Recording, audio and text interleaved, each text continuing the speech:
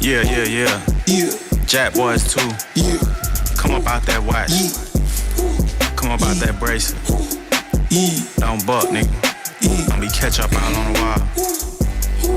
Pussy. If this shit get complicated, you can keep down. Like I ain't got no place to stay. Hey, that red Malibu Roberta packed it like a Chevy. Cuz of 10, bustin' stains, swapping stereos. I oblige, bumpin' Mary. Merry Christmas round this bitch, I'm really married. Shit was scary. Halloween like every day, more ordinary. Okay, platinum slugs and princess cuts for the tooth fairy. Okay, only time we seen results was watching Jerry. Only time I seen a lake was watching Ricky. Okay, bro, them sleeping with them sticks cause it get sticky. We brought magic to the stew cause it get tricky. At the violate the strip, yeah, come and get me. It's litty. They done ran out of George, we throwing Benjis. All this sauce I'm making cheese like John and Vinny's cousin Vinny. All these gold flakes on my couch, I think I'm Lenny. The Rock. Now we bust them to the lake, I think I'm Jenny. Down the block, send them return to results from pushing pennies. That's on job. Only book that's in my crib is the Guineas. Straight up. How long can these records spin till infinity? Oh God. 21. Whoa. If she get complicated, you can keep down. Go. Like I ain't got no place to stay.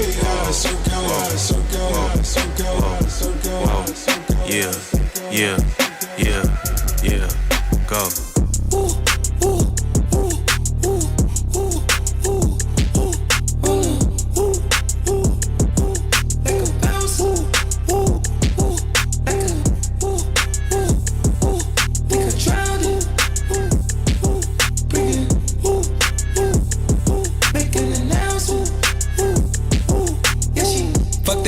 Leave that hoe where I found her. Whole lot of paraphernalia on the counter. Kicking game, kicking niggas out like a bouncer. Caught him slipping, threw him in the water like a flounder. All this water on my wrist, I think I drowned her. Out the country, yeah, I got the smoke, I'm bringing ounces. Got niggas that'll kill for me if I make an announcement. I hesitate, she just popped the pill, yeah, she downed it. Do what I like, she appeal to me cause how she bouncing. Flew her out, turn her out, she was out of town. 10 bitch, put her in the V, now she browner. Turn her up, now she turned up off her downers. Vibes drop on top.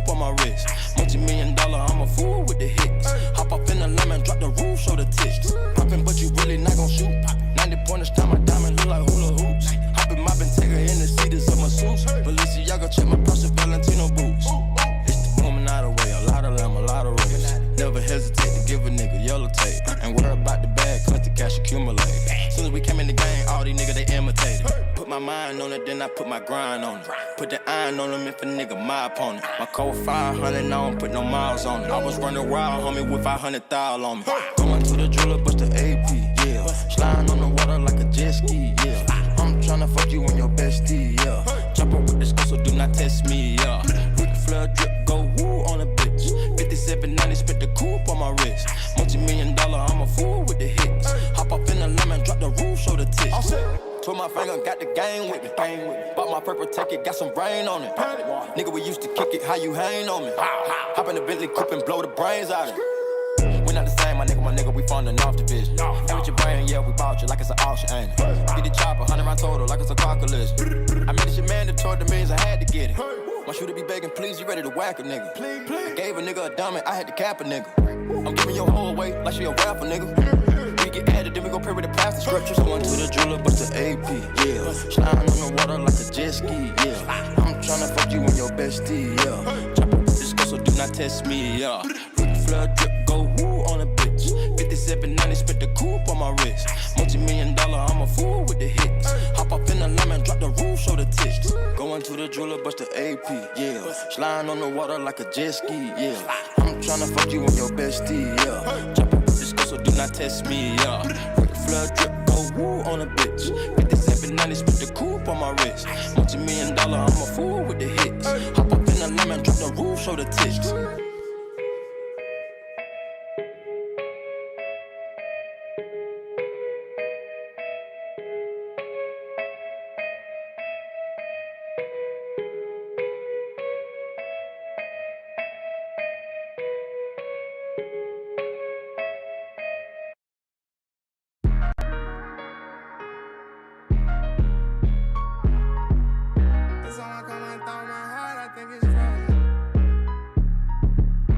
How you bring a knife to a gunfight?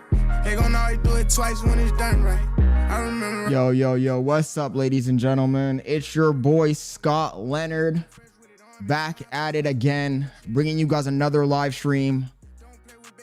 Shit is getting crazy, man. It's your boy, the Black Asmongold, the voice and news outlet of the chronically unemployed, biggest hater, biggest pocket watcher.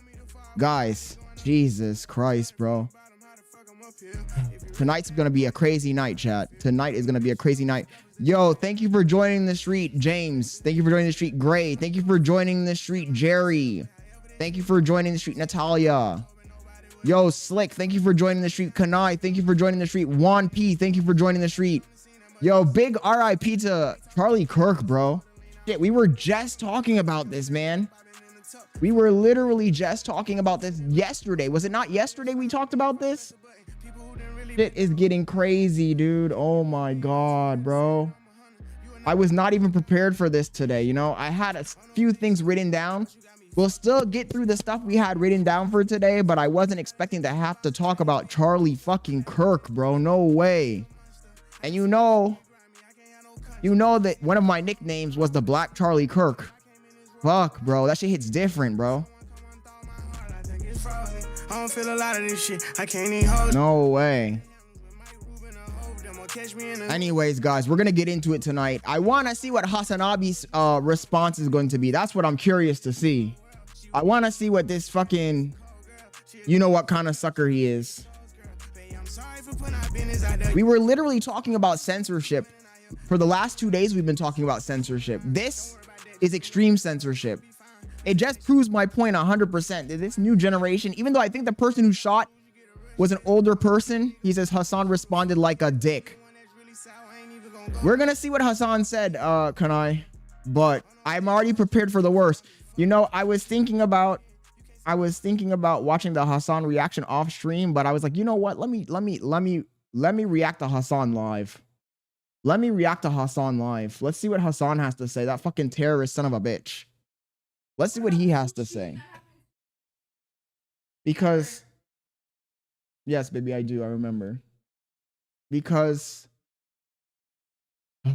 this goes in both directions. That's what you guys don't understand. That this whole violence over words goes in both directions. So don't go out there applauding and laughing and making a joke about it like you won something. All the fucking dumb liberals that are going to be out in the streets celebrating, all the they, thems, all the pro. Look, don't get me wrong. I'm also pro-Palestine. You guys know I'm pro-Palestine. But Charlie Kirk also had other things he talked about, you know? He might have been wrong in a few areas, but he's not wrong about everything. And for people to go out there and celebrate this man's death is ridiculous to me, bro. And like I said, this goes on both sides. It goes in both directions. You're laughing now, but what happens when they kill a liberal speaker? You know? What happens when they kill a liberal speaker? Yo, Origin, thank you for joining the stream, bro. So I just think that we gotta stay in the right spirit of free and open dialogue, man. You can't be killing people because they say stuff you don't agree with. You can't. You know, I had a very long conversation today with one of my friends, and they said something that kind of rubbed me a little bit the wrong way, but you know, I'm a very lighthearted person. They said this person, Charlie Kirk, talked a lot of rhetoric that was violent or that condoned violence. So he got what was coming to him. And I have to disagree. I think that you should be able to say anything. As long as you're not committing actual violence, you should be free to say anything. If you don't agree with what I'm saying, then go find an idea that combats what I'm saying and prove me wrong. But to condone violence, to condone censorship, to me seems ridiculous. You know, you can't go out and say, oh, I'm afraid of violence. This person is condoning violence. This person is condoning death. But then when the violence actually happens, when death actually happens, you celebrate it. That makes no sense at all. It shows the hypocrisy of the left. It really does. It shows the hypocrisy of the left. And I've said this multiple times. It goes back even to the conversation we had a few days ago about Hitler. If you're going to celebrate the death of another human being, it just shows me that you're not all there. You don't have your moral compass set correctly. Yo, Coconut Warriors, thank you for joining the stream. Thank you for joining the stream. So I just think that even if a person says a lot of stuff that you don't agree with, then go and prove him wrong, man. Use dialogue, bro. Violence is the last resort of an ignorant, weak person. I'm not the one. I didn't make that up. I wanted to take credit for it, but that was Isaac Asimov. Violence is the last recourse of the ignorant. And it really is. It really is. Because there's no reason to kill someone over what they say. And the way I see it, look, the person I was speaking to said, well, Charlie Kirk was influencing millions of people to be pro-war, pro-Israel. And it's like, okay, but what happens what happens when I blow up and I'm talking to millions of people and there's people that disagree with what I say? Can somebody just come and shoot me? Come on, man. Let's be civilized here. Let's have dialogue. Let's be gentlemen, bro. That's why I'm going to have to go and watch the HasanAbi take. I want to see what Hasan has to say right off the bat, because Hasan, I already know, is going to have a dumb fucking take. He's going to have a dumb, stupid take. How much do you want? You can't advocate for freedom. You can't advocate for equality. And then when somebody disagrees with you, you kill them. That makes no sense. You want to say that you're advocating for love, but you're really advocating for hate. You're advocating for hate with a thin veneer of social acceptance so that people agree with you, but you really don't mean what you say. He says the left can prove anyone wrong, facts best over feelings. And that's why Charlie Kirk was killed. The scum, nasty party of the Democrats can't talk with logic because their arguments fall apart. He says, don't think Hasan said anything too bad. Ron, I gotta see what he said. I saw there's a long ass video. I'm hoping to find some clips because I don't want to go through a whole hour-long video to see exactly what he said. But I don't have high hopes. I'll just leave it at that. I do not have high hopes. Ernest Scott says, just in this year alone, Hulk Hogan died, kids got shot in a school, kids at the campus in Texas died, and a flood in Charlie Kirk got taken out, and the left, all celebrated it. That's why I said it's the hypocrisy of the left, man. It almost disgusts me because I used to be very left-leaning. And then I saw the light. And don't get me wrong, not all of the ideas of the left are wrong, and not all of the ideas of the right are wrong. That's why we need to be in the center. That's why centrism exists. But you can't get to the center if you keep muting, if you keep censoring the other side. And also, every single time the political landscape changes and there's a new set of people in control, they choose what they want to censor. So you're kind of giving up the keys to the kingdom. That's why we need to have free dialogue, man. We can't have this super censorship, because who's in control? Who's telling you what's true and what's not true? If you don't agree with Charlie Kirk's takes, then challenge him with ideas. And all the dumb people that are like, oh my God, well, he deserves it and this and that. Like, no, dude, chat, come on, bro. Come on. I say controversial shit all the time. I say shit that makes people angry all the time. I've advocated for things that might turn into violence in the future, war and whatnot. Does that give you the right to terminate my life because you don't agree with what I'm saying? Come on, man. We gotta be more. You can't say that you're progressive and then you have that mindset. You just can't. Ridiculous, dude. He says the UK isn't any better, to be honest. He says, not gonna lie, I don't really care either way, but laughing at this is just fucked up. He says, you Americans are mental, mate. Look. This is crazy. Also, anybody have any details on the shooter? Let me jump on it. Because I really don't know that much about the shooter. I'm going to jump on a video about it right now. Let's see. Don't even have a decent one in my freaking playlist, dude. Give me just a sec, chat. Let's find D Green just dropped a fucking video. No way.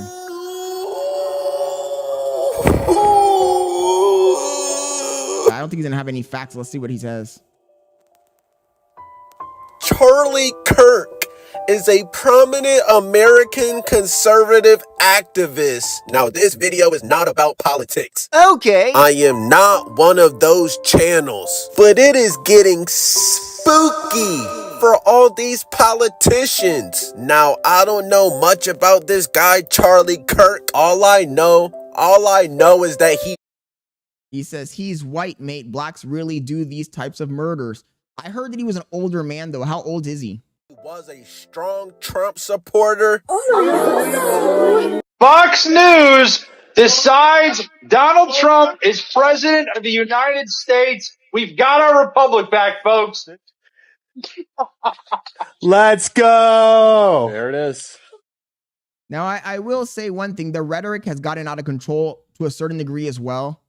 Because when you dehumanize the other side, when you say, oh, this person is so evil, he's so bad, and you make them almost non-human, it kind of takes away the ability for people to be objective. Most human beings are not super high IQ people, man. They're like animals. They go by instinct. So I kind of understand why some people go with this extreme rhetoric, but it's not good at all, bro. And it's damaging the entire system. The entire system. Both the left and the right. We need to go back to being civil. Everybody should remember this And moment. he's known for going to these college campuses. Yeah, bro. People talking about civil war and shit. Ridiculous, dude. You know, touchy subjects like Black Lives Matter, the LG barbecue community, diversity, equity, yeah, whatever. Like I said, this is not a political video. Sure. During a student Q&A session. He says, when have we ever been civil? No, can I? No, I'm gonna have to stop you with that one. We have, bro. We have. I watched the JFK versus Richard Nixon debates, political debates from like the 1970 something, 1978, 75. I can't remember what year it was.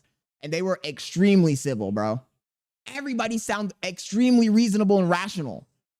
We've gone way off the mark, bro. Our country has gone way off the mark. The rhetoric is at fucking 10 right now. We need to bring that shit back down to 5. I watched the debate between JFK and Richard Nixon. They were both cordial to each other. They even agreed when they're like, oh, you know what? That's a good point. That's a good point. They even agreed. The narrator was fucking reasonable. The crowd was reasonable. The questions after the debate were reasonable. The news anchors were reasonable. We've gone crazy, bro. We've gone extreme. We've gone fucking extreme, bro. This shit is cooked. He says, okay, give me something else that isn't 30 years old. But that's what I'm saying. I'm not saying we got to go back like 30 years, bro.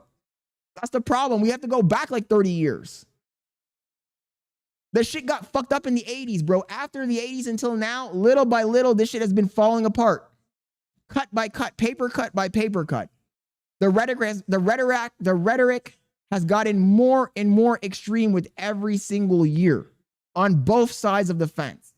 And this guy getting assassinated, Charlie Kirk getting killed, it's only going to escalate this even further, bro.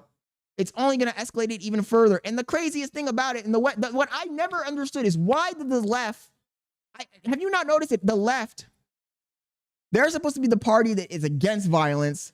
They're supposed to be the party that's against guns. They're supposed to be the party that's supposed to be pro-life, right? As far as, when I say pro-life, I mean as far as not killing people. And yet they seem to almost always think they have the free pass to commit violence. And it's like, you're playing with the wrong people because the guys on the right really do have weapons, you know? So there will be retaliation and it will spiral out of control. And that's how you lose your entire country because everybody becomes super divisive. This is a dark path to go down, man. Over what? Over ideas, over ideology? Come on, give me a break. At Utah Valley University, Charlie Kirk got popped in his neck. You are not gonna see that footage on ridiculous because YouTube is already on my ass. They're looking for a reason to delete my channel. It was an extremely graphic video, bro. But what I can show you, the accused suspect has been detained. And of course, yo, on the rise, thank you for joining the stream. MK Ultra Orphanage, thank you for joining the stream. Scar, thank you for joining the stream. of course, it looks like a grandpa. Look at this fucking guy. F-File is the accused shooter. Now do we have any information about this guy?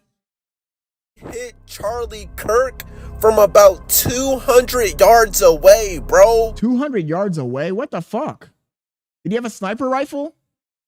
So this was... We're going to watch the news about this after this, guys, because I want to know the details. Obviously, D Green is not a journalist. He's not going to have all the details. 200 yards away? That's fucking far, bro. Was definitely a targeted attack. Now, at the time of this shooting, they said Charlie Kirk was talking about... ISOO says, Charlie evil, bro. You defending him? So I have a question for you, ISOO. What's more evil, dude? What's more evil? Is it more evil to have controversial takes that people don't agree with? Or is it eviler to kill someone? Serious question. I want to know because apparently maybe I'm just too soft or I'm just too ignorant or my brain just doesn't work the same way as everyone else. Do you think that you should be judge, jury, and executioner? And if somebody has an idea that you don't agree with in the marketplace of ideas, instead of you hearing out the idea, analyzing it, picking it apart logically, and proposing an idea to counter it, you just pull out a fucking AK-47 and kill him? Come on, make it make sense, bro. I seriously want to know. Make it make sense. How do you balance the scales in your mind? Seriously. How do you balance the scales in your mind to make it justifiable to kill someone because they have ideas that you don't agree with? And you claim that, oh, this person is spreading ideas that influence other people and damage them. My dude, that's the same accusation that they've accused people with throughout history, whether they were wrong or right. Whether they were wrong or right. Do you know how many people in the history of humanity have died because they had the wrong ideas? You sound ignorant, bro. You sound like a fucking caveman. You sound like an ignorant caveman when you say something like that.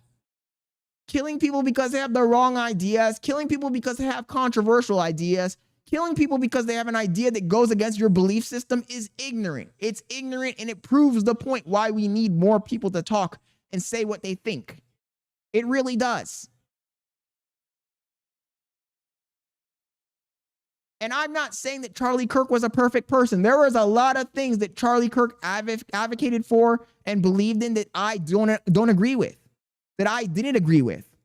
But to say that, oh man, I can't believe you're defending this guy and you're upset or irritated because this guy was murdered in cold blood, like that's a crazy statement to make, bro.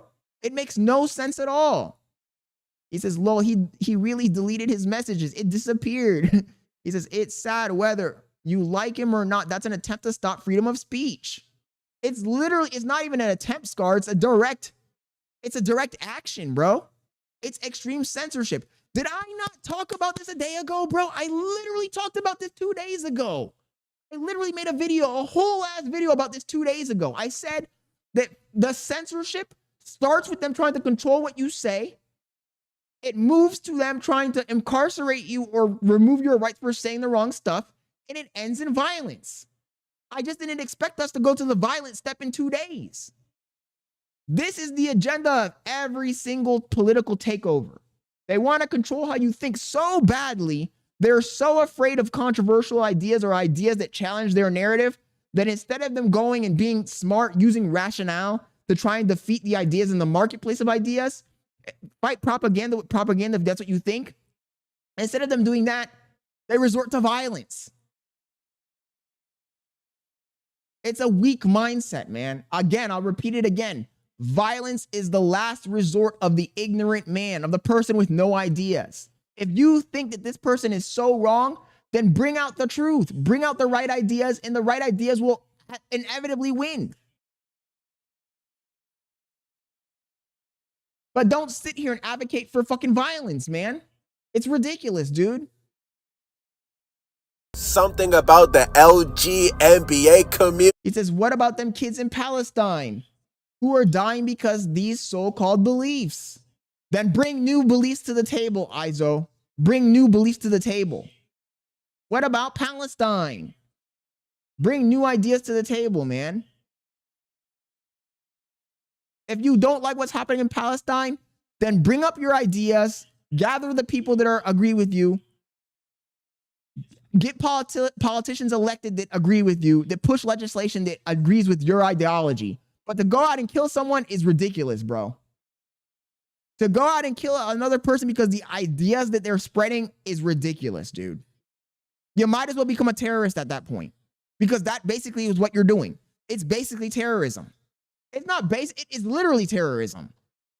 You're telling people that if you have the wrong ideas and you spread the wrong ideology, we're going to kill you. That's terrorism. It's the definition of terrorism. He said, on the right's coming to fuck you, bitch. Come get this MAGA supporter, make you. I don't have a side, but I sure as hell know right from wrong. He says, we got to fix ourselves before we try to fix another country. The tolerant left. Exact. Thank you, Brian Harkin. The tolerant left. Exactly. How the fuck is it the tolerant left? Look, like I said, it's a thin veneer of self-justifying righteousness that the left wears. The left loves to prounce around with its coat of, oh, I'm so good. I'm so here for equal rights and freedom. You know, the right-wingers are so evil. The right-wingers want to kill us, bro. They're killing the kids in Palestine. They're killing these people. They're killing those people. It's so evil. They're so evil. But yet, when real evilness happens and you see somebody get their head blown off live, you're going to defend it. Oh, he deserved it. Then don't tell me you're against violence, bro. Don't come telling me that you're against violence if you're going to support violence when it actually happens. Charlie Kirk wasn't in Palestine dropping bombs. Charlie Kirk wasn't in Palestine shooting. You have the freedom, the right to support whatever side you want to fall on. That's your freedom. And if other people want to listen to you and agree with you, that's their freedom as well. For you to say that you have the right to take someone's life away because you don't like the words that are coming out of their mouth, you don't like the agenda that they're pushing, you don't like their ideology, makes you a hypocrite. It makes you a hypocrite. You're not pro-peace. You're not pro-tolerance. You're pro-tolerance when it's convenient to you. When it's not convenient to you, you're not pro-tolerance. And this is the reason why I said I do not trust anybody who wants to be a revolutionary. Because people that are revolutionaries, they're not. They're just dictators in disguise. And if you gave that facet of the left, the extreme left, if you gave them the power, they would put every single person that has ideology similar to the Charlie Kirk in concentration camps and re-education camps. They would silence you. They would censor you. They would put you in a cage for having the wrong ideas, what they claim are the wrong ideas. We need to go back to the center, bro. We need to go back to being moderate people who hear both sides out. And if we don't agree with something, we propose new ideas that combat the ideas that we think are bad.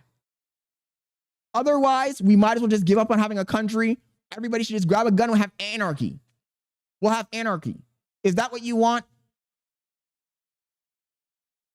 Come on, man.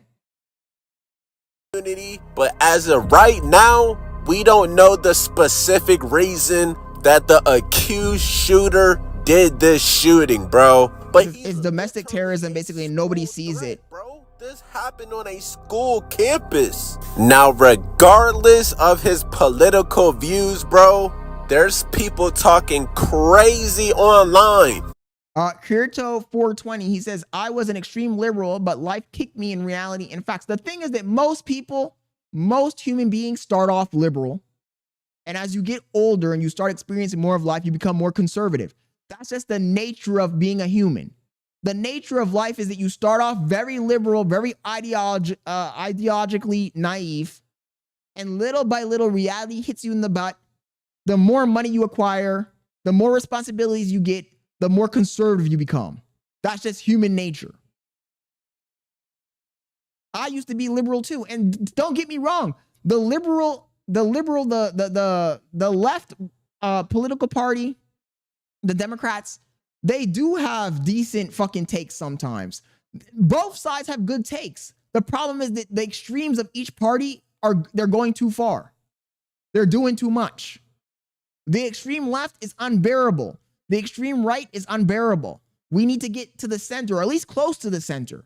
The problem is we let these extreme voices yell at the top of their lungs on Twitter, on all the social media. Nobody combats them. And we practice one-sided censorship. We dehumanize the other side. This is the reason why we're going to watch a news report about this incident, and then we're going to go watch the HasanAbi take, because I want to see what Hasan has to say. I want to see what Hasan has to say, because Hasan always has a dumb fucking take. He always has a stupid, dumb take. He doesn't realize that he could have been Charlie Kirk. You know? That's what he doesn't realize. That's what a lot of the fucking dumb people on the left that are celebrating right now don't realize. You're laughing now. You're making a joke out of it now because the person that you don't agree with got hit. But it could have been one of your idols on the left. You could have easily switched the roles, and this could have been HasanAbi getting shot. And then what? So you can't make fun of the other side when a tragedy, because it is a tragedy. It's a tragedy both morally, both politically, and socially. And personally for him, this man had a family, bro. Look, it's like when I had the conversation a few weeks ago about Hitler. And people got on my ass for saying this, but Hitler was a fucking human being, bro. He was born. He went through childhood. He went through adolescence. He was a teenager. He was a young man. He was an adult. He was a dictator. He was a war criminal. Every person goes through all the facets of life. You can't just judge a person by you can't just write a person off as being not less than human. We're all humans. We're all humans. But it's easy, it's easy to be a fucking bum in your mother's basement. He says, don't you dare compare the two. No, cannot. You know why I compare the two? Because in the minds of a liberal, in the minds of an extreme left liberal, they see Charlie Kirk like a Nazi. They see him as a person who's pure evil. And it's not true. It's just not true. Nobody is pure evil is what I'm trying to say. My whole point, and maybe I'm convoluting the point in a way that is not easily digestible to people. My whole point is that nobody is pure evil. You can't dehumanize a person to the point where they're no longer a human and then justify their murder and celebrate it. If you're really the tolerant person that you claim, you should never fucking celebrate the death of a person at all. We're all humans, bro. We're all humans. Everybody makes mistakes. Everybody has good and evil. And for you to also think that your side is the just side, oh, my side is the just side. Everything my side brings up is good. Everything my side believes is true is bullshit. That just shows you that you have a smooth fucking brain. You're ignorant. You're an ignorant, smooth-brained person. If you think that your side is 100% right and the other side is 100% wrong, your side is 100% good and the other side is 100% bad, you're a smooth-brain, ignorant person. That's not how reality works. It's not how reality works. It's not how politics works. It's not how life works. And as you get older, you'll see that. Like I said, this is not a political video. But like I said, this man's was a heavy Trump supporter. They really trying to get Trump and his supporters out of here. But like I said, this is not a political video. I'm gonna keep saying that, bro. Now, how ironic that during this Q&A session, Charlie Kirk was addressing topics like mass shootings, bro. And then you happen to get shot at a session where you're talking about mass shootings is crazy, bro. Now, I don't know if Charlie Kirk be outside with security or what, bro. But I know this man had a family and kids. When you're talking about these controversial topics, I'm never going to take it back, James. He says, you saying Hitler wasn't pure evil is a wild take. I'm never going to take it back, bro. I don't believe in dehumanizing other human beings. I don't care who they are. I don't care if they're on my side or not. In public, you have to have A+ FBI type security. Yeah, Vix knows what I'm saying. He says, I think what he's trying to say is Hitler developed the pure evil. Nobody is born pure evil. And I'm also trying to say that none of us are in a position of true power, right? So you might think that when you're in a position of true power, you're going to be some super benevolent, awesome ruler or something. But the reality is that all of us have evil in our hearts at some point. And it's very easy to succumb to the evil in your heart, man. It is. If you have true power, true influence, it's very easy to succumb to the evil. And for you to sit back in your house, in the comfort of your home, not ever experiencing true pressure or true influence or true power or true temptation, and point the finger at another person and laugh at their downfall, to me seems ridiculous. Bro. I live like a capitalist every single day, Cenk. I live as a capitalist, okay? I live what I believe. No. What do I do? I get charity every single year. Hold on. What's my salary? Less than his. Charlie, take a seat. Come on, Cenk, let's go. Charlie, what are you doing? Take a seat. Take a seat. Psycho? All right, no. Take a seat. You're going to take a seat. You're going to take a seat over here. Oh, my God. He says, shit take, Scott. I don't think people are understanding what I'm trying to say, but it's fine. Let's just move on, chat. All I'm trying to say is that the people that think that Charlie Kirk is the devil, they're ignorant. What's my salary? All right. Oh, ridiculous. All right, behave, everyone. Jesus Christ. Okay. I practice what I preach, Cenk. Charlie. You do not practice what you preach. Because it looks like Grandpa might have sniped him, bro. They said that Grandpa, he says. yards away, so he must have had some GTA type artillery. Now, at the end of the day, bro, this video is not about politics. Sure. So We do, Rob. We 100% do. And I was trying to say that the people that, look, people think that this whole idea of censorship is new, but the idea of censorship has been around for thousands of years, bro. Go read Plato's Republic. Go read about Socrates. Oh, he's poisoning the minds of the youth. We need to stop him. You're basically making the same fucking argument from the Plato's Republic. You know, I find it amusing that people that think that they're so justified, they're the good guys. I'm the good guy. Everybody thinks they're the good guy, you dumb fuckers. Everybody thinks they're the good guy. That's what you don't understand. You think that when somebody goes out and says something that's evil or commits an evil action, when they are in control or have power, that they think that they're doing evil just to do evil? No, they think they're doing something good. Are you dumb? Sometimes I wonder, like, man, am I talking to kids? It's like, why do you think they say the road to hell is paved with good intentions? Because everybody always thinks they're the good guy. The dumb motherfucker who shot this guy thinks he's a good guy. You're not a good guy. That's what I need to tell you. News alert. Extra, read all about it. You're not the good guy. You're not the good guy. He says, you mean like Hitler? Yes. You think Hitler woke up thinking, oh, I'm evil? No. Every single fucking person has a justification for the shit that they do, man. The justification might be wrong. The justification might be deranged, but they don't know it. He says, killers are 100% under the control of Satan. You understand? I don't believe it, Bobby C. You know why I can't agree with that? I can't agree with that take because the problem is that some people will be like, oh, I killed him because God told me. So let's not put in any supernatural bullshit. No, let's not add another layer of complexity to this. Because people love to do that shit. Oh, this person is a demon. You're doing the exact same thing in that case. You're dehumanizing. Stop dehumanizing other people. He says, didn't say that he didn't wake up evil, but he did evil nonetheless. Yeah, but no, I'm not arguing that what he did wasn't evil. I've never said, oh, this person's actions were not evil. What I'm saying is that it annoys me. It annoys me when people try to dehumanize another human being. You could say this person did something very bad, they need to be punished. That's fine. But when you dehumanize another person and act like they're not even a human, this person is just pure evil.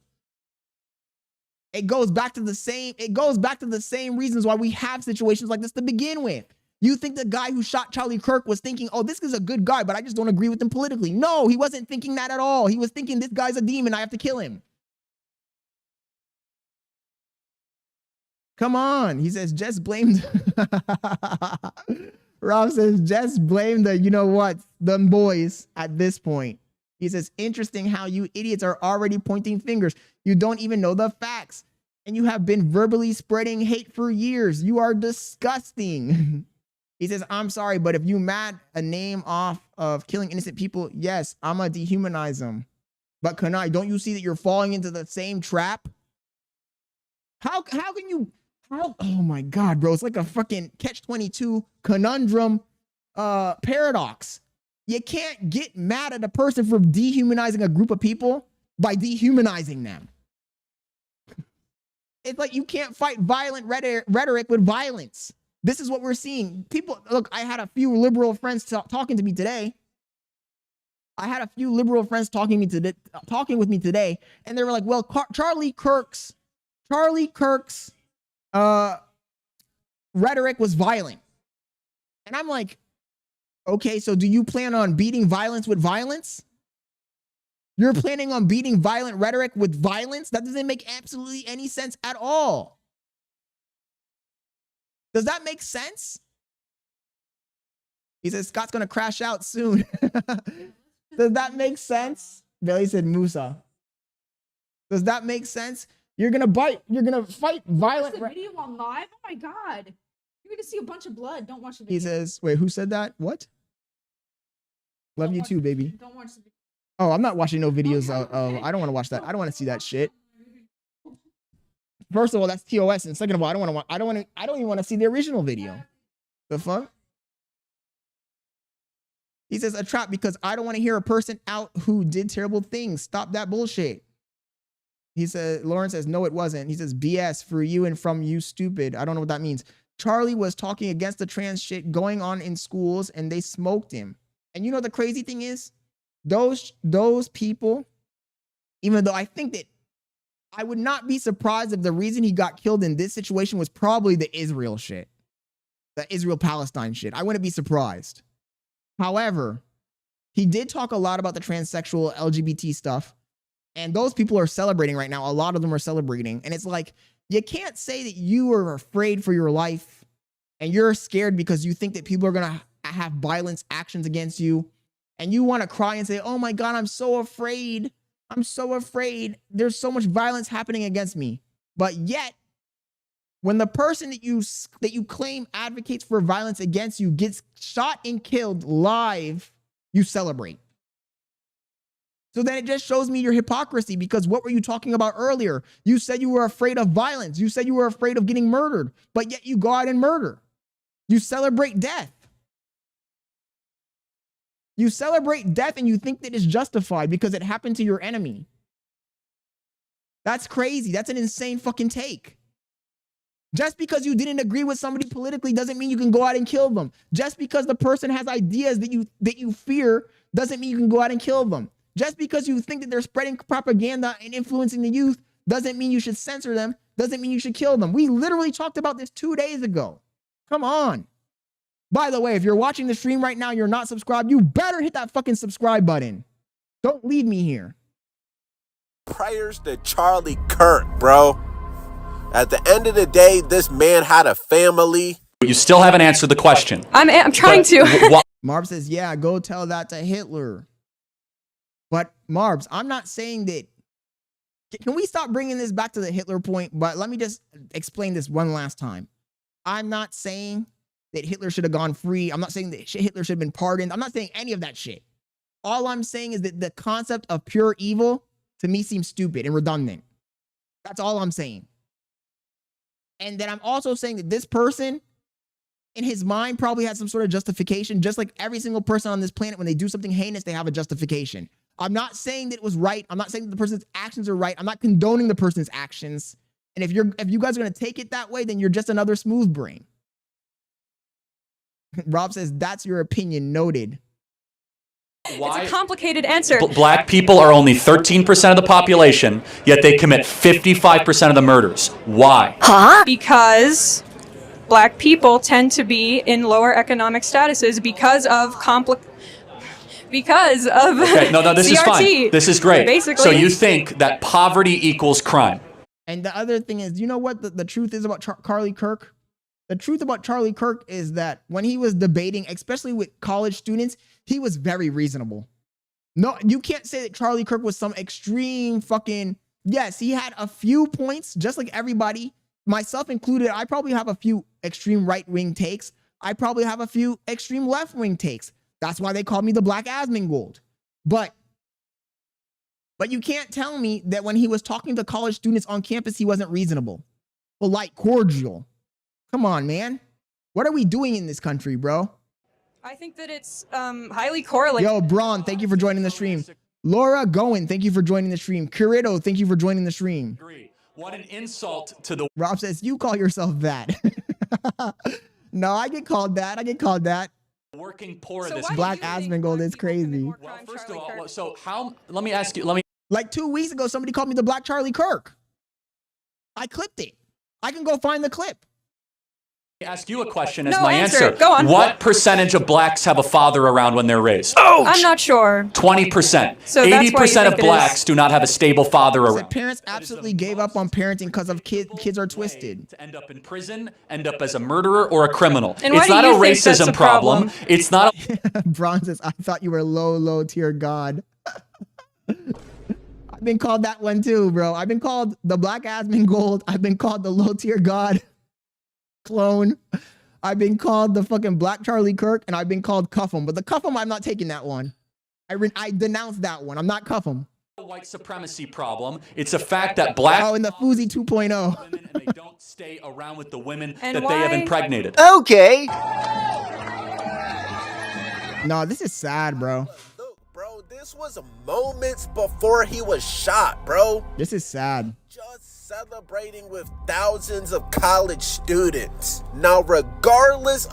It also shows you how your life can change in a second. You know, I always tell you guys about the time I crashed my McLaren and how moments before I crashed my car, I was in a good mood. Everything was going good for me. It just shows you can be having the best day of your life. You could be having a great time and your life can be taken away from you in an instant. And I feel like a lot of people don't value life, bro. A lot of people don't think about their own mortality. Memore morte. You know what that means? Remember death. And I think that we all need to be humbled by the fact that our lives are very fragile, bro. You could be here celebrating life one moment and the next moment you could be gone. The next moment you could be gone. And it makes it even sadder when your life is taken from you. Like if I had died in my car crash, the McLaren car crash, if I had died in that crash, that would have been on me. But when somebody actually executes you in cold blood, I mean, that's just, I don't know. I don't know. Yo, thank you for subscribing. I can't see the name. Thank you for subscribing. Big shout out to whoever just subscribed. Of this guy's political views. Because like I said, God damn it, we know. You said it's not a political video. Shut the fuck up. I'm sorry. But what was I saying?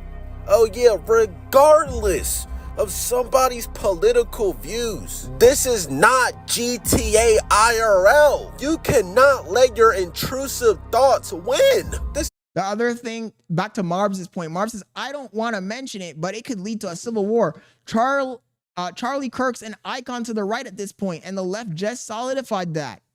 Well, the first thing is they make him a martyr, but the second thing is that I don't understand why the left even resorts to violence.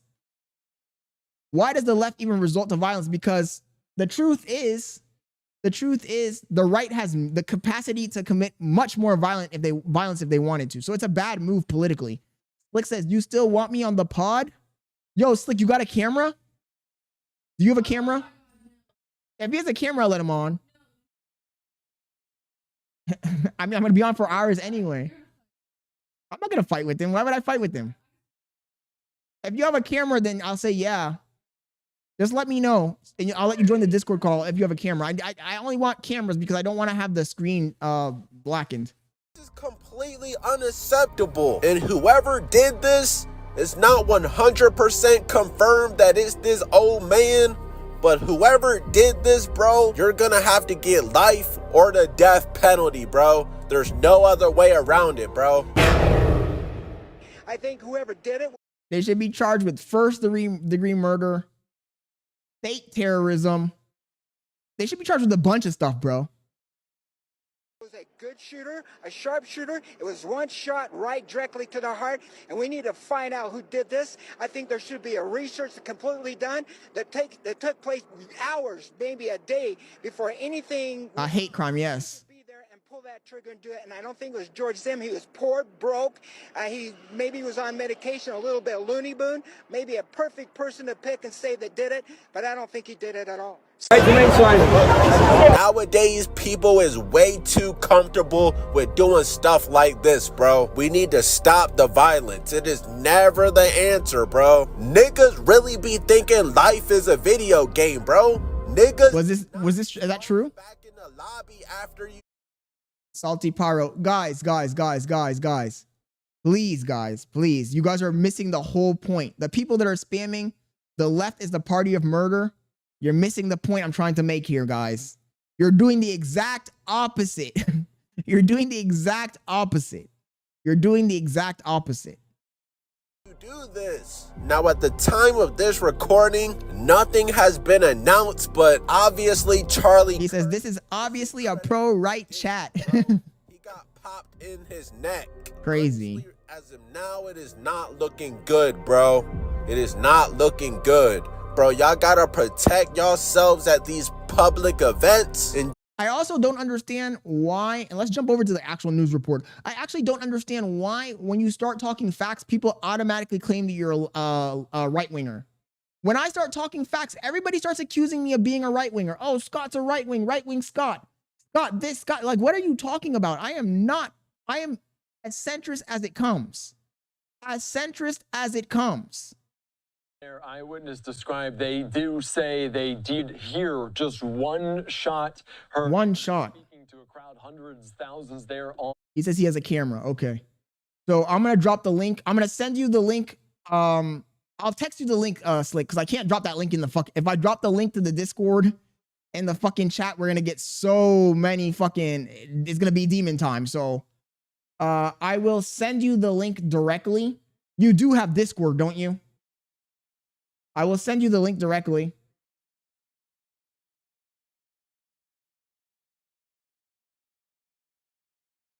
Oh, I fucked that up. I showed the link to everybody. Oh, here he goes. Oh, you did a video call. Yo, what's up, man?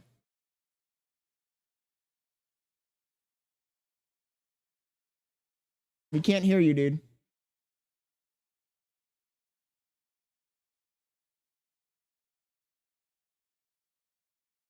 Cannot hear you.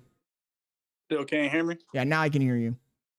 I don't know why the hell the mic was muted. I was gonna say, shit, you shouldn't have done a direct call, but it's all right. Oh, you make the call then. Go to my Discord, go to the open call, and join that one. Oh, there is an open. Yeah. This is probably not the best time to have a call, though, to be honest.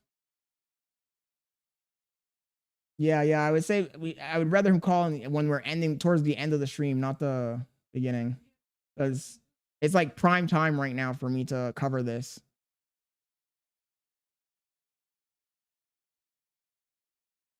I'll have him join and then I'll just tell him to call. We'll have a call towards the end of the stream. He says clout chasing is crazy. I'm not trying to clout chase, but I need to also, you know, I'm covering it. Rob.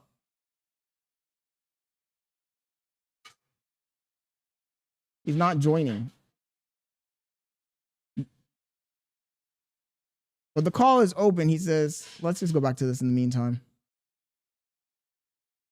On hand for this, of course, AP continuing to report he's in critical condition after being shot there in Utah. Of course, videos posted on social media circulating, very disturbing, from Utah Valley University show Kirk speaking into a handheld microphone while sitting under a white tent with the slogans, "The American Comeback" and "Prove Me Wrong." A single shot rings out.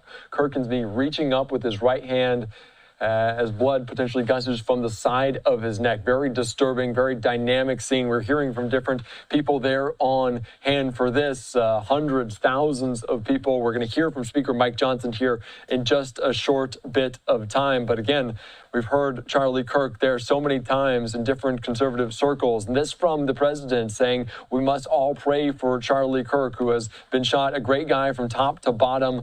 God bless him. So plenty of reaction right now as we're also potentially hearing on the ground on Capitol Hill, Chip Roy, the Republican speaking out. Let's listen in. Strong guy, he's a good man. I hope, praying for him. I don't know the status. I have no idea. I keep getting conflicting reports, so pray. All right, you just heard there, Chip Roy, conflicting reports right now about the condition in which Charlie Kirk is in right now, but the AP reporting critical condition. So we're going to continue to follow that here on Live Now from Fox. So this is just a scene there from the ground in Orem, Utah, on the campus of Utah Valley University. They did, but I don't know. I don't think they have it confirmed. A reporter that was a witness to what transpired today. Eva Terry from Deseret News. You're live on Live Now from Fox right now. Can you hear me? Can you describe what you heard, what you saw today? Oh, shit. Deseret News. Love you too. I'm here also. He says, if you've seen that video, no way he's surviving. Yeah, I didn't want to watch the video, to be honest. Bailey tried to show me the video. I'm like, why are you showing me this? Like, I don't want to see this. I don't want to see some guy get executed on TV. Yo, Slick, I can't hear you. Turn on your camera for me. There you go. Yeah, I'm here. Okay, there we go. Let me turn on my camera so they can see. Yada, yada. It's not running. Here we go. Okay, so what is your take on this? Because I kind of already know a little bit of your take, but I know we didn't agree per se in that call we had earlier, but let's hash it out. What was your take? This is I guess my take is crazy, but it's fucked up. Obviously it's fucked up. I just thought this was predictable. These degenerates, man. I don't know what to really honestly say without triggering people, but this motherfucker had it coming. I ain't gonna hold you, bro. But when you say you think that he had it coming, like, clarify, like, are you saying it was justified, or are you just saying that it was expected? There's no justification for terrorism. But what I mean by he had it coming is like, okay, so love you too. For me personally, he's like third to the president, like something like that. So you gotta move presidential. What the fuck are you doing in a tent in the middle? You got controversial takes. You know that you have controversial takes, stuff like that. It's just like who you are is very confrontational. You know the political climate that we was always in.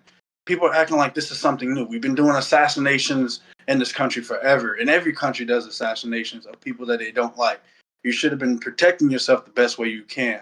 For somebody who advocates for the Second Amendment, I ain't seen that one person in there with no gun to protect them. It was just insane.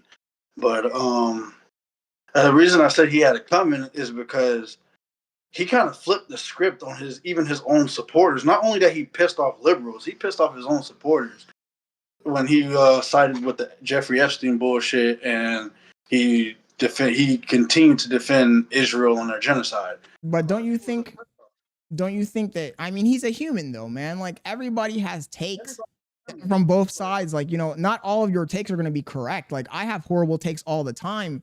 I don't expect someone to come in my house and fucking blow my brains out. No, what I'm saying is that that's a possibility, unfortunately. And people gotta you gotta look at life as what it is, not what it should be. The world that we live in now is that there's a high possibility if you say something to the wrong person, the motherfuckers will come to your crib and shoot you up, unfortunately. So you gotta watch what you say. People say, oh, I want freedom of speech. But freedom of speech also comes with responsibility. But I would have to disagree in this take, because I would say I'm not going to live my life in fear, because the possibility of somebody coming and having violence. I feel like the people that are out here committing the violent acts because I said some words, whether they agree with the words or not, whether the words are propaganda or not, whether the words incite future violence. Because I feel like, yes, okay, Charlie Kirk's take on Israel might have been a dumb fuck take. I agree. But at the same time, like, if you don't agree with the take, then instead of being violent, propose different ideas. 100%. I agree with you on that. But people don't know how to do that. Well, those people are idiots, though. That's the problem. They're idiots. 100%. But you live in a world full of idiots. I don't know if people understand what I'm trying to say. I'm not trying to say that this is okay. This is horrendous. I was like, what the fuck when I heard about it happening when you guys put it in the chat and everybody at my job was talking about it. But then at the same time, I'm sitting here like, man, dude, it's just like, he talks about gun violence. He knows how bad gun violence is. Why don't you do the things to be proactive to protect yourself? For me personally, if I was in his position, I would see this shit coming. I would be like, hey, look, man, some fucking lunatic might kill me. I don't know. I mean, I kind of see what you're trying to say, but at the same time, I'm like, at that point, you're kind of succumbing to living in fear, you know? I mean, I get it. Yes, America's a country full of people with weapons. And you have to have... I don't live in fear. I live in reality. And that's the difference. I live in reality. Like, I'm not going to pretend like, I'm not going to say something, but I'm going to live in... I would rather have it and not need it, and need it and not have it. That's my attitude. And either way, yeah, that's the other thing. The shot happened from 200 meters away. My chat is saying, Rob Roberts says, so he should have stayed inside and hid behind a keyboard. Don't make sense. It said, yeah, I know the chat probably don't agree, but don't sit behind a keyboard. But they have an auditorium. You should have rented an auditorium. You should have had all parameters checked. You're literally close to the president. People don't like the president, dude. These fucking lunatics don't like the president. So if you know that your president that you support, that you're real close friends with, you're close to the guy. You're technically, I don't know how to even say this, dude. But it's just like, if you're moving like the president, you should continue to move like the president at all times. Yeah, but I get what you're saying, but I feel like in this scenario, it's not like he doesn't have Secret Service, so like he can't. If he got sniped, he got sniped. Like, there's no way to avoid getting sniped, bro. Like, if you're getting sniped from 200 meters away, that's far as fuck. Like, you... It's like 200 meters away inside of an auditorium. Well, that's a good point, but he wanted more people. Maybe the auditorium didn't have capacity for all the people there. Well, then maybe everybody shouldn't be in there. That's my point is that your safety comes first. You're responsible for your own safety. And it was just irresponsible to not see that possibly being a chance of coming. It's just irresponsible, especially after the Jeffrey Epstein stuff and the Israel stuff. Once you start talking about religion and pedophiles, that's game, dude. So how do you feel about the people that are currently like gloating or celebrating this? Like, don't you? These people are fucking delinquents and they should go to hell. That's crazy. Yeah, I don't celebrate death. That's crazy. Woo, he's dead. Woo, you're not better than him.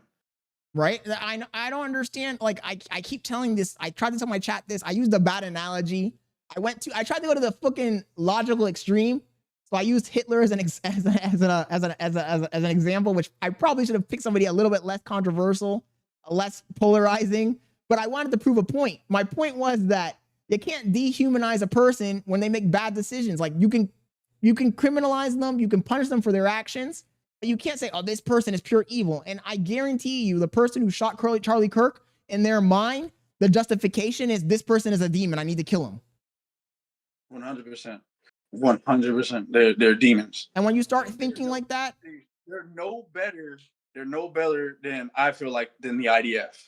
They don't. We don't even know who the person is because they arrested the wrong person. Which is crazy, bro. I just found that out. I gotta watch some more news reports. That's why I said I wanted to keep this only to like 10 minutes. I want to watch some more news reports. But I heard that they got the wrong person, which I don't know. That's actually pretty fucking crazy. We don't even know the person yet and who this person was. But so we're just assuming that he's a leftist. But if he is a leftist, and they're upset because most leftists are kind of upset about the whole genocide. You're no better than Israel. Well, Bobby C says, I can demonize anyone who's a murderer.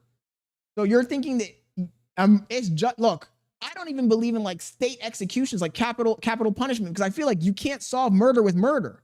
You can't solve violence with violence. You can't solve violent rhetoric with more violence. Like it's going to spiral out of control. It's going to spiral out of control. It's going to spiral into tribalism. And this situation, I feel like the left is setting themselves up for failure because the niggas on the right have more weapons. They're more militant. So you're kind of like picking the wrong enemy, right? It's not even just about the weapons. It's just about this is bad politically. More people are going to go to the right, and I don't think that's the right move. I think everybody should come in the middle. Like I said, exactly. Like I said in the beginning, we need to go back to we need to do a rewind back like 30, 40 years ago to where the people were more reasonable because this shit is getting pretty fucking crazy, bro. This shit is getting cooked. This shit is getting cooked. Politically cooked. All I can say is that people forget, and I really want people to realize is that you can't forget that you do have freedom of speech, you do have freedom, but everything comes with a responsibility is all I was saying in the chat. And it was crazy how Jen like snapped. What I'm saying is that that's all I was trying to articulate is that you're responsible for everything. Whatever consequence comes after what you say is on you. I've just always thought my opinion is that, like I said, violence is the refuge of the weak-minded. If somebody has ideas that I don't agree with, a political take that I think is propaganda or controversial, then I'm going to go find the opposing idea and propose it and get people to rally behind me and combat the idea with idea. But I feel like the people, well, I know that's the problem. The problem is when you're smart, the smart people, the intellectual people always put the other people on the same level as them. When in reality, like most people are fucking stupid, actually. Most people are ignorant, stupid, tribalistic people that are like, oh, I'm afraid that this guy is going to get me killed, so I'm going to kill him first. And it's like, what? What kind of logic is that? Like the fuck? Like, and then... That's the kind of logic that Israel is using on fucking Palestinians right now. Well, I mean, when you really think about it, you're kind of right, yeah. But I've said that already, too. I've said that you can't say, oh, I'm afraid that this country is going to preemptively attack me, so let me attack them first, because then you're the one preemptively attacking. Like the thing you say you're afraid of is the thing you're doing. But it's the same thing with the word salad here. Like if there's a person who's saying a bunch of stuff you don't agree with, and you say, oh, like the LGBT people, they're like, oh, Charlie Kirk was advocating for violence, and I'm afraid that I'm gonna get hurt or killed because of what he's saying. But then you go buy a gun and you kill him. Like, well, then what are you fucking talking about? That doesn't make any sense. I don't know, man. Just dumb people, just dumb.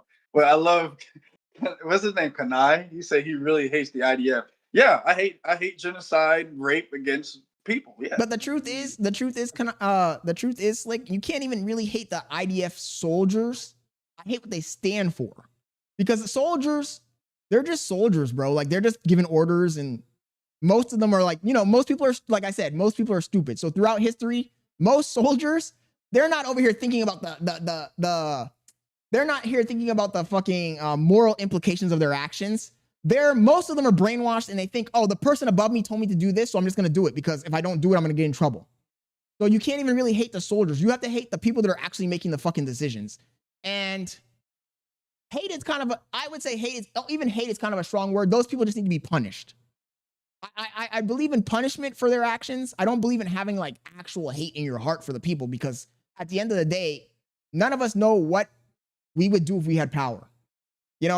I was telling the chat an example. Let's say I have an issue with an Asian, my neighbor's an Asian, right? And they annoy the shit out of me. They do a bunch of shit to me, right? And I'm like, I hate this lady.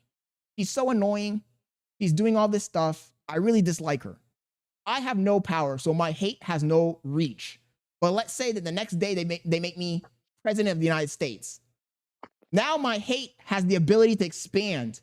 And most human beings, most of the people in the chat, most of the people in their house, most of the people who have strong opinions about things, they've never had power in their life. So they have no idea what they're going to do if they get power. Most human beings, if you give them power, they become horrible people. They make the worst decisions. They become war criminals automatically. So like for you to sit down and point your finger and say, this person's a bad person, when this person's in a situation where you've never been in their shoes, to me seems ridiculous, because you don't know what you would do in their shoes. I don't know. I just feel like you're kind of right, but then at the same time, is that you have to stand for something. And Charlie Kirk, I liked some of his takes, but as soon as Israel was starting to give him money, all his takes was out the window, bro. He bamboozled his own audience and he bamboozled other people, and that's why I'm like kind of skeptical on who the actual person who killed him is, because it could be a Trump supporter. It could have been somebody. Hey, look, we believed in you and you lied. At this point, from if what I'm hearing is true and they got the wrong guy, shit, it's a toss up, bro. It could be anyone. It could be a toss up. I mean, that's a lack of fucking.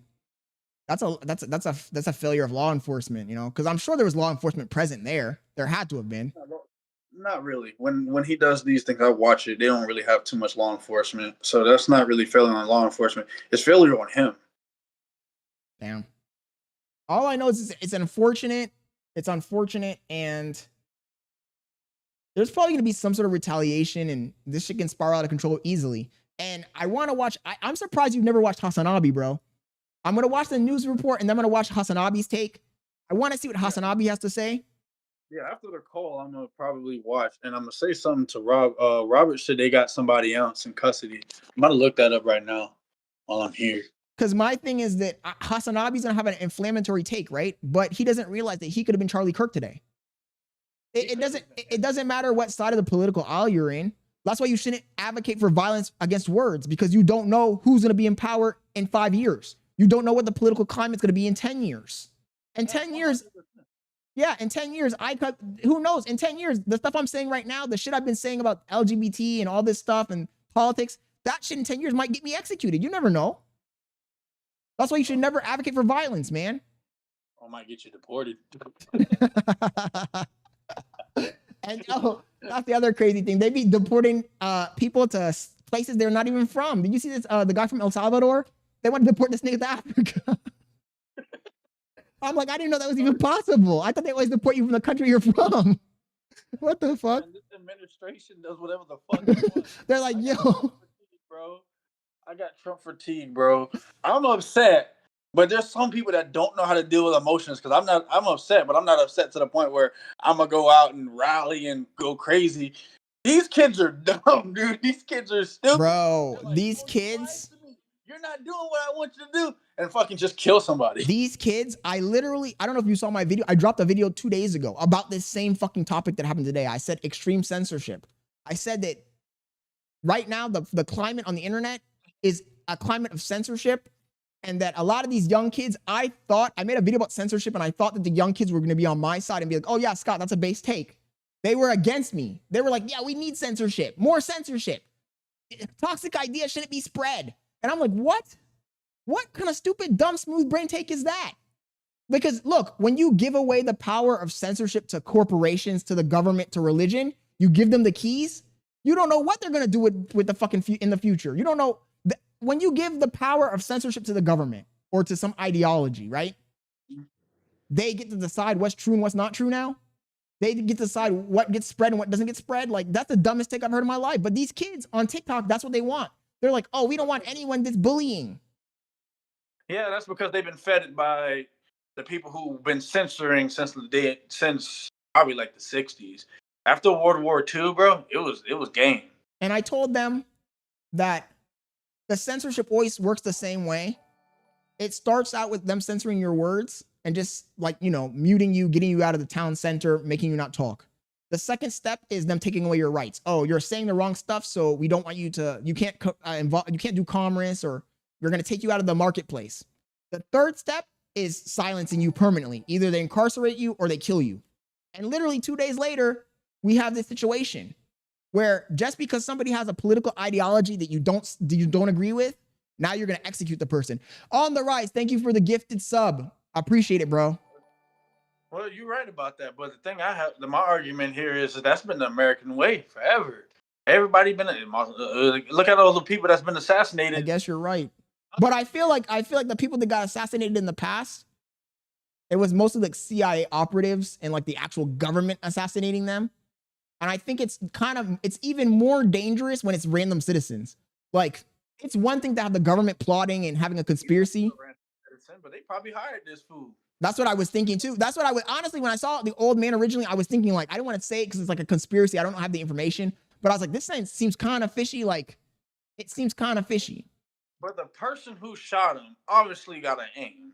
So I'm gonna just say it like, yo, the CIA have done a lot of crazy stuff, and it's been proven they've been doing a lot of crazy stuff on American soil. But I don't think that the CIA would be against Charlie Kirk because he totes the line that they want him to tote. Hold on. So somebody had said he didn't die for his political ideology. He died because of his own actions. What actions were they? Because I'm thinking that is for his political. I mean, what else? Yeah, exactly. Unless he was actually committing violence against someone, that doesn't make any sense. Was he a dope boy on the block? Like, dope boy on the block is crazy. Like, bro, it's fair game. If he was a hoodlum, slanging dope, shooting people, hey, that's fair game. This conversation over. Tell me something I don't know, BB. I was even saying earlier to BB's point, if he was a militant person with like, he was actually out there shooting the guns, he was in the IDF or something, then I think he would be fair game too. But if you're just talking, even if your words are inciting people to have an ideology that is toxic, you're still just talking. It's still just words. Like, I don't think that would be, I don't. But that's the point that I was trying to make earlier. I'm like, yo, this shit, like for me personally, it was just a personal thing. Honest to God, I don't really honestly feel too bad. It's crazy for me to say that, but I don't feel too bad because you were brainwashing people to support a genocide. But but don't you think that the person who shot him is also? No, I don't say kill him, motherfuckers. But don't you get killed? But don't you think that the people that want to kill him, the people that wanted to kill him, are also brainwashed? That's the problem. Yeah, they're all brainwashed. That's the problem. Yeah, that's. So he says, it's worth to have a cost of, unfortunately, some gun deaths every single year. So we have Second Amendment to protect. Oh, so yeah, he did say. I know. I saw that quote before too. And look, I get it. I get what he's trying to say. You're saying, oh, okay, he was advocating for everyone to have weapons, and so he kind of got what he deserves. But at the end of the day, it still doesn't justify it, bro. Like it doesn't justify it. It don't justify it, but it's a dumb take. That's a bad take. I'm not gonna say it's not a bad take, but it doesn't justify him getting murdered. You die by the sword that you use, bro. That's just how it is. I offended somebody by saying basically that, but you die by the sword that you live by. I just feel like you live by you die by the streets. But the problem is, crazy takes, you die by crazy takes. The problem is that take, that's just an idea, and there's people who have the opposing idea. So I feel like it's a stupid idea that he's putting out into the ether, right? But for you to be like, oh well, his idea was dumb, so he deserves to die, is like ridiculous. Like, that doesn't make any sense to me. Nah. But I went kind of BB on this one. He said no one said it's justified, but you can't hide. It's just words. I was kind of trying to say that without saying that.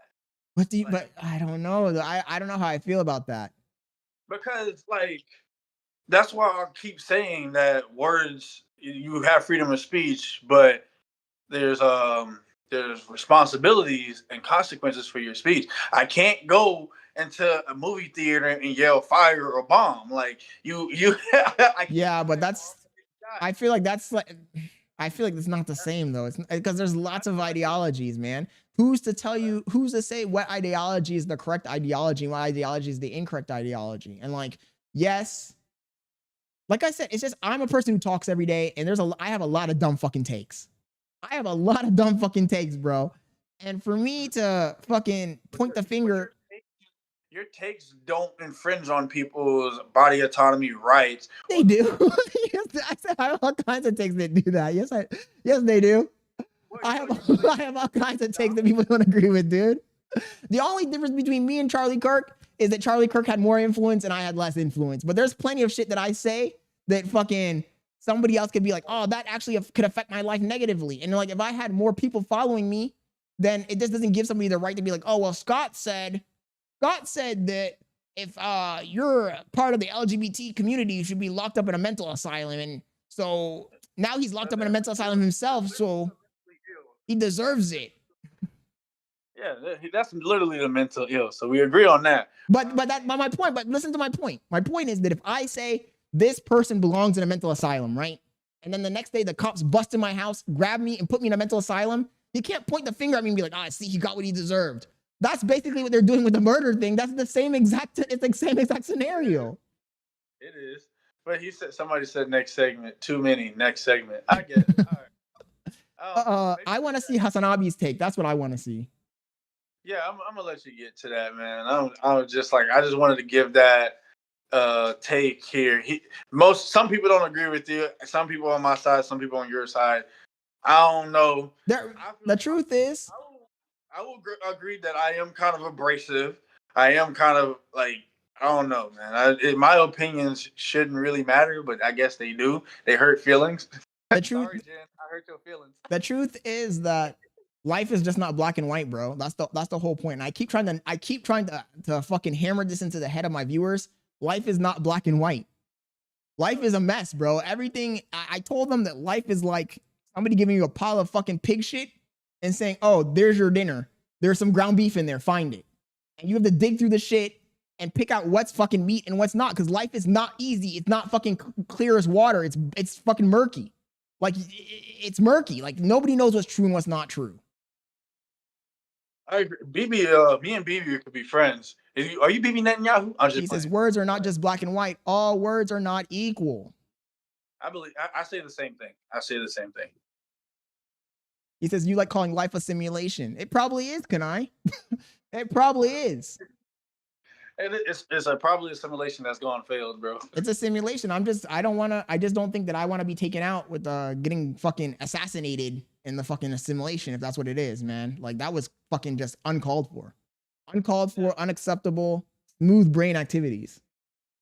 It is smooth brain. Well, and also, you know the crazy thing is, Slick? Think about this. Part of the reason why I always say that you can't demonize a human being and take away their ability to continue existing, even if they have bad takes or perform bad actions, is because you never know if that person changes their mind. You never know that maybe in a year something happens and Charlie Kirk might have changed his whole mind on Israel, Gaza. You never know. You actually never know. But for you to execute the person without giving them the ability or the opportunity to change their mind to reform is crazy. Yeah, you're kind of right. Because how many times have you had an idea and then you changed your mind like 5 years later? Like, come on. I agree what he said. I kind of said that to one of my coworkers. He was a sacrificial lamb for both sides to get rid of the Second Amendment. I've been saying that for a minute. They've been trying to get us to get rid of the Second Amendment forever so they can take control of us. But I don't know. That's just far out. No, I think that I hear people saying this all the time. I had a big, Jeff, the guy with the blue Lamborghini. We had a whole long argument debate about this on one of the podcasts that we did. Because he was saying the same thing. And I was like, do you realize the power, the might of the American military, bro? If they wanted to take control of you, they could take control of you easily. Like a little militia, a few people running around in the woods with guns is not going to stop the U.S. Army, bro. It's just unrealistic. I agree with that take, but then at the same time, a lot of people who are in the military don't agree with taking over the locals. And if you disarm them, you're screwed. If they're the only people who got guns, then you're kind of screwed. That's the only reason why they haven't taken over. Look at Canada. Look at the UK right now. They're going to jail for Facebook speech. Well, I mean, they have no way to fight back. They have no way to fight back because they done gave up their guns. Australia is having the same issue. Every other country in the world that done gave up their guns, bro. I mean, honestly, though, Slick, like I said, to that same point you just made, that's just happening here too anyway. Like, it's in America, they're using a different technique. They're not forcing you to give up your freedom of speech on the internet. They're kind of willingly give. Yeah. They're making you do it, but the niggas are giving it away for free. They're not even fighting back. He says, Scott, you said you don't agree with public executions. What about for people or monsters like DeCarlos Brown Jr.? He was a repeated offender 16 times. I don't believe in executions, but I think that he should be locked up forever.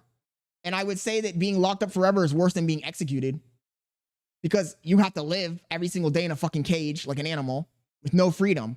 What's worse? Being in a cage for the rest of your life, 40, 50, 60 years, or being executed and just not existing anymore. I would say living through it, being locked up is 1,000 billion times worse than being executed.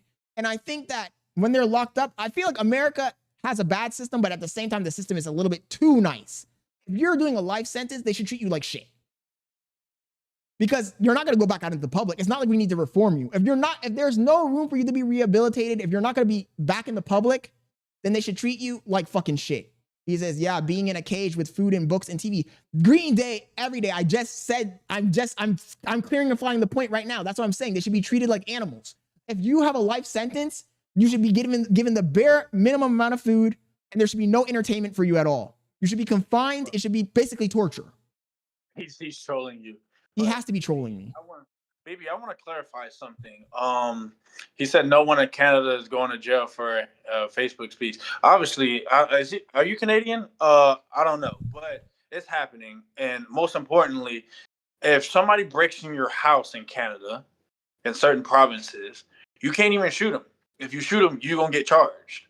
So Canada, you can't even defend yourself when it comes down to it. So I don't know. Because I got family who live in Canada. I've been to Canada numerous times growing up as a kid. And I kind of know their politics. I understand their political party a little bit differently. But also, you can search it up if you like. Even the UK done it. You can search it up if you like. They don't believe in freedom of speech. Like how we here. I read a lot of stuff, and I from what I'm hearing, I don't talk about my ass. What I'm hearing, they're pushing censorship pretty hard in other countries, especially Australia. United Kingdom, a lot of other European countries, man, you're cooked. You can't say nothing. You can't criticize the politicians like we can. You can't do nothing. If you say fuck whoever the new king is over there in the UK, man, you cooked. But what do you think the extreme left wants though? And the extreme right. Both extremes want the same thing. They just want it in different ways. They just want to censor different words, exactly. They want the same shit in different ways. The right wants you gonna take your gun, not take your guns, but they're gonna make you want to get rid of guns, and the left just want to take them. So it's a fucked up situation. And to clarify my point on the capital punishment, like I said, if you have a life sentence, first of all, I don't think you should be in solitary. Like I'm telling you, it should be torture. You should live a life of 50 years of torture. Done deal. Because getting executed is easy. That's an easy way out. Yes, 100%. It's like a free card, bro. Why do you look? The craziest thing is it even a punishment? Because there's so many people that do heinous shit and they just clock out themselves. Like it's not even a punishment at that point. At that point, I'll just do death at 1,000 cuts. I'll be in that bitch shooting him once a day, teabagging him. No, think about it though, Slick. Think about it. How many criminals they do something heinous and then they're gonna get caught and they off themselves? That's not a punishment, bro. Well, the last person literally just did it when they killed some random kids at a school. It's not a punishment. A punishment is you being confined, you having no control over your existence. They force you to survive and to live and to suffer through it. That's punishment. In fact, they should put a fucking hood over your head so you can't even see. They should put a fucking hood over your head, one-sided hood. You can breathe through it, but you can't see. And they should feed you some fucking barely dehumanizing food. Nobody said it's gonna be easy. I didn't say, oh, we're gonna fucking put you in and it's gonna be Norway. You're not gonna be in a fucking 5-star fucking hotel prison. Like, no. Like, you're cooked. Your shit is done. Better than what a lot of people are living in America. Yeah, exactly. But I do think that if you did a crime that's not violent, then that person should be rehabilitated. Yeah. Feed them cat food. Yeah. Let's advocate for feeding prisoners cat food. But first, let's buy a whole bunch of stocks in cat food. Crazy, bro. Ladies and the prisoners, we're going to be rich. But anyway, Slick, thank you for joining, bro. And stay. Go ahead. So somebody said, be careful what you say, control freak. You said, what? I don't know what the hell you just said. He said, be careful what you say, control freak. You said you'd hit Bailey. I never said I hit Bailey.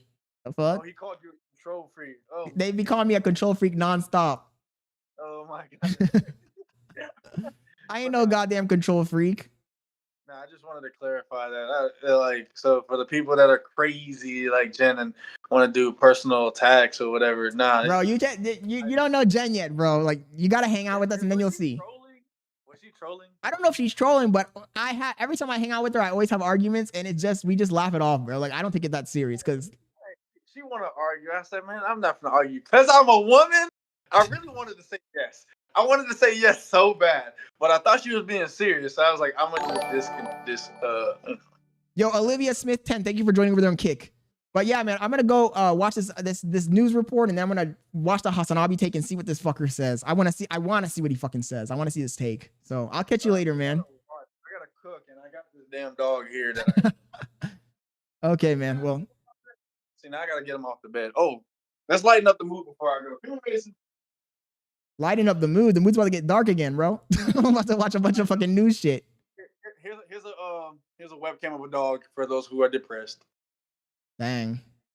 I'm gonna put your ass down. You stink. Okay, man. Well, I'll catch you later, Slick. You see what?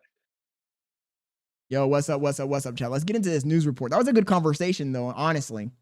We need to have more conversations like that. I need to get more people on more often. Realistically, I need to get more people on more often. But let's finish up. Let's see the news report. Let's see if they found anything, any new information on the situation. Charlie Kirk. Let's see here.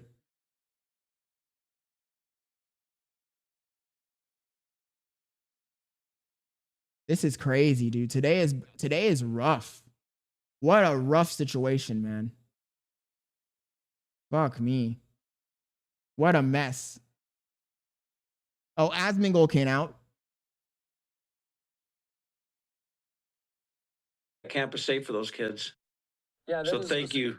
That is so very true. And you This is not live right now, is it? potentially any moment now. I think they're about to give a mic check real briefly. So, Mike, thank you so much for quickly on live now. And thank you for covering this for us. Thank you. All right, thanks so much. All right, let's quickly shift gears here on Live Now from Fox. Take you right out there to Utah. Spencer Cox. So did they catch the guy? We'll first hear from Utah Department of Public Safety Commissioner Bo Mason. He says, either way, the census violence is trash. Sigma Wolf, I'm saying it's not going to end well at all. Utah Valley University. Asmongold has made a video about Charlie Kirk's situation. Yo, Green Day every day. Thank you. We're going to watch that one right after this. And then we'll hear from Governor Cox. I want to find out what happens first. FBI, Charlie Kirk shooting suspect in custody. How did they know that this is the guy? We're going to watch the Asmongold take and we're going to watch the HasanAbi take. Yo, Vin, thank you for joining the stream, bro. Hello, everyone. I'm Bo Mason, Commissioner for the Utah Department of Public Safety. Today at approximately 12:20 Mountain Standard Time. 12, so it was 3 p.m. my time, I think. Influencer Charlie Kirk was shot at an event at the Utah Valley University. He was taken by... I'm kind of in shock still. ...to Timpanogos Hospital, where he later passed. Fuck. The Utah Department of Public Safety will be co-leading this criminal investigation to find this killer, along with the Federal Bureau of Investigation. Did he just say to find this killer? Did they not find the killer?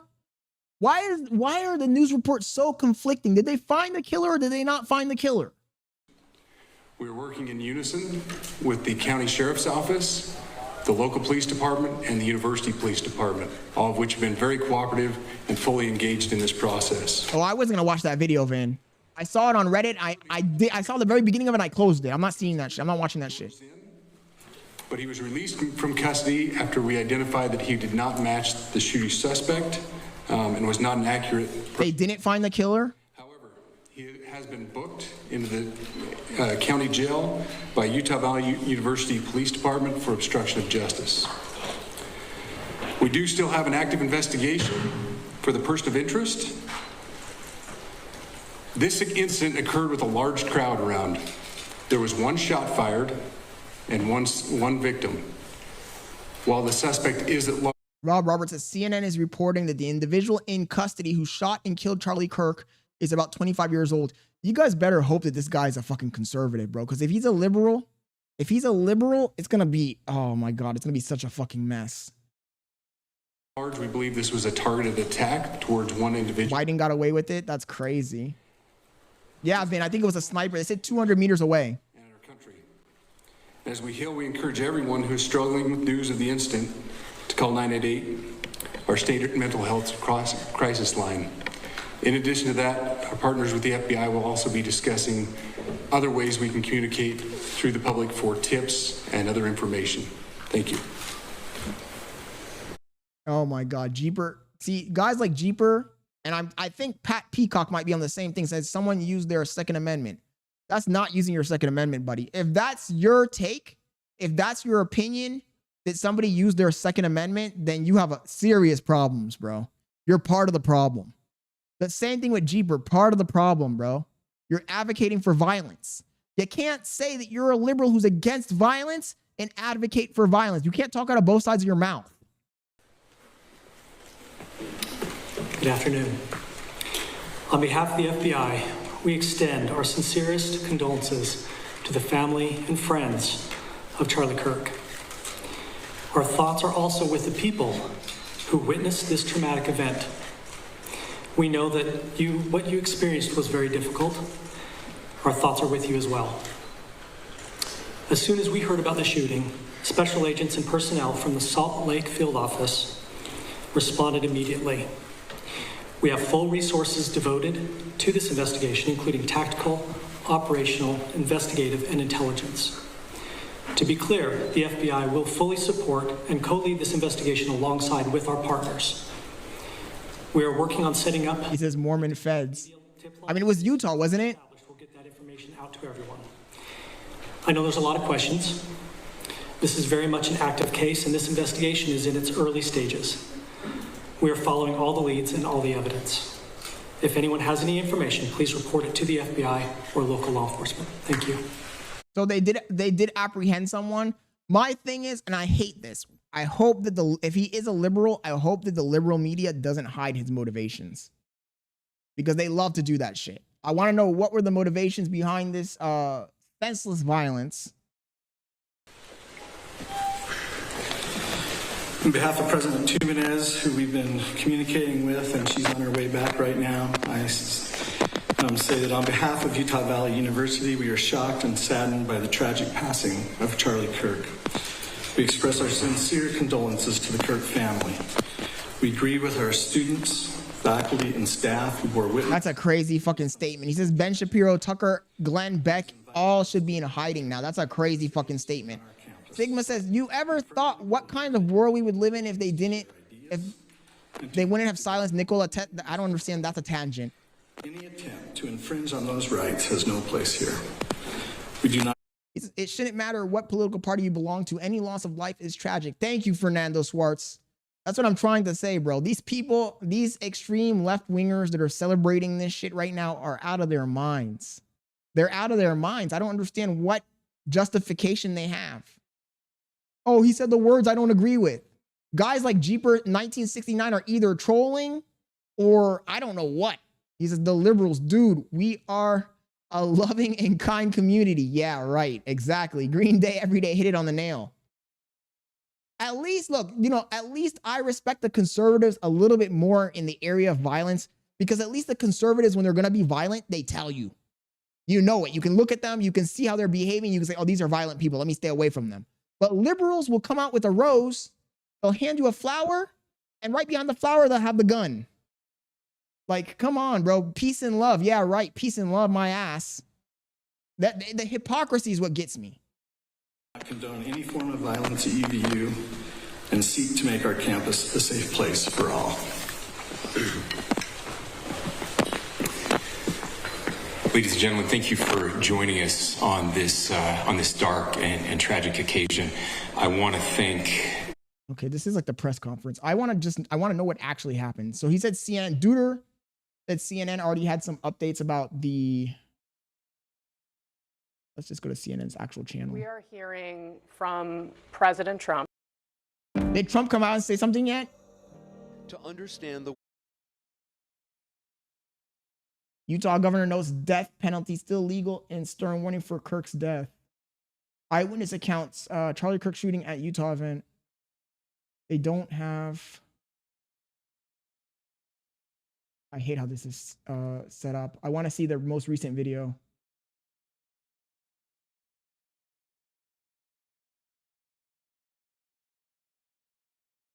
Let's go there right now because law enforcement officials are giving an update. Let's listen in. This is the same press conference. Commissioner for the Utah Department of Public Safety. Today at approximately 12:20 Mountain Standard. This is the same press conference. Also want to recognize. It's the same press conference. Did Trump come out and say anything yet? Let's just go see Asmongold's take. Hey guys. You know it's serious when he breaks out the camera without the filter. It's been a little while.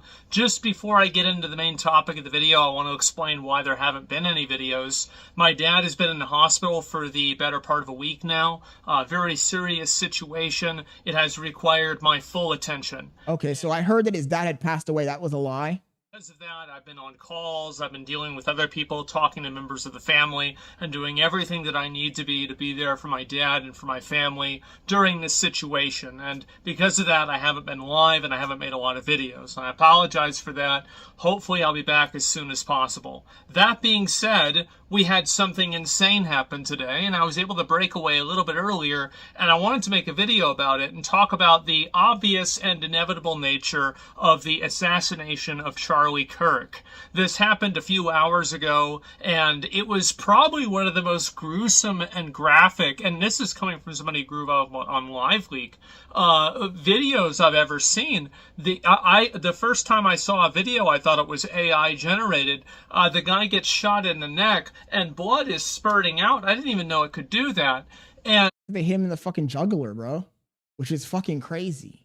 And it was absolutely fucking horrifying to see something. Thank goodness I didn't watch that fucking video. I'm not watching that shit. Audience of people. Now, if you don't know who Charlie Kirk is, Charlie Kirk has been a pretty noteworthy, controversial guy. He's a conservative. He goes to a lot of college campuses, does live debates. This is a pretty popular format nowadays, and Charlie Kirk has been popularizing it and utilizing it now for many years, and he was even featured in South Park recently because of it. Part of the problem I have is that this has a chilling effect for people that are commentators. It has a chilling effect for people who want to go out and debate, right? Because it will put you in a state of fear now, because that's the whole point. Okay, let me rephrase what I want to say. The reason why this is so bad, part of the reason is it has a chilling effect, and it serves as terrorism for people who want to go out and talk political talk. Because now you're going to be afraid to go out there and spread your political ideologies, because you never know when someone's going to assassinate you. Is that really the country that you want to live in? You want to live in a country where you're afraid to talk your political inclinations publicly because at any second someone could just aim at you and shoot you if you become too popular? Is that the world that you want to live in? Jeepers 1969. Come on, make that make sense, bro. To all the people that are fucking extreme left wing viewers, all the fucking HasanAbi fans, all the Destiny fans, all the H3 fans, is that the world you want to live in? You want to live in a world where you can't stand in the corner and talk to a group of people about politics because at any second now there could be a sniper aiming for your jugular? Come on, man. It's unacceptable, bro. Charlie Kirk definitely is not a super radical. Yo, Sigma Wolf, thank you for subscribing. Right-wing person, but I would say that he's more of the moderate to, kind of extreme right-wing. Very, very, I would say, lukewarm, though, in my opinion, at least especially, and this is where we're going, especially compared to now. And what I think is going to happen now, because obviously... He says it happens everywhere. It's what comes with it. Yes, but in the countries where it happens routinely, there's not that many people on the corners talking, Kanai. That's my point. There ain't a bunch of fucking political speakers in Uganda talking. There ain't a bunch of fucking political speakers in Afghanistan advocating against the Taliban for a reason. So do you want to live in a country where we have that same chilling effect where people are afraid to talk their talk, give their opinions because they can get assassinated for what they believe? It goes against everything America stands for. These shootings like this don't really happen inside of a vacuum, and they never do, they never have. And I think that the situation that we have right now is that there is a tremendous amount of political... Second person of interest released? Are you serious, Rob? and allowed to exist on social media that has turned up the temperature. Fuck me, dude. Political conversations, all social conversations, and all discourse on the internet in general to a point where it's almost unrecoverable. You have people that are out there all the time advocating for violence, advocating for people to get killed. Somebody needs to take care of this guy. Somebody needs to... Yo, Caitlin, thank you for joining the stream. It's not just the far left. It's both sides. It's the far left and the far right. It's anybody who's far. Anybody who's far, they need to get railed back in, bro. Let's get back to the fucking center. The rhetoric is getting crazy in the streets. And this doesn't help the situation. This just makes it worse. It's like it's pouring fuel on the fire. Deal with this. I wish he were dead. Won't somebody do it? The Judah said Asmongold shot him. All of the crypto messaging and all the doxing, right? Why do you dox somebody? Why do you post a person's home address? It's to make other people that are insane, like the person who killed Charlie Kirk, it's to give them the ammunition they need to kill that person and to put that person's life in danger. That's why they're doing it. And so that's the reason why they want to find out the identities of ICE agents. This guy, I don't know if Jeeper 1969 has to be trolling. He says, you guys on the right think you can keep doing this stuff. Name one far right person that does what Charlie Kirk did. Name one. Nigga. The nigga who killed him. If the nigga who killed him, if the guy who killed him is a fucking left-wing lunatic, then he's worse than anything that Charlie Kirk has ever done. Charlie Kirk wasn't out there killing people. Charlie Kirk wasn't out there shooting people. Your point is stupid, bro. It's a straw man argument. That's the reason why they want to find out the identities of Tesla owners, like at the beginning of the year. It's so they can destroy their car. Asmongold got the skin tone of a swine pig. Necessarily a one-sided thing. Also, he couldn't brush his fucking hair before he got on stream. Why did he look so disheveled? I think that in the last 5 years or so, especially since BLM, it's been a like 90% left-wing thing. But that doesn't mean that the 10% right-wing people are right either. But I do think that now you're going to see a lot more right-wing people balancing out those scales. Crazy. The fact is that you can take a knife to a gunfight all you want, and you can think that you're honorable, but you're going to end up being dead. And I think that's what right-wing people have done for a very long time. They've tried to speak above the political violence. They've tried to advocate above it and not try to stoop down to that level. But the issue is that a lot of these social media companies have expressed literally zero desire to even do the bare minimum of moderation. I think that two of the worst actors are Twitter or X and Reddit. Don't tell me. Oh my God, bro. Are we for real? Is this really Asmongold's take? Censorship? Asmongold is advocating for censorship? My dude. This is not the take. Let him complete his take, but this is not the censorship? Really? Both of these platforms are full of a bunch of extremist nut jobs that not only should have their accounts banned, but they should probably be put in mental institutions. And I think that now... He's advocating for censorship, guys. Taking a step back for a week or so and seeing how many people are coming around to the inevitable reality that this is the only path forward. There are so many people in society now that are just completely unhinged, under-medicated, and really just completely insane that you can't have a person like that running wild out in society. They cause problems for themselves, not to mention everybody else around them. And I think that the society, we need to have an honest conversation about how to deal with these people in a way that, and I already had this conversation, bro. We had this conversation 3 days ago. Bring back the mental asylums. And if you're crazy, they put you in an institution where you can get help. And if they've deemed that you're not helpable, then GG's, you're gonna have to live in an institution. You're gonna be institutionalized. Because the country is falling apart. We can't have this free-for-all, man. We can't be this lenient on fucking mental illness. Let it go rampant. We're letting this shit go rampant, man. And he's going to advocate for censorship. I told you, this younger generation, they want censorship. And I don't see why. Censorship, the problem isn't the rhetoric. I mean, well, it is the violent rhetoric. But if it's not violent rhetoric, if it's political rhetoric, that's not what we don't need censorship of political rhetoric. We need mental health help. He says, Boggers, he's literally your age. That's why I'm confused, Kanai. I was not expecting this take. I'm actually kind of shocked. Real. I'm actually kind of shocked. About the people that are crazy, their well-being and the way that, you know, things are for them. Of course, obviously, I wouldn't want it to be bad, but it's certainly not important. What's really important is all of the people who aren't crazy, making sure that people that are not crazy, that are good actors, that are law-abiding citizens, are able to live a life of peace, a life of prosperity, and a life without fear of going on the subway, for example. And Caitlin says, I'm not on campus, but I only hear far left Democrat LGBT people shooting others. Look, I will give you that point, Caitlin. On the college campuses, and I meant to say this a few days ago when we were talking about censorship, the college campuses, I went to college, so I'll give you my own experience in college. The college campuses are literally a left-wing propaganda arm. When I took a philosophy class and I took a sociology class, and both my philosophy professor and my sociology professor were literally trying to indoctrinate us. Literally trying to indoctrinate us. My sociology professor brought in Oliver Stone, literally brought in Oliver Stone, the director. Oliver Stone played one of his movies. I think it was called the Sandinista movie. Sandinistas. We watched Sandinistas. The teacher went over it, and they were literally trying to radicalize us. The professor was a guy, he was a Chilean guy. He looked like he was Chilean, and ironically, he looked like Che Guevara. He really did. And he was talking that revolutionary talk.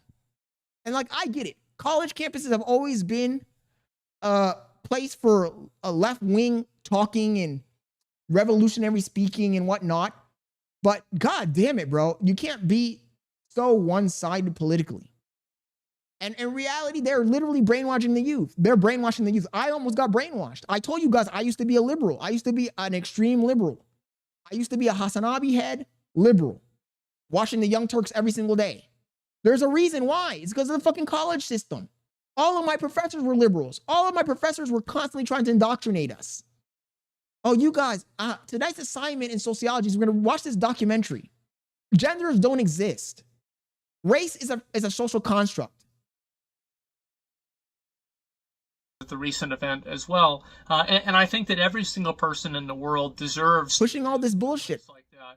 And I don't want to see, America turn into a PvP server. But Fred says, you went to one college and that makes all colleges bad. It doesn't make all colleges bad, but shit, if I experienced it, imagine how many other people experienced the same fucking scenario. I'm sure there's millions of people, millions of college students. There's a reason why almost all the college students are fucking extreme leftists. There's a reason. And it sure seems like it is. And I think that in order to prevent that from happening, they've polluted the entire educational system. What do you do with people that, get arrested 14 times? And it's not even a question, right? You put them in jail and you throw away the key and you compel them to work, and that way you can make the money back from imprisoning them forever. That's the way that you solve that problem. It's very simple, actually. But for some reason, the way that makes... He says, you experienced what you wanted to experience. I don't think there was not even one conservative teacher ever. Not one teacher I had was conservative. And if they were conservative, they were very hush-hush and they didn't mention it because they were probably afraid of getting persecuted by the other people there. People feel has made them unwilling to look at this obvious truth. If you look in history, this is what we've always done in history, and it's because it works. And the problem is that now we have so much of the discourse that's dominated by emotional thinking, that's dominated by the most unstable, the most virtue signal, the most, ridiculous performative empathy possible, and that's defining a huge political voice in the country. This has become a tremendous detriment to everyone. And I think that with people like the shooter that probably shot Charlie Kirk, with that guy in the subway that stabbed that Ukrainian woman, or with that trans shooter that shot up the school, one thing... He says, of course, conservatives are always the victim. I didn't say that, BB. I haven't said that. Conservatives also commit violence, but what I want to say is that when conservatives commit violence, you can see it coming. Conservatives don't cover themselves in a justification for their violence. You can see them do it. They openly do it. If a racist, you can see a racist from a mile away. No, oh, that guy's racist. That guy's a violent racist. That guy's a segregationalist. You can see it. Oh, this guy's an extreme religious zealot. But on the liberal side, they try to sugarcoat the whole thing. You know, today I dropped a video about liberals. Today I dropped a video about liberals and how they're whitewashing history. They're censoring history. They're whitewashing history to make themselves feel good. Literally, because that's what they do. Everything is a facade, bro. Everything is just to aggrandize their own self-justification for their actions. It's hypocrisy at its fucking peak. It's common among all of them is that these people, in almost all cases, were verifiably nuts beforehand, and nothing ever was done about it. And until we can stomach the idea... We need more people like Charlie Kirk. Even if all of his ideas weren't all right, we need to have alternative voices. The whole purpose, the whole reason the ancients even came up with the concept of college was to share ideas. You can't have a place where it's only one-sided. We need open debate. We need political diversity. Of solving problems like that before they happen, we're going to keep having problems. And I think that with Charlie Kirk, it's very obvious that the amount of, political violence and advocating for political violence that's happening on the internet has turned up the temperature and created an environment and a culture where this type of behavior is normal. And not only is it normal, but it's actually encouraged. And the problem is that now people are acting on it. And you're starting to see this happen, and I think it's going to continue getting worse. I don't think Charlie Kirk is going to be the last one, but I think that we will look at Charlie Kirk. Jeremiah Kirby says, who sold the slaves? Look, I've wanted to talk about it a lot in the past, but I don't want to come off anti-Semitic, so I won't say anything. I'll hush. But you guys know what I'm thinking. And you guys know who's behind a lot of stuff. Let's just leave it at that. Wink, wink. Death and see it as a turning point in this topic. And what I'm really trying to get at here with this entire point is that right now we are at a extremely pivotal moment. And I think that what's going to end up happening is that right-wing people are not going to continue to turn the other cheek. They're not going to continue to just, this is just a crazy left-wing radical. I think you're probably going to see right-wing people doing the same thing to left-wing people. And honestly, while I don't think this is a good thing, I certainly don't really feel that sorry for them. Because a lot of left-wing people have no problem advocating for violence, or at least using coded language in order to advocate for violence. They both do it. He's saying, okay, now he's talking about the left-wing people advocating for violence. They do it all the time. HasanAbi did it like a week ago. They do it all the time. They just talk in code. They talk in code and they think that their actions are justifiable because they think that they're right. The fact is that there's a certain level of intellectual dishonesty that goes on in situations like this where it's considered, this isn't actually what they meant, and no, this is actually some other... No, it is. It's exactly what they mean. They're trying to advocate for killing people that they disagree with. Yep. That's what's happening, and there's no talking around it. And to the extent that you try to, you're insulting the intelligence of anyone that you're speaking to. But Asmongold, you're missing the point, bro. They don't respect your intelligence to begin with. These people, these talking heads, they don't respect your intelligence to begin with. And I've seen it more with the left wing than the right wing, to be honest. In this area, I've seen it more with the left wing than the right wing. The left wing pundits, they're smug, they're arrogant. They think that everybody's below them because they have a college degree, because they're smart, because they have a career. So they talk down to their audience. That's one of the big differences that I've seen between the left and the right. The right, when they're trying to spread propaganda, they talk evenly with their people. They might be wrong. Their takes might be bad, but they speak evenly to their people. The left speak down to their audience. They see their audience as mere fucking pawns to be played with. Oh, these ignorant masses, they know nothing. The elitism is so fucking ingrained into the left that it's absurd that anyone would fall for the propaganda because they think that everybody's a smooth brain. They think that everybody's just so ignorant. Whatever we say, we can use lightly coded words and no one's going to realize that we're advocating for violence. because we're the good guys. We're so smart. We know what's best for society. So we want to silence the other side because they don't know better. We're the good guys. They're the bad guys. That's been the overarching take of the left. And that's why I say we got to go back to the center. And I think that now you're going to start seeing a lot of right-wing people end up doing this to left-wing people now even more. Because, yo, Caitlin, thank you for stopping by. Make sure you subscribe before you leave and turn on notifications. It's very clear that these social media platforms are not going to moderate this behavior. The FBI, for whatever reason, just refuses to deal with or have any degree of accountability for dealing with these obvious terrorists that are in the country. And because of that, I think you're going to start seeing an uptick of violence from right-wing people as well. And this is going to be, in my opinion, I don't really think the word is justified. Oh, on the rise, 100%, bro. You think that... You think when it comes to actually governance, there's a real division between the left and the right? The left and the right dynamic really starts to see a giant delta, a giant divide when it comes down to the actual people. But in governance, in governance of the fucking whole society, no, dude. It's never been. It's never been, bro. They're always they're going lockstep, hand in hand, bro. 100%. It's a facade they've created for the poor. It's not, and they fall for it every fucking time. The word is expected. I think it's going to be expected. The fact is that, again, you bring a knife to a gunfight, you're going to lose. And don't be surprised when you keep bringing guns to gunfights and then somebody else decides to start shooting back. I think that's what's going to happen. And I think this is a degradation of society as a whole. Yep. And ultimately, the real burden of responsibility here doesn't really fall on influencers, and I don't think that it falls even on the commenters themselves. I think it falls primarily on the government. The fact is that the government, there are already laws that permit, explicit calls to violence.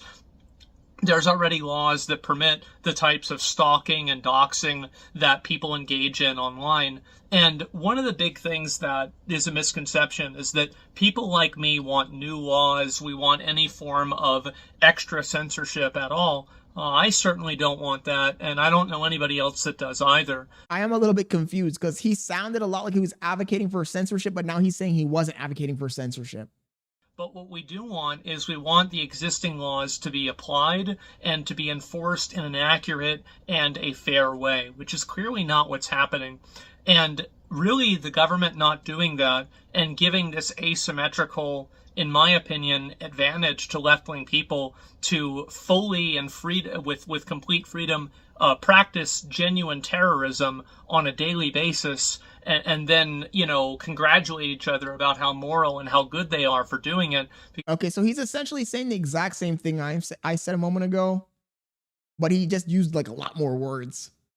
The left pretends to be the good guys, bro. Or maybe they genuinely probably think that they're the good guys, but I don't see how you can say you're the good guys if you're celebrating violence. Because something bad that happened in Palestine or something bad that Donald Trump did 3 years ago. This is just simply a response. This is what's going to happen. And so, and when I say the left or I say the right, I'm not referring to the politicians. I'm referring to the actual people, the foot soldiers. Because I feel like the politicians, back to what Ahmed said, those niggas aren't on any side. They're on the side that makes them rich. Realistically, most politicians, there's very few politicians that are pure ideologues. Most of the politicians, they're not left or right at all. They're just whatever makes me the most money, I'm going to advocate for. They're grifters. When I say left and right, I'm talking about the actual people, the foot soldiers, the people that are ideologues, the people that spread the propaganda. I think that that's probably what it's going to take for these left-wing people to realize what a bad idea what they've been doing is. Because until it starts happening to them, until they start having people that are their friends or, their, like icons that they look up to, the same way people looked up to Charlie Kirk, until they start seeing those people get killed, I don't think it's really going to be real for them. And Sigma Wolf, the only reason slavery ended was because of the Industrial Revolution. If there had not been an Industrial Revolution, there would still be slaves. The only reason it ended was because of the Industrial Revolution. Don't feed into the propaganda of, oh, Abraham Lincoln wanted to free the slaves and yada, yada, yada. No, the only reason is because it was economically feasible. If it had not been economically feasible, nobody would have advocated for freeing them damn slaves. I'm telling you right now. Not the left wing, not the right wing, nobody. The only reason that they freed the slaves is because the North had the Industrial Revolution going on. They had technology, and they saw it like, we don't even need these slaves anymore. We don't need the South.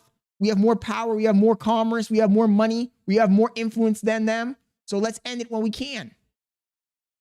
If there had not been an Industrial Revolution, then they would have, and they were still super dependent on cotton pickers, and there was no machinery to do all the work the slaves did, they would have still been slaves. Don't buy the propaganda, bro. And we all know who was behind the slavery. Them boys. You know who I'm talking about. I hate to sound anti-Semitic, but you know what I'm trying to say. And unfortunately, I think that's the It's a fact. Look it up.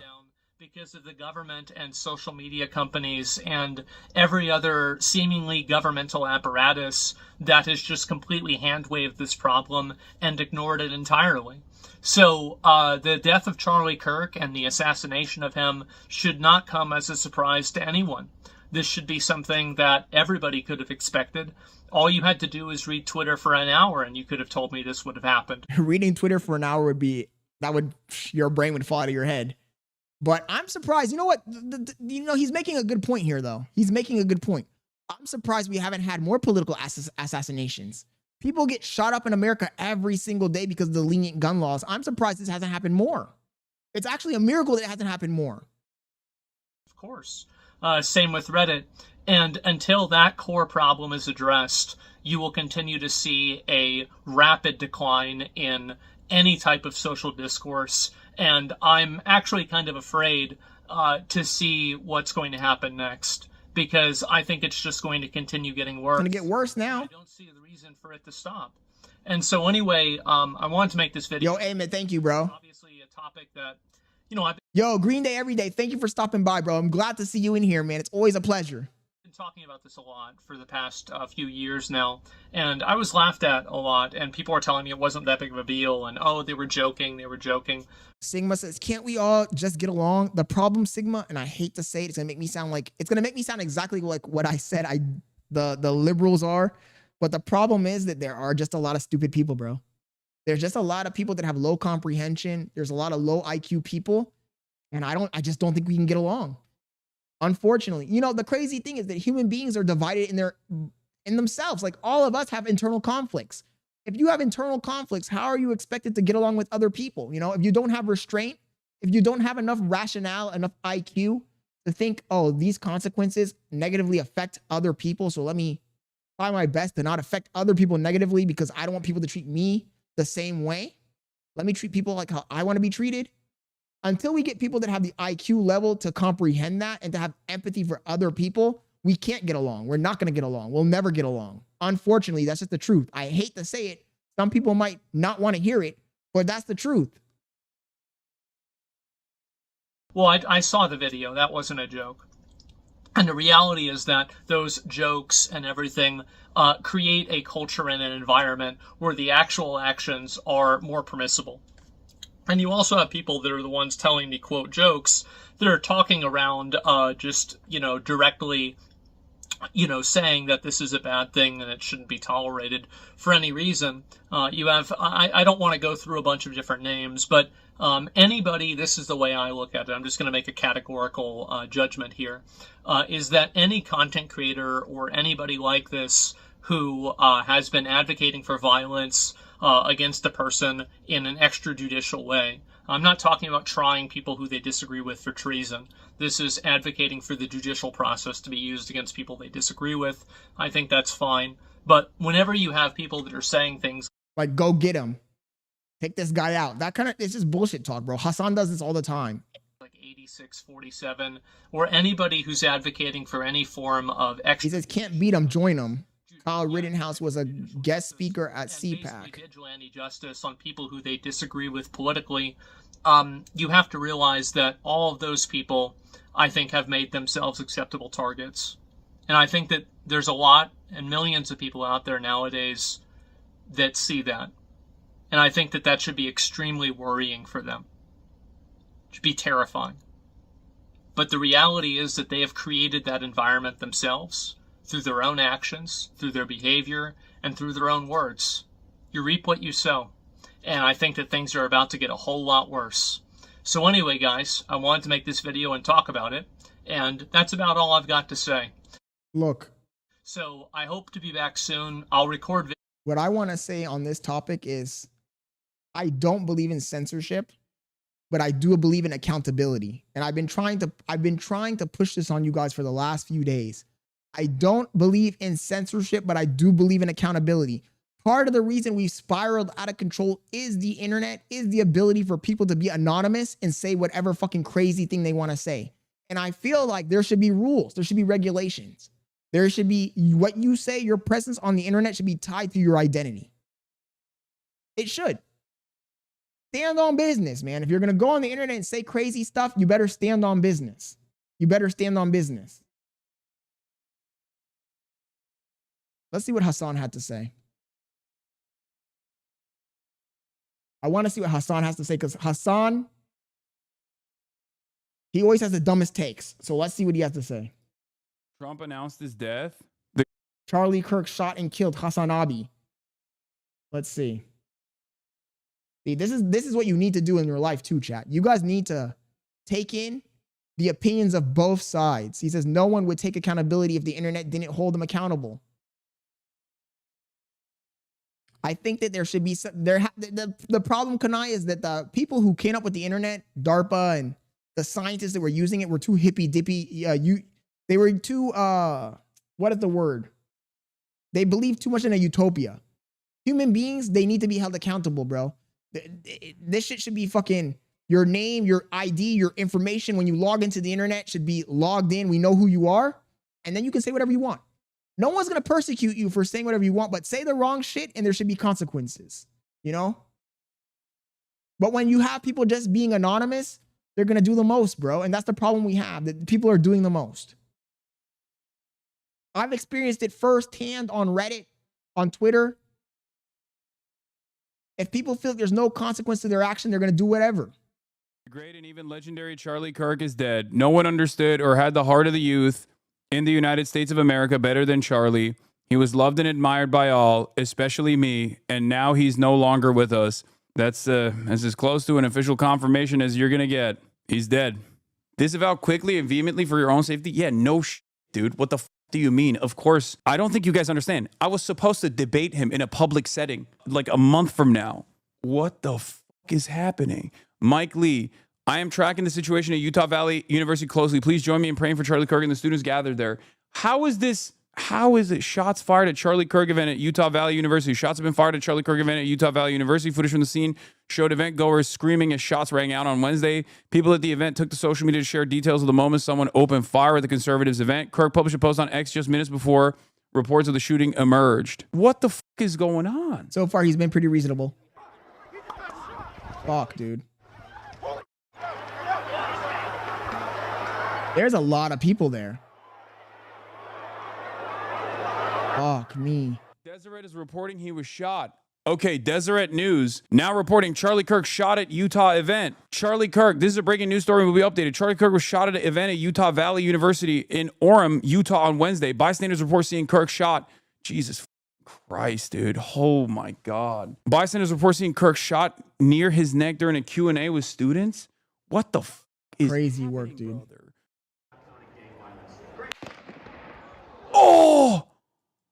Dude, you hear a shot. Okay, so reality's starting to set in for him.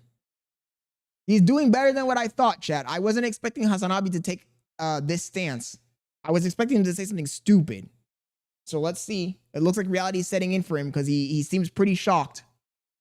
You hear the crack of a shot, and then you hear his head just crack back right after. And I think what the people are saying is correct, that he might have been shot in the neck. Oh my God. Disavow quickly and vehemently for your own safety? Yeah, no dude. What the do you mean? Of course, I don't think you guys understand. I was supposed to debate him in a public setting like a month from now. Obviously, aside from the principle of it all, yeah, no it's also for my own personal safety as well. I'm also, I don't know if you guys know this, but I'm also a public figure who does political commentary, who was. But you advocate for violence all the time, bro. That's the problem, Hasan.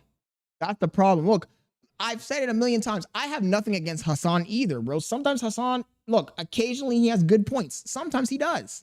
I'm not going to take that away from him. Sometimes he has good points. But a lot of his takes are inflammatory, and a lot of them just sound like fucking straight propaganda. And you advocate for violence all the time.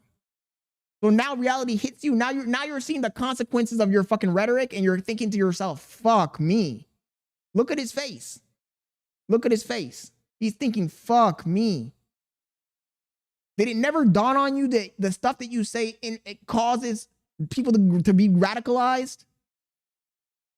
Supposed to debate Charlie Kirk in a public setting at Dartmouth University a month from now. I assume it's not going to happen now, obviously. Yo, thank you, Sigma Wolf.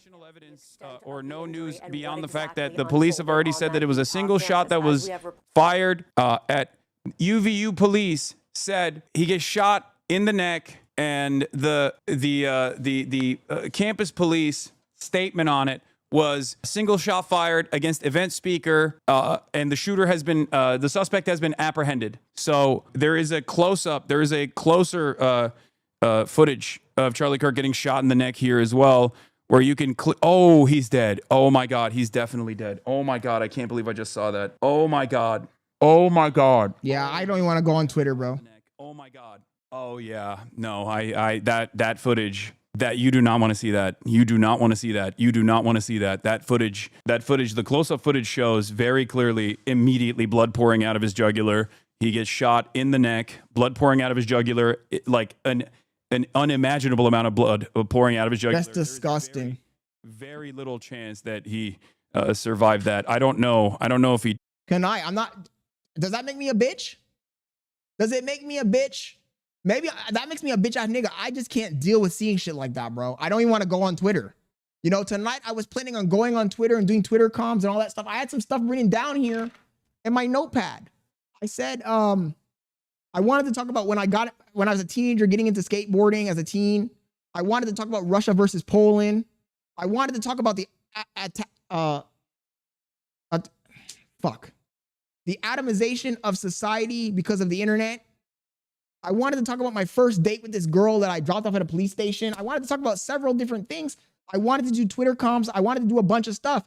I'm afraid to fucking go to Twitter because I already know that Twitter, my Twitter, you guys already know I have the political fucking streamer and political Twitter. Mine is full of that kind of shit. If I go there, I'm going to see that fucking shit, bro. There's no way in hell it's not going to show up immediately on my fucking Twitter. And I don't like seeing that kind of stuff. You know, I was sitting next to Bailey and Bailey's trying to show me it. She's like, oh, come look at this. Come look at this. And I'm like, no, I don't want to see that. Like, I'm not the kind of person who I've never been the kind of person that wants to see people dying, people getting their heads cut off, people getting shot, people getting tortured. I've never been the kind of person to watch that kind of shit. When I was a teenager, I watched one of those Afghanistan torture videos. They had a guy in a cage. They caught him on fire. That shit traumatized me, bro. For weeks, months. I don't know how some people have no empathy. Some people can just look there and they can watch it like it's nothing. Like, I'm not one of those people. I'm a normal fucking human being. I must be the most sane person on this fucking planet because I can't watch that kind of shit. I can't watch that kind of shit. That shit, if I watch that, it's going to affect me for fucking weeks, months.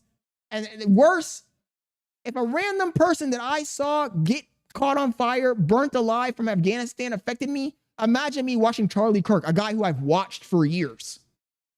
Come on, dude. I'm not doing that. Crazy. He says, man up and give us the breaking news. Nah, Rob, I'm not doing that. He says, we living like it's GTA now. For real, bro. GTA 6 before GTA 6. Yo, Ryan Evans, thank you for joining over there on Kick.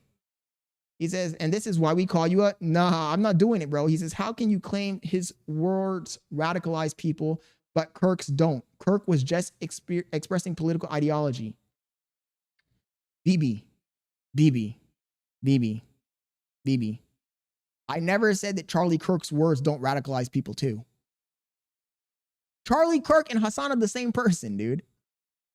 They're literally the same person. They're just on different sides of the coin. Hasan annoys me a little bit more because he's clearly grifting. did, but it doesn't seem like it. Oh my God. That was. And also, if you tally up the correct takes from the incorrect takes, I feel like Charlie Kirk has more points on his side than Hasan. Devastating. Holy shit. I don't know what to say. Oh my Lord. Oh, Jesus Christ. Holy America is so absolutely do not watch the video. You just realized America's fried? Do not. Like, the reason why I watched it is because I wanted to see, the reason why I watched it is because I had to confirm whether or not this was a real incident. I'm telling you, avoid it. It is one of the most fucked up things you could. He says, do you think What is a Woman is a great take? Are you crazy? BB, are you insane? It is a good take. What is a Woman is a fucking amazing take. What are you talking about? What are you talking? For hundreds of thousands of years, a woman has been the person who can birth a child, bro. Or who has the capability of birthing a child, or who was born with the female reproductive organs. What are you talking about, bro? What is a woman? He thinks that woman, what you think that what is a woman is controversial? Do you really think that what is a woman is controversial to you? You have to be a troll, bro. There's no way. There's no way that you're not a troll. There's no way. Rob says, hell no. When has Hasan went outside and said his opinion? I guess you're right. Got him. Rob got him. Got him. Rob got him. Got him. Rob got him. Hasan doesn't go outside. You're right. Hasan is a keyboard warrior just like me. I admit it. I am low-key kind of a keyboard warrior. I say my stuff in the privacy of my house.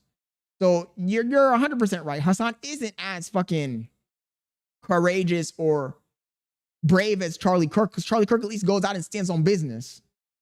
Possibly see. I mean, look, I cover Israel's genocide every day. I see charred children. I see children carrying their dead parents in trash bags to the hospital every day. It still is a little different, at least from my perspective, I think, because this is a person who does what I do, but on the opposing side, I was supposed to debate him at Dartmouth University 15 days from now in a public event, in a public setting. I go out to public settings like this all the time. So there's a level of closeness in that regard because of the nature of what I do. I mean, look, I have a policy right there. You know what? Hasan is worried right now because he's thinking to himself, fuck me. I got myself into a situation here. That's what he's thinking. Because he already knows that if it comes out that the shooter was left wing, or they don't find the shooter at all and people are just going to assume it's left wing, Hasan already knows his name's on a list somewhere. There's going to be some psychopath thinking about, oh, I'm going to take this guy out. We got to get this guy to get even. So he already knows. He's probably fearing for his life right now. Hasan is probably clenching his asshole so fucking tight. He's about to fucking turn up inside. He's about to turn inside out. He's about to turn inside out, chat.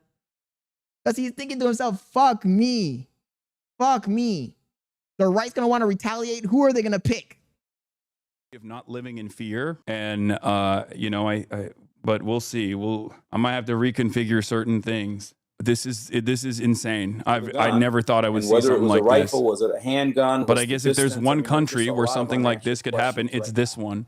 I'm like, this is obviously always a fear, especially in the United States of America. There is not. I mean, I don't know what the fuck to say, dude. I don't know what the fuck to say other than America is an incredibly violent country, and it's getting even more violent every day.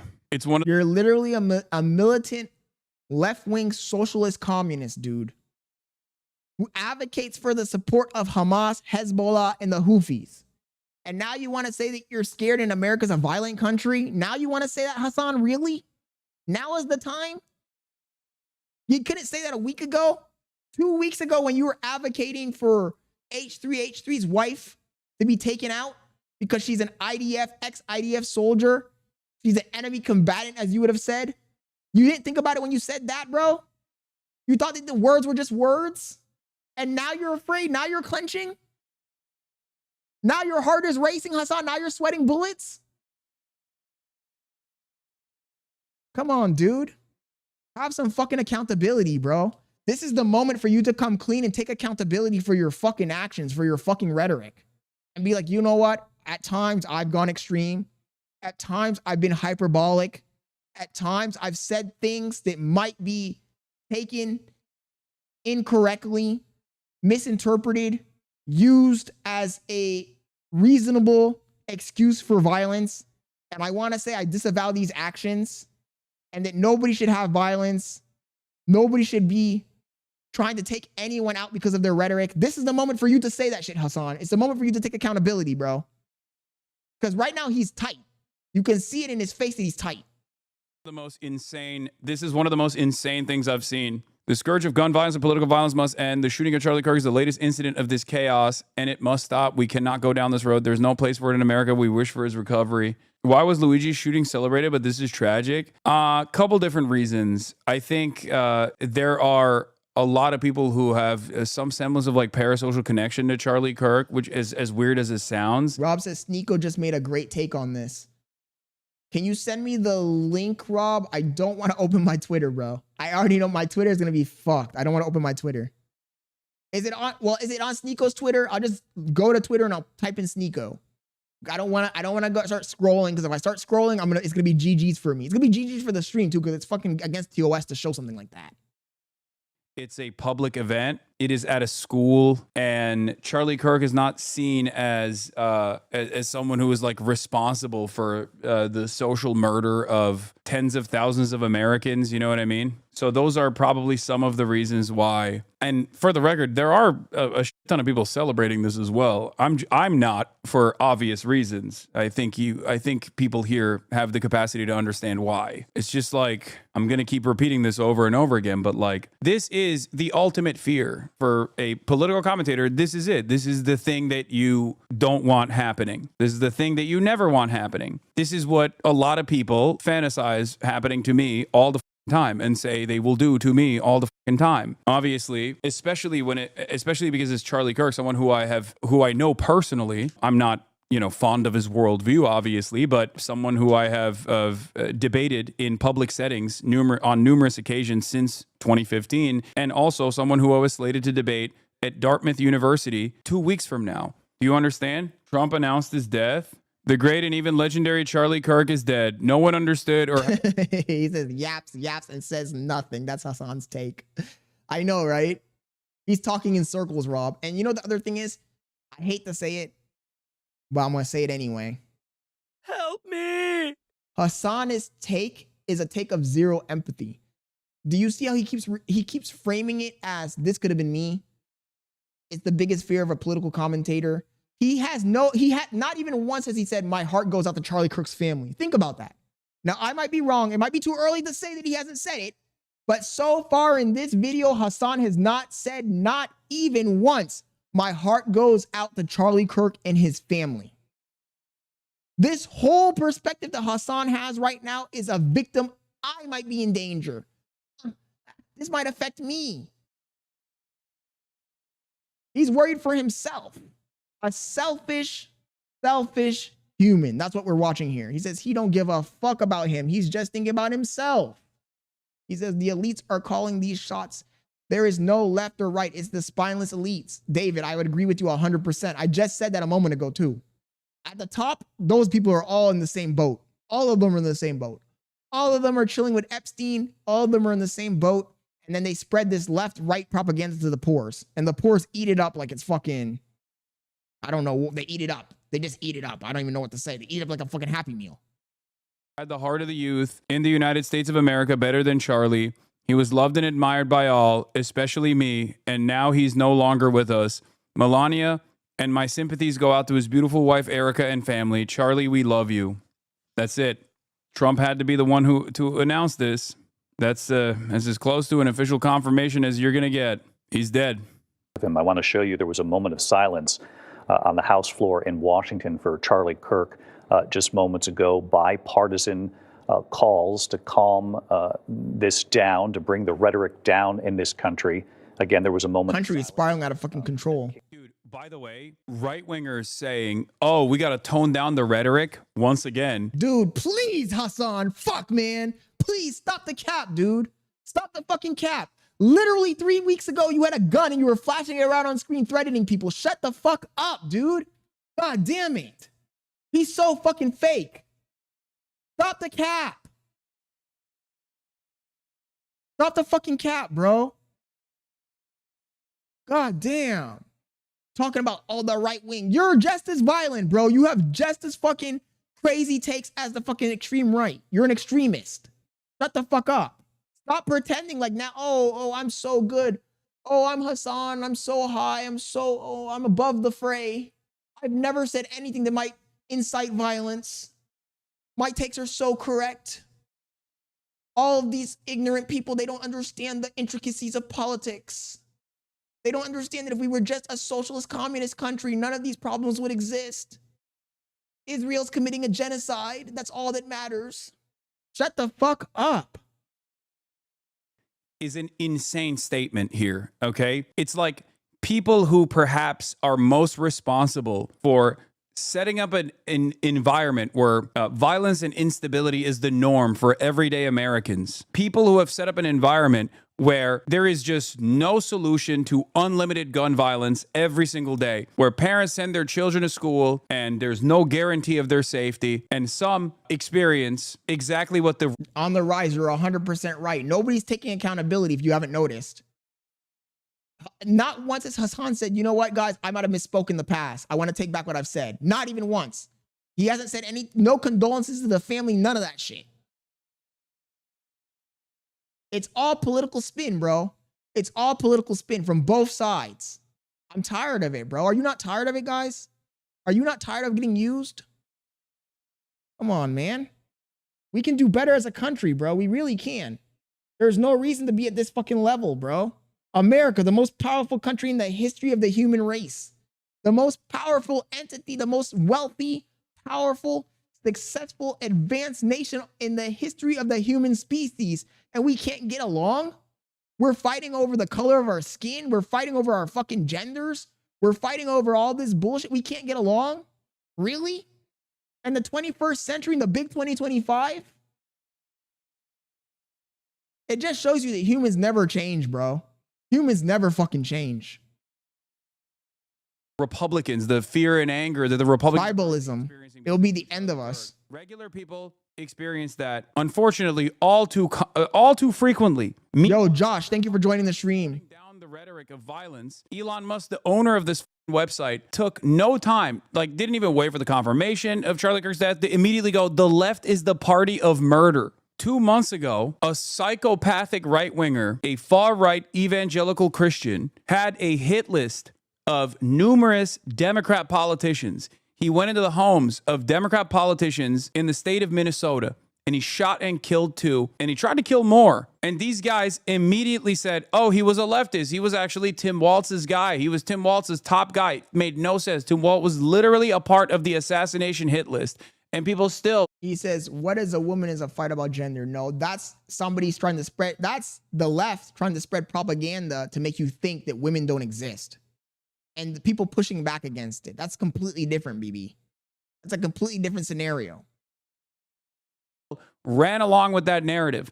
There's no confirmation of the shooter's ideological background or whatever. None of that. But it doesn't stop these demons from immediately saying, oh, it's the left that's doing this. It's the left that's doing this. It must be a leftist that did this. So spare me the fucking bullshit about toning down the rhetoric when this is the common meta. It's so ridiculous, man. Yeah, there was just a story about an American-Israeli sniper admitting to killing multiple civilians in Gaza and no one cared. Yeah, dude from Naperville, Illinois flew out. Now he's pointing out all of the bad the right has done. Oh man, dude, this doesn't end good, bro. This never ends good.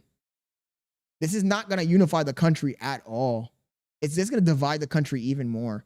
He says, haha, the left, of course it's different because you say so. You don't want to get along. You want everyone to agree with you.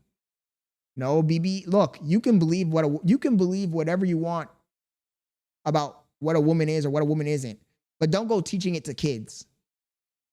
Don't go teaching it to kids. I think that most people are going to agree with me. Don't go teaching it to kids. You can believe whatever absurd, ridiculous statements you want to believe in the privacy of your home, but don't go and try and make it school curriculum. That's why it's getting pushed back. That's a completely different scenario, bro. Had his family fundraise so he could get weapons to kill children.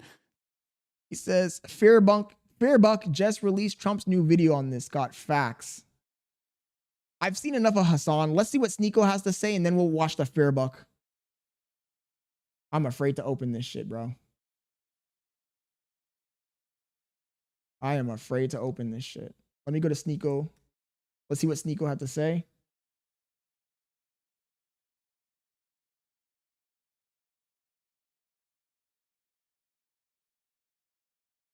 Oh, he was live. There's no clips of it yet then?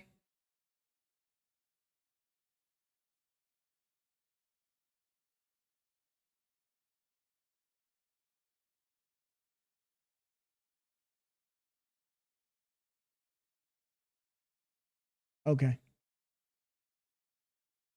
Nico updates.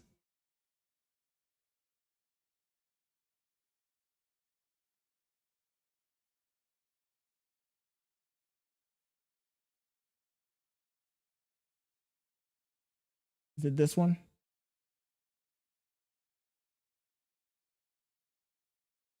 Oh, it's this one. Okay. Affected, as I'm sure most of you were by the news today.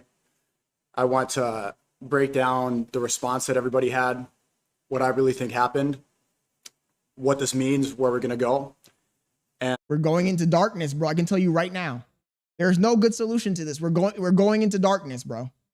And try to get to some sort of consensus right now, because inevitably things are going to get much stranger going forward. Maybe there's going to obviously be copycats. Angry. I've seen celebrations of his death from people on the left. I've seen celebrations of his death from people that disagreed with him on the Israel-Palestine issue. Right now, they're still trying to find out who the shooter was. And I'm going to tell you what I think, what this means politically, and who I think was behind this, and maybe try to reflect. And this is a pivotal moment going forward. This is a dramatic moment in America's history, and there's no point in trying to minimize what this really means. This is monumental. And I've been very critical of Charlie Kirk. I even spoke about him last night. I disagree with him about a lot of things. But before we get into everything now, obviously I see you guys long live love speech. I think it's very important that in times like this, we do spread love speech and we try to remember the value of human life.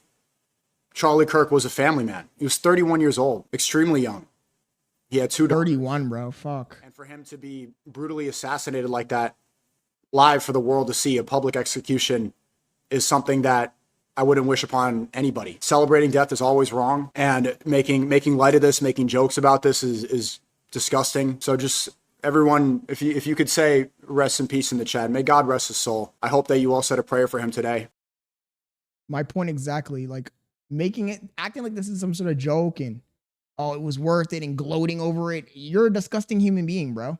If that's your take, if your take is, oh, well, he deserved it, or oh, he had it coming, and you're gloating over it, you're a horrible human being. Don't lie to yourself. Don't pretend to yourself that, oh, just because you fight back against the Israel's occupation of Palestine, you're a good person and you can do whatever. Like, no, you're a bad human being. You got bad takes. You need reform. Dumb as hell. Smooth brain fucking take. To my great fellow Americans, I am filled with grief and anger at the heinous assassination of Charlie Kirk on a college campus in Utah. Charlie inspired millions, and tonight, all who knew him and loved him are united in shock and horror.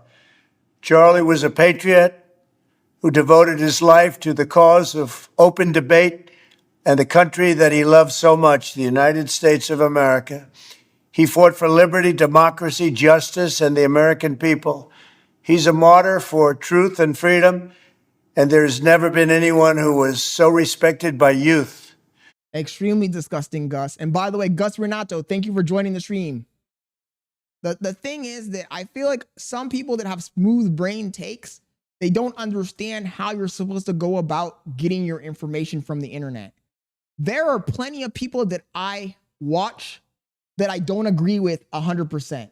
You're supposed to have enough critical thinking skills that you can watch a content creator, a political commentator, a reporter, a news event, and pick out the things that you agree with and the things that you don't agree with.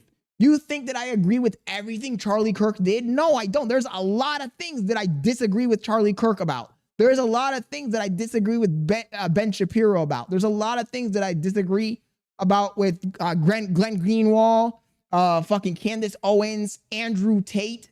There's a lot of things that I agree with HasanAbi with. There's a lot of things I agree with Destiny about. There's a lot of things I agree with Vosh about. There's a lot of things I agree with fucking the left and the right. You need to have enough critical thinking skills to listen to both sides and decide what things you agree and what things you don't. And you don't need to agree 100% with a person. You don't.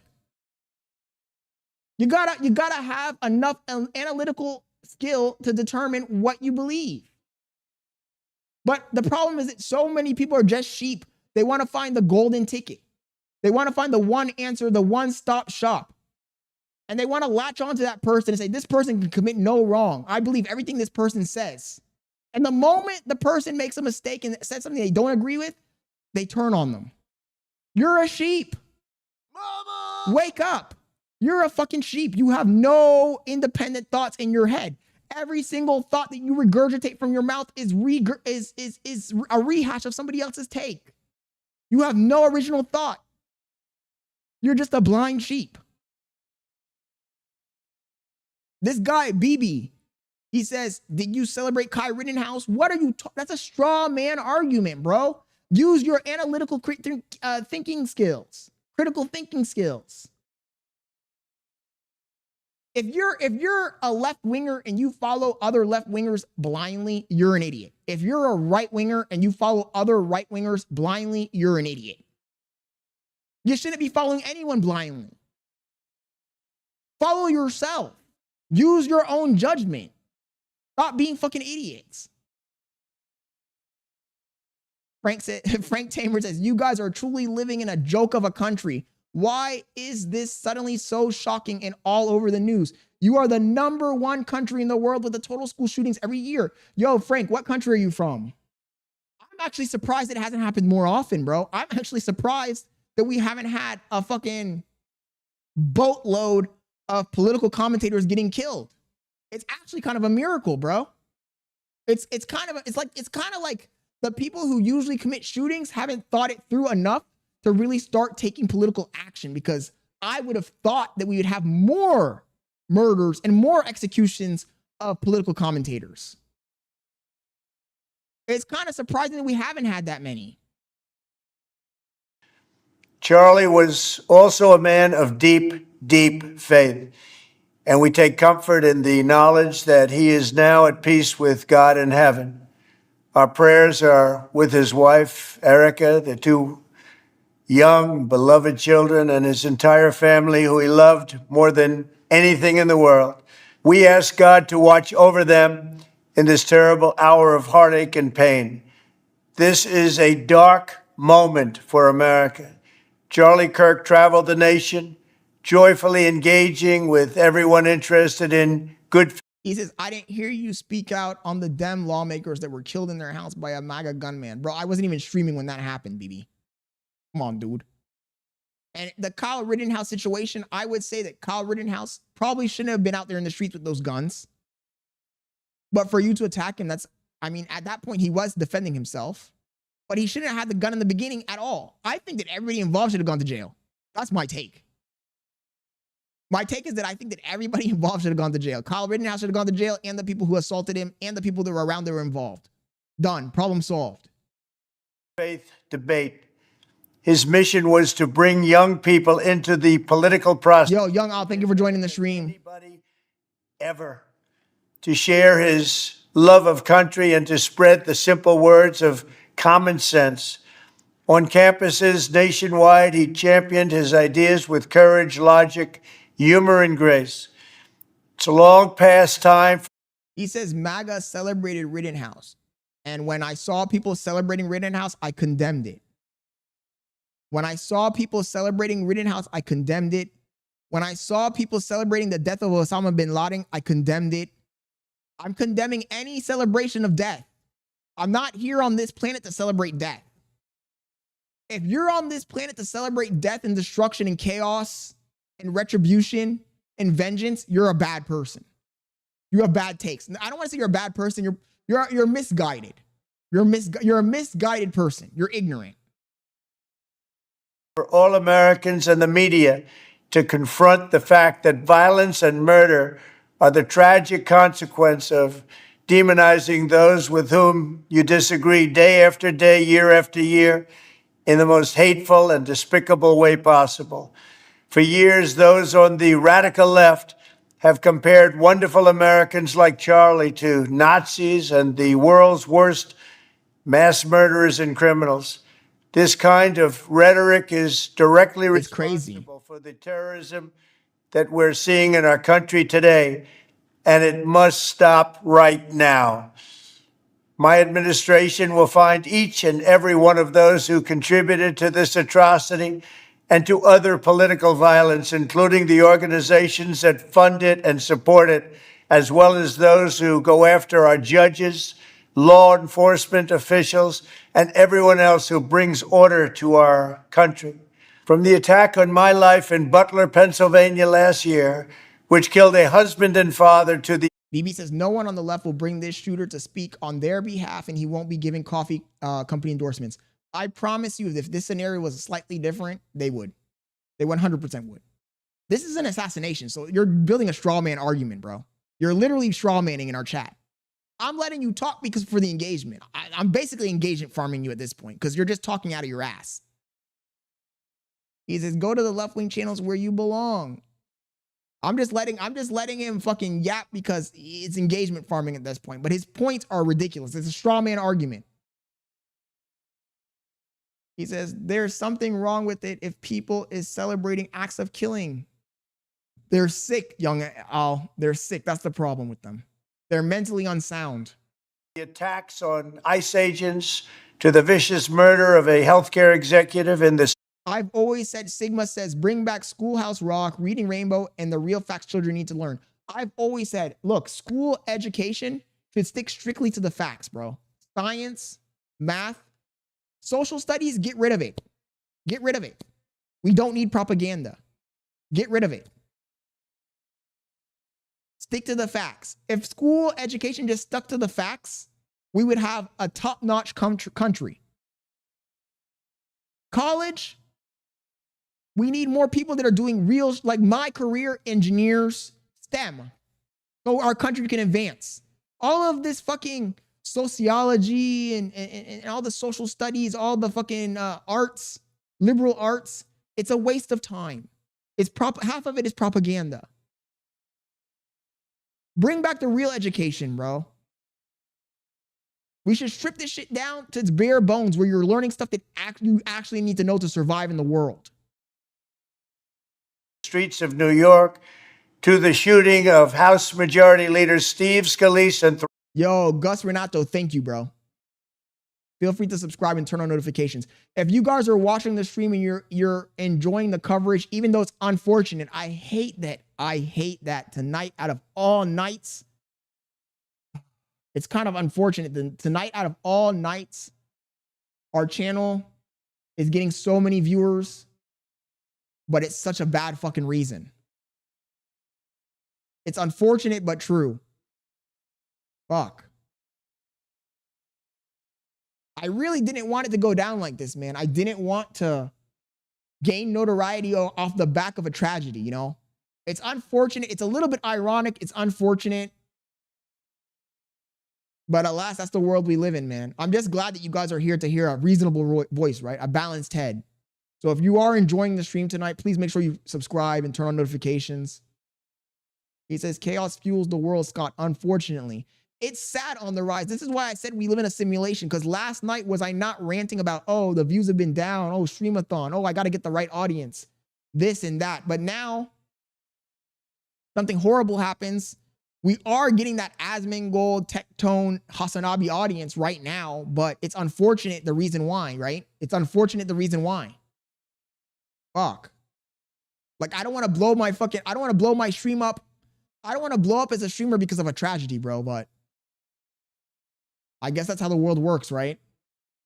Kind of fucking crazy. Kind of ironic because we were speaking about this yesterday. 3 others. Radical left political violence has hurt too many innocent people and taken too many lives. Tonight, I ask all Americans to commit themselves to the American values for which Charlie Kirk lived and died, the values of free speech, citizenship, the rule of law, and the patriotic devotion and love of God. Charlie was the best of America, and the monster who attacked him was attacking our whole country. And the guy who attacked Charlie Kirk was literally attacking freedom of speech, 100%. Assassin tried to silence him with a bullet, but he failed because together we will ensure that his voice, his message, and his legacy will live on for countless generations to come. Today, because of this heinous act, Charlie's voice has become bigger and grander than ever before, and it's not even close. May God bless his memory. May God watch over his family. And may God bless the United States of America. Thank you. Chat. I don't know what to say, bro. Let me close my Twitter. I don't want to fucking start scrolling on this bitch. I don't know what to say. All I can say is it's an unfortunate turn of events. You know? Bad and unfortunate. And the thing is that have they caught the guy yet? Oh, Tectone dropped a video. Hey guys, sorry about the Let's see what Tectone has to say. But I just have a lot of thoughts about what's going on in the world right now. You know, I got a chest and sternum tattoo today for 4.5 hours, and I thought that was going to be the most pain that I felt today. And then, well, in case you didn't check the news or Twitter, or God forbid you check Blue Sky, Charlie Kirk was assassinated live in front of hundreds of people with a bullet to the neck for about 25 minutes. People thought there might be a chance of him surviving. Anybody who saw the footage. He says, if you need more updates, Fairbuck has been keeping it real, Scott. We'll check. Can you do me a favor, Rob? Can you quickly scroll through Fearbuck's feed and just let me know? Make sure that the original clip of the actual assassination is not in there. That's my only fear, bro. I really don't want to fucking see this video, bro. Would know. That was definitely not going to be the case. Recommend you not look into it if you're squeamish. We've seen a lot of death lately, whether that be the multiple white... He says, no matter what the skin color, we all see the same skin color. The thing I've always said, Sigma, is, look, I've had, in the last few days, I made a few videos about race, right? I made quite a few videos about race, actually. And for the people who don't know, I grew up overseas. En verdad, yo soy latino y viví en Panamá casi toda mi vida. Hablo español, soy latino. Y yo nunca he vivido en un país con racismo. I've never lived in a country with true racism. So for me, I've made a lot of videos about race lately because I want to bring a new perspective on race. Just to open the minds of people that live kind of like in a bottle, right? In a bottleneck. Give my perspective as an outsider when it comes to race. And I've said many times that I've never really understood the construct, not the construct, because I don't want to say it's a construct because it's not a construct. You got physical differences. It's not a construct. But I've never understood why people are prejudiced against other people just solely based on their race. Because I feel like it's a very ignorant, primitive standpoint to judge someone just by how they look. Just because this person has more pigmentation in their skin than me, I'm gonna persecute them. You know? I've always thought it's a silly concept because the reason you look different is just biological adaptations to your environment. Just like if you get a dog that lives in the northern hemisphere, it's going to have thick fur to protect itself from the cold. And if you get a dog that lives in Africa in the desert, it's going to have thin skins to perspirate more so it doesn't overheat. Now, should we advocate for dog racism? Oh, the long-haired dogs against the short-haired dogs? No. And when it comes down to it, human beings are the same way. Niggas that stayed in Africa, they adapted to be in an arid climate. Homies that went to the north, they adapted to living in caves and stuff to protect themselves from the cold. And for you to be like, oh, this person is below me because he looks different is like ridiculous. It's just low IQ, smooth brain take. I've always thought that it's just a low IQ, smooth brain take. And I think that a lot of the times the reason why people latch on to racism is because they don't have anything else going on in their life. They're not successful. They're not exciting. They don't have girls and they don't have any type of success. So they latch onto their race because it makes them feel better about themselves. But I think overall, it's a stupid concept. It's an actually ignorant, stupid concept. He says, so do you think it's okay if people who have certain technology to be silent because it will affect people like big oil or big tech companies? No, I don't. I think that that's also fucking ridiculous. It's ridiculous, but you can't really stop them if they have all the power and all the money, right? What I don't like is when the big companies, the big oil companies buy tech and then they don't ever use it. They buy tech just to silence it. I think that's ridiculous. But that goes more to an economical situation than a social situation, you know? I just don't understand how general, normal, average people, not companies, not corporations, just independent people have this fucking mindset. Oh, I hate this person because they look different from me. And then, well, I guess it goes back to what I always say. Human beings are trying to find a simple solution to everything. They want to categorize everything. They want to make everything black and white and be in neat containers. But the truth is you can't put everything in neat containers. Not all white people are the same. Not all black people are the same. Not all Asians are the same. Not all indigenous people are the same. Not all Indians are the same. Every single person can be different. And for you to look at somebody and judge them right off the bat, it's crazy. It's ridiculous.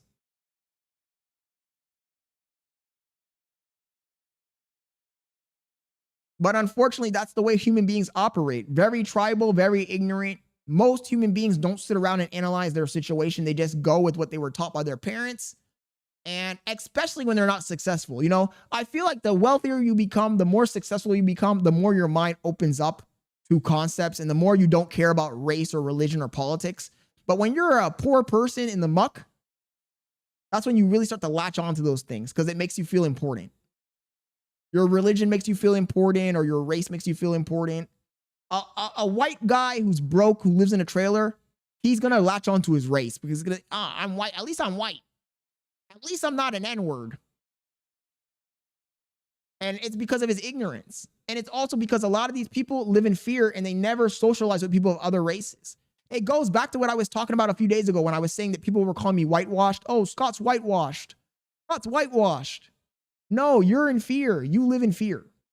You're afraid to be your true self. You're afraid to expand your horizons. You're afraid to think out of the box.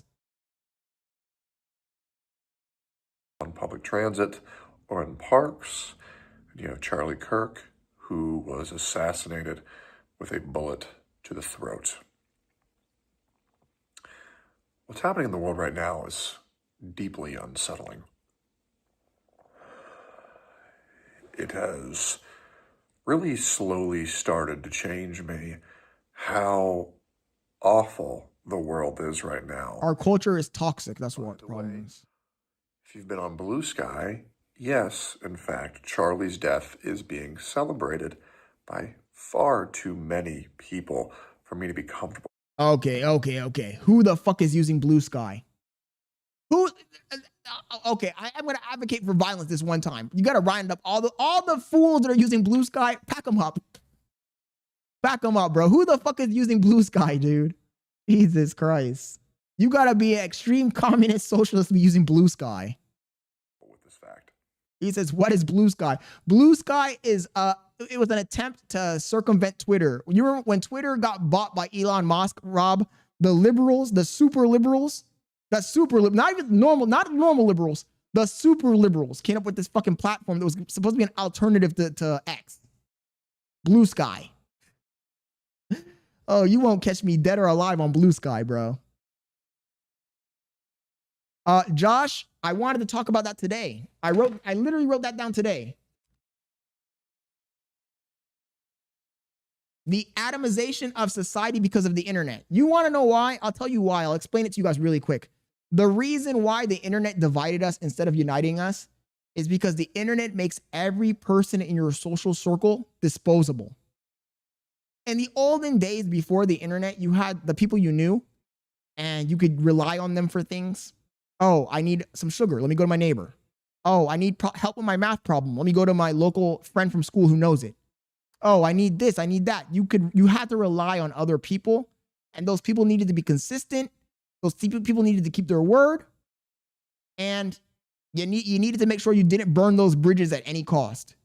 But the internet gives you the ability to burn all of your bridges, and it doesn't matter. Oh, I broke my leg. I can't go to the store to get my groceries. Let me just go on the internet and order them and have them delivered to my house. Oh, I'm stuck on this math problem at my homework at school. I can't figure it out. Let me go on the internet and find the solution. Oh, I met this girl that I like, but you know what? I swipe on Tinder. I find another girl. Let me go to her. It makes every single person disposable.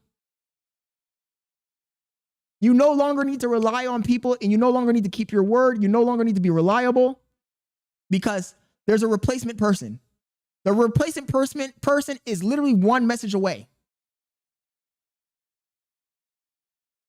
He says that's antisocial. Exactly, it is antisocial. It destroyed the tribe. It destroyed the tribe, Rob. The same scenario that we complain about when it comes to women, like, oh, women be ghosting people because they have so many options. If they meet a guy they like today, they can just hook up with him and then delete him and meet another guy the next day that's exactly the same as the guy they just met. It doesn't matter. The guys are disposable. That same scenario applies to everything. It doesn't just apply to women. It applies to everything. In olden days, in the ancient times, if you needed a fucking plumber, you had your local plumber, you had your local butcher. You had to stay on good terms with these people because you didn't want to burn the bridge. But in the big 2025, who gives a fuck? Oh man, my local plumber, fuck him. Local restaurants, franchises, bro. We don't need anything. We don't need anyone. We're independent. We're atomized.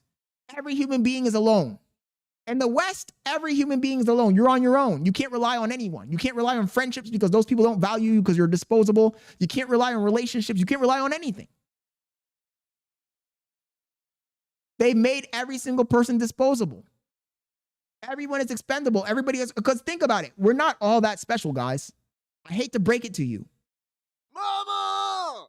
I hate to break it to you, but we're not all that special. I am not that unique. There's probably millions of people just like me, talk like me, have the same takes as me, know the same stuff I know. I'm not that special. Look like me, maybe even sound like me. And with the internet, if you're persistent enough, you can find another me. There's millions of me's and there's millions of yous. He says, shake my head, man died and y'all using him for views. He says, definitely not sound like you. No, there's definitely people that can sound like me, Juan. There's definitely. I guarantee you, if we could search the entire population of the United States, I guarantee we could find a person who looks like me, sounds like me, has the same takes as me. They might even came from Panama and moved to America just like me. I'm not that special, bro. Just statistically alone, I'm not that special. He said royalty would disagree with you. Kai is special to him.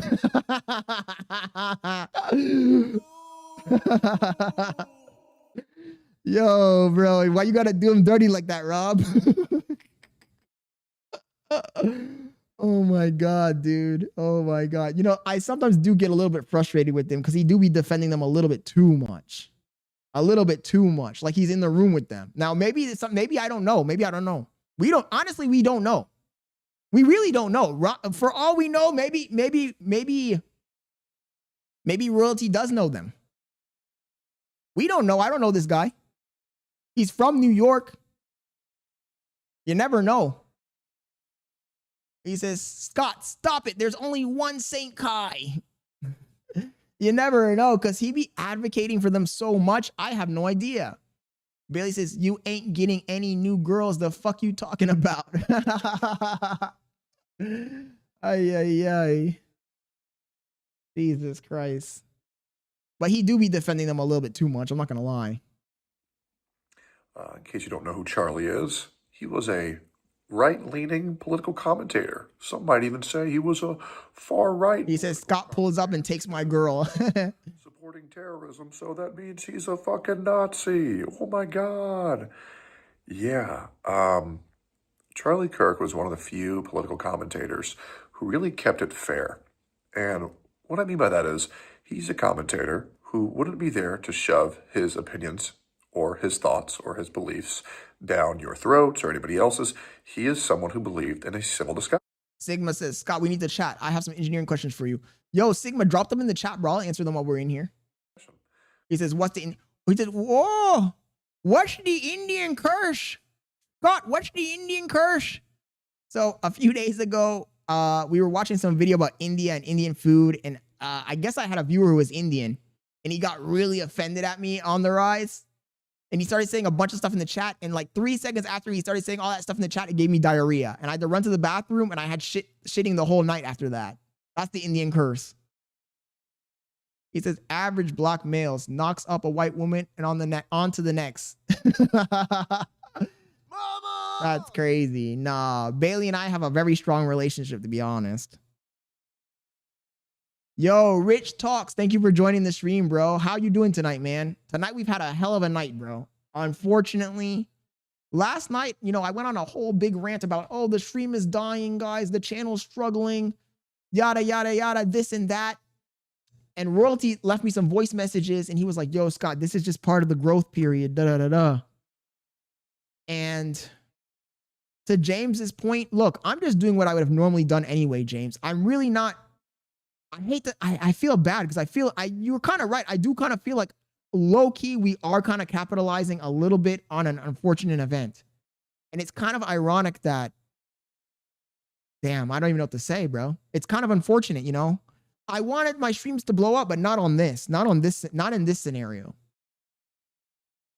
Where he would sit down with a peer, where he'd sit down with someone in opposition to him. Regardless of your viewpoint, he was very much down. He says, it's your job to cover the news? From Charlie Kirk recently, where I watched his debate and discussion upon gun safety. And it's very nice to see someone who was willing to put aside their political belief differences. You know what, Rob? You made a good point earlier, though. HasanAbi, he would never sit down on a college campus and go one by one with the students, bro. Correct me if I'm wrong, guys. Honestly, keep me honest here because I don't know. Has HasanAbi ever done like a one-on-one like that where he sits down with students and he has them ask him questions and he answers the questions? I'm not talking about a little 5-minute Q&A. I mean like an actual sit down with just students like Charlie Kirk does. Because I don't think I've ever seen Hasan do that. I've never seen Hasan do that. I've never seen Destiny do that. They just armchair debate from their house, from the comfort of their room.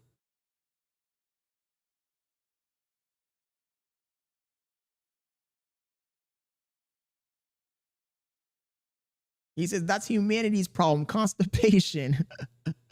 He says, nope, I've never seen him do anything like that. Yeah, exactly. I've never seen him do it either. I'm trying to think back. I'm really trying to think back. Have I ever seen HasanAbi sit down in a public environment and ask people questions with no rehearsal, no script, no nothing, just off the cuff debating? Never seen him do it. But then again, he's really bad at debating, Rob. He's really bad at debating. Every time I've seen HasanAbi debate, it's been a disaster. Have you seen it when he's on CNN or on Fox? Disaster. I've never seen him have like a really good faith argument with someone where he debated, sat down, listened to them, was reasonable. In fact, I would say that every time I've seen him debating, he starts to troll. When he's in his house talking like how I'm doing now on his stream, he does have like his own points that he brings up, his talking points, I guess. But when he's in a debate, his debating style is all over the place. And he starts to troll when he's losing. Even Sneeko, I've seen Sneeko sit down with people and do interviews and debates. He says they pick what words to read in the chat and make up words, what the chat says to fit his narrative. Exactly, yeah. He does do that. I mean, but that's a trick that even I've done once in a while, Rob. If the chat is moving slow, I'll also pretend like somebody sent me a message and be like, oh, what? No, I didn't just rob the bank yesterday. What are you talking about? And like make up, like, because that's a trick. When the chat is not going in the direction you want, you can do that. But Hasan does lean into all these fucking tricks. Sigma says, I don't see colors. That's my issue. I always see human race.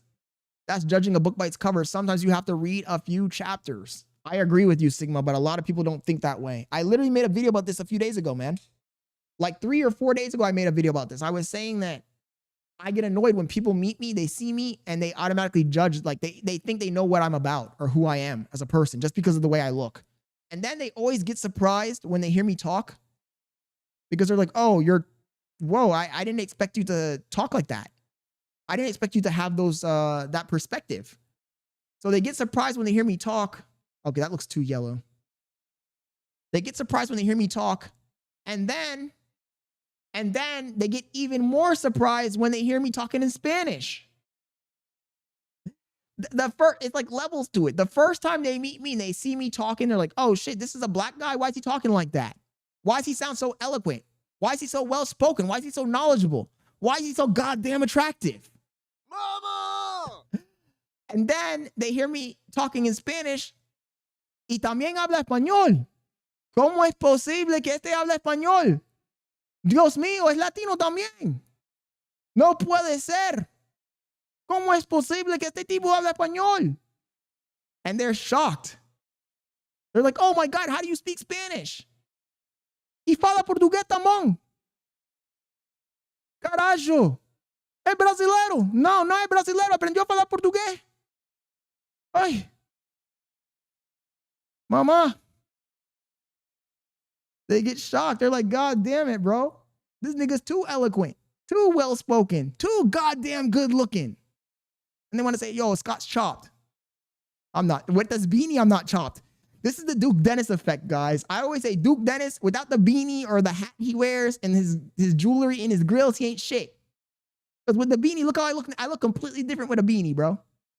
Maybe I should go to Turkey and get that hair transplant. And just talk to people as people and come to It's okay, buddy. Of why you believe this, why I believe that, and maybe we can meet somewhere in the middle, or maybe we'll stay on opposing sides. Regardless, they were just there to present their beliefs. I believe the first talk on what he was doing at the college campus, which they're calling a school shooting, by the way. It's not a school shooting. If you call it a school shooting, you're a retard. Okay, I already see what Tectone is just going to talk his talk. I'm going to go to the next video. Let's see what else is going on in the world, chat. You know, I wanted to cover the Poland-Russian situation. Poland-Russian situation. But at this point, I'm like, nah, what's the point of covering that tonight? What else is going on in the world, bro? Everybody's talking about this, chat. I think we've talked a lot about it. Damn, even Ciro's dropped a video, bro.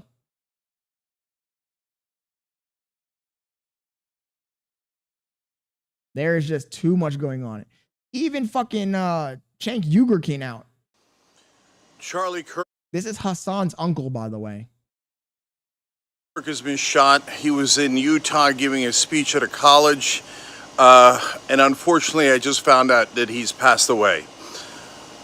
It is beyond tragic. It's disgusting. It's terrible.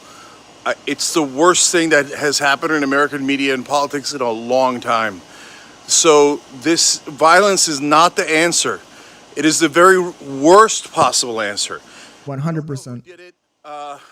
Did they even catch the fucking guy? That's the crazy. Did they even catch the fucking guy?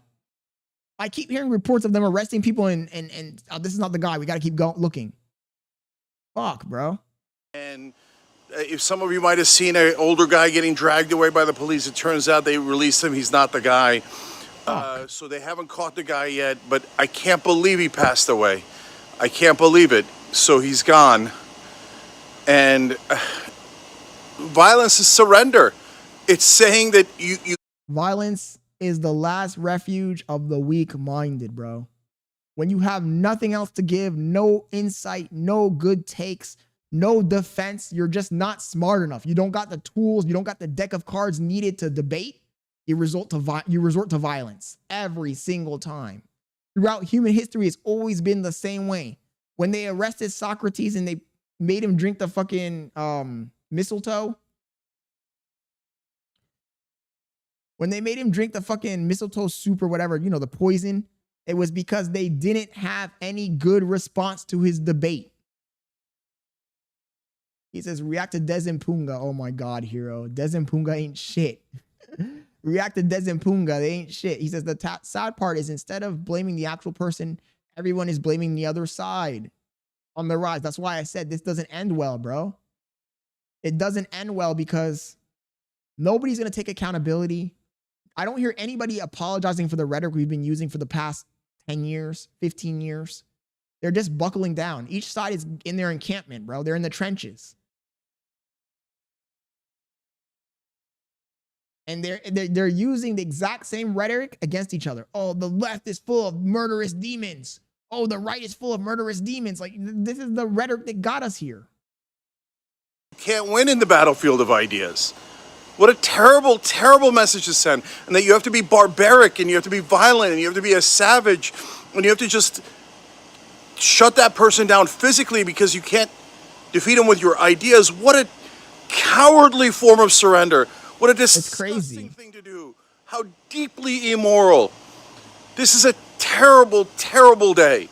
He says, you got your papers, boy. Because so not only do I know Charlie, and you could say, hey, he said bad things in the past. Who cares? That's not the point today, okay? It doesn't matter what people said. You never do violence. Never. That's the exact opposite of being a progressive. It makes no sense at all. Go tell HasanAbi that, Cenk. Uncle Cenk. Go tell HasanAbi that. Go tell your nephew that, bro. Because apparently he doesn't understand that message. We're against violence. If you do violence, you're not one of us. You're disgusting, you're immoral, and you're deeply counterproductive. Anytime one side does violence, it makes everyone else hate them, rightfully so. So none of our side should ever, ever do that. I love how as soon as I dropped the Cenk Uyghur, the views dropped dramatically. Like, nigga, you guys are not understanding what Scott Leonard is all about. You got to listen to both sides, bro. I don't agree with everything that Cenk says. I really don't. But in this topic right now, at this moment, he's making valid points. You can't take that away from him. He says, react to Discord or Twitter, little bro.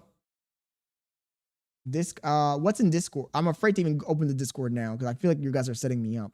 Plus, he's a human being. I met him and his wife behind the scenes, etc. They're human beings no matter how much we agree or disagree with anyone. This is just the terrible. Guys, this is going to lead to worse and worse violence. I 100%. I hope that America regains its senses and gets back. They're too far gone, bro. But this is not the way. This is terrible. He says, Billy, drop your leaks in there. Terrible. I feel awful for Charlie's family, obviously for Charlie. Stop all of the violence. This is the problem. This is not the way to solve it. So it's an absolutely tragic day, and my heart goes out to his entire family. I'm so sorry that this happened to anyone. I just can't believe it. Do you see the difference between Cenk Uygur's take and his nephew's take? Do you guys see the difference? Cenk Uyghur said, oh, I'm sorry for his family. He had empathy. HasanAbi, no empathy. No empathy. Me. I'm the center of attention here. Me. How's this going to affect me? Me. No empathy. Let me see what's in the Discord, but I'm afraid you guys always find a way to. Waxboy dropped a video, some photos in there. Nice. This is Waxboy. Where are you, bro? Where is this? Where'd you take those?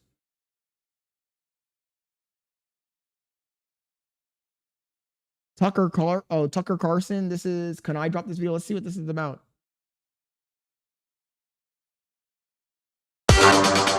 Oh, how to Save America, Mark Cuban and Tucker Carlson debate. Oh, this hasn't happened yet. Did it?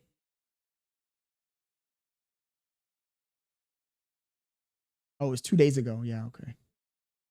He says, did you react to mine? I'm seeing right now that you dropped the All in podcast. It's a long ass video though, man. Let's see what else is in here. Oh shit. Okay, what's going on with this?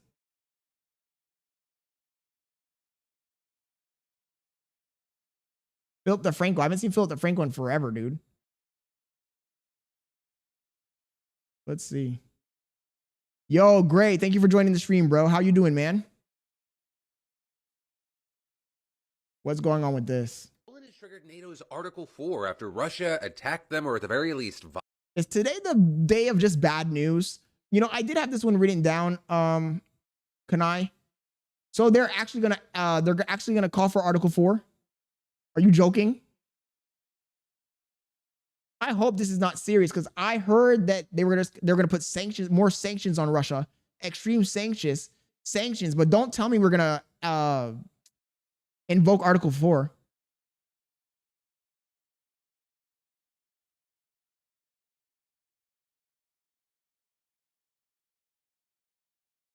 violated their airspace with 19... No way. Last night, though that number is expected to grow. And so the alliance will now consult together to determine if it's time for war with Russia. Or with it reported that wave after wave of Russian drones entered Poland. Are you serious? The Polish Air Force joined with the Dutch and Italian air forces to shoot them down. One of Russia's drones even had a home in Poland. And with all this, you had Congressman Joe Wilson saying Russia is attacking NATO ally Poland with Iranian drones. This is an act of war. You had the German foreign minister saying today that Russia has escalated and they are not ready for diplomacy, so NATO will have to give a strong response. They also said that Russia did this intentionally. Right in the... Is Russia stupid? Guys, how many times have I said this? If you have enemies, never give your enemies fuel to use against you. Why the fuck would Russia do this, bro? Are they stupid? Now it's going to drag us into war. If they are actually invocating Article 4, we're fucked. Highlight of last night, if there is any, is that it was 2 a.m. in Poland and NATO immediately sprung into action. Where the Dutch immediately got to Poland, the Italians as well, and then the Germans and French arrived almost instantly. But that also is, so far, there's been no mention of the U.S. even showing up. And so at the very least, NATO showed what the U.S. has to fucking show up. We can't just let the Europeans fight it alone if they're going to go to war. If they go to war, we can't just let them alone. History. But then also on the other side of this, as far as Russia, they've denied that the drones that came from Russia. But very likely more to come, so follow to stay in the loop. Well, if Russia, I don't know how I feel, but if Russia's denying it, I don't know. I don't know how to take that. You know, I thought I had a video about this earlier today. He says, my dad slow mode and showed me. Oh, I don't want to see it, Gray. Why would you watch that, dude? I'm not going to sit down here and watch that fucking video. I'm sorry. Not my cup of tea, bro. Go to my playlist. I had a video on the playlist that I wanted to react to regarding the situation here. Kamala Harris, Israel, Actually, where is it? Maybe I didn't have in the play. I thought I had a video about this in the playlist. I have Israel strike on Qatar. I think we watched this one yesterday, though. Did you guys see this video about the UAP? We'll watch this one later. Kamala Harris speaks out about Joe Biden's reckless re-election decision. I wanted to watch this one, too. It's only 1 minute long. This pissed me off, actually. Top story is breaking today. We start with Kamala Harris, writing that it was recklessness for President Biden alone to make a decision to run for re-election in her new memoir. It just shows you that these people are all full of shit. It just shows, like, oh, so you wait to write a memoir about it? Why did you not say anything publicly at the time? It shows that you're a coward. You're a coward who stands for nothing. Then you want to write a memoir about it later. Chief Washington correspondent John Carl has the latest. Good morning. It's a bunch of bullshit, man. This is a remarkable turnaround for Kamala Harris, really a mea culpa. She is saying that Democrats made a big mistake by allowing Joe Biden to make the decision himself about running for president again. I don't want to hear it. I don't want to hear it because you were the second in command. You were literally the second in command. What are you talking about? But now you want to come up with a memoir years later? This is what it just shows you. Politicians, they have no spine, chat. No fucking spine. No spine. All of them are liars. All of them are hypocrites. What she writes. This is in an excerpt out this morning in The Atlantic. It's Joe and Jill's decision. We all said that like a mantra, as if we'd been hypnotized. You were hypnotized, and you were trying to hypnotize us. This is what pisses me off about the liberals, man, and also the conservatives, both tribalism in general. Oh, we were hypnotized. I promise you, in 10 years, if we still exist on this fucking planet, because the way it's going is starting to look pretty dark. Niggas are gonna come out and be like, oh, we were all hypnotized. We were all hypnotized. I don't know what we were thinking when we said there were no genders. We were hypnotized. Shut up. You're weak, spineless people. That's what you are. You stand for nothing. Was it grace or was it recklessness? In retrospect, I think it was recklessness. The stakes were simply too high. This wasn't a choice that should have been left to an individual's ego and individual's ambition. What is remarkable, George, about this is that Kamala Harris never suggested, either publicly or privately, that Biden shouldn't run again or that he should drop out. Yeah, because she's a coward. Did that before he dropped out. Also, for the first time in this excerpt, Harris expresses deep resentment towards the Biden White House. She says the president's advisors fed negative stories about her in the press. Oh, boo-hoo, you're the victim. From Republicans, and that they never really gave her a chance to succeed as vice president. On one point, though, she actually defends Biden. She dismisses those who say that he was incapable of serving as president. She says that at 81, Biden got tired, but that on his worst day, he was 81. Donald Trump on his best day. Shut up, bro. The tribalism is... She thinks she's going to get points doing this? That's, you know, everything they do is calculated, chat. The whole reason she even announced this and dropped the memoir is because they can see the ratings. They can see the polls, Biden's favorability as a president. And that's the reason why they're doing it. Because she thinks she can get political points doing this. You're not getting any political points. It shows us that your judgment is weak. You lack judgment. You lack the ability to stand for something, to stand on business. You'll do whatever you're told. That's basically what the takeaway is here. The takeaway here is that Kamala Harris and the top echelon of the Democratic Party will do whatever they're told. They'll do whatever they're told. The emperor has no clothes and they ignore it. As long as it benefits them in the short term, they don't care. Then you want to come out years later and say, oh my God, we were tricked. We were mesmerized. We were hypnotized. Shut up. That's excuses and bullshit. Shut up. Shut up. I'm so sick of it, bro. At some point in life, guys, you get old enough that you're just fed up, man. He says, Scott, have you ever seen a straight shaft alternator? It's on my channel. I have created this for eVTOLs without a transmission. Oh, I'm a software engineer, Sigma. I'm not a mechanical engineer. I wish I was. You know, I bought a, what is it called? An Arduino board. And I was trying to learn how to like solder and do all that kind of stuff, but I just didn't have time. I'm a software engineer. I would like to go back and like try and learn some stuff, but I just haven't had time. The North Atlantic Council met this morning and discussed the situation in light of Poland's request for consultations under Article 4 of the Washington Treaty. Allies expressed solidarity with Poland and denounced Russia's reckless behavior. A full assessment of the incident is ongoing. What is clear is that the violation last night is not an isolated incident. What exactly happened, though? I don't know all the information here, chat. Did Russia just fly drones over the Poland airspace, or did they actually attack something? And if they did attack something, what are we going to do? If they really are invocating Article 4, we can't let the Europeans go at it by themselves. If we do that, then all credibility for the word of the American people, the word of the American nation, falls through the cracks. He says flew over and some of them crashed. If we let Russia attack Europe and we don't stand on business, we don't back up NATO, we don't stand on our word, America's done. All of our allies will flee because we're not holding up our end of the bargain. Yo, Royalty, thank you for joining the stream, bro. The Supreme Allied Commander will continue to actively manage our deterrence and defense posture along the entire eastern flank. He says, I'm a super mod. I see everything. Defend every inch of Allied territory. We will closely monitor the situation along our eastern flank. Our air defenses continually at the ready. But then, Kanai, Russia says that it wasn't them. They're denying it. And technically, I mean, I hate to say it, but couldn't it be a false flag operation too? The Ukrainians could get access to some Russian drones, buy that shit in the black market, fly it over Poland, cause an international incident, rile up the allies to fight against Russia on their behalf. Nowadays, you can't believe anything, bro. Because I feel like I can't really trust the Ukrainians either, bro. Like, are you saying you're 100% sure that the Ukrainians wouldn't do something like that?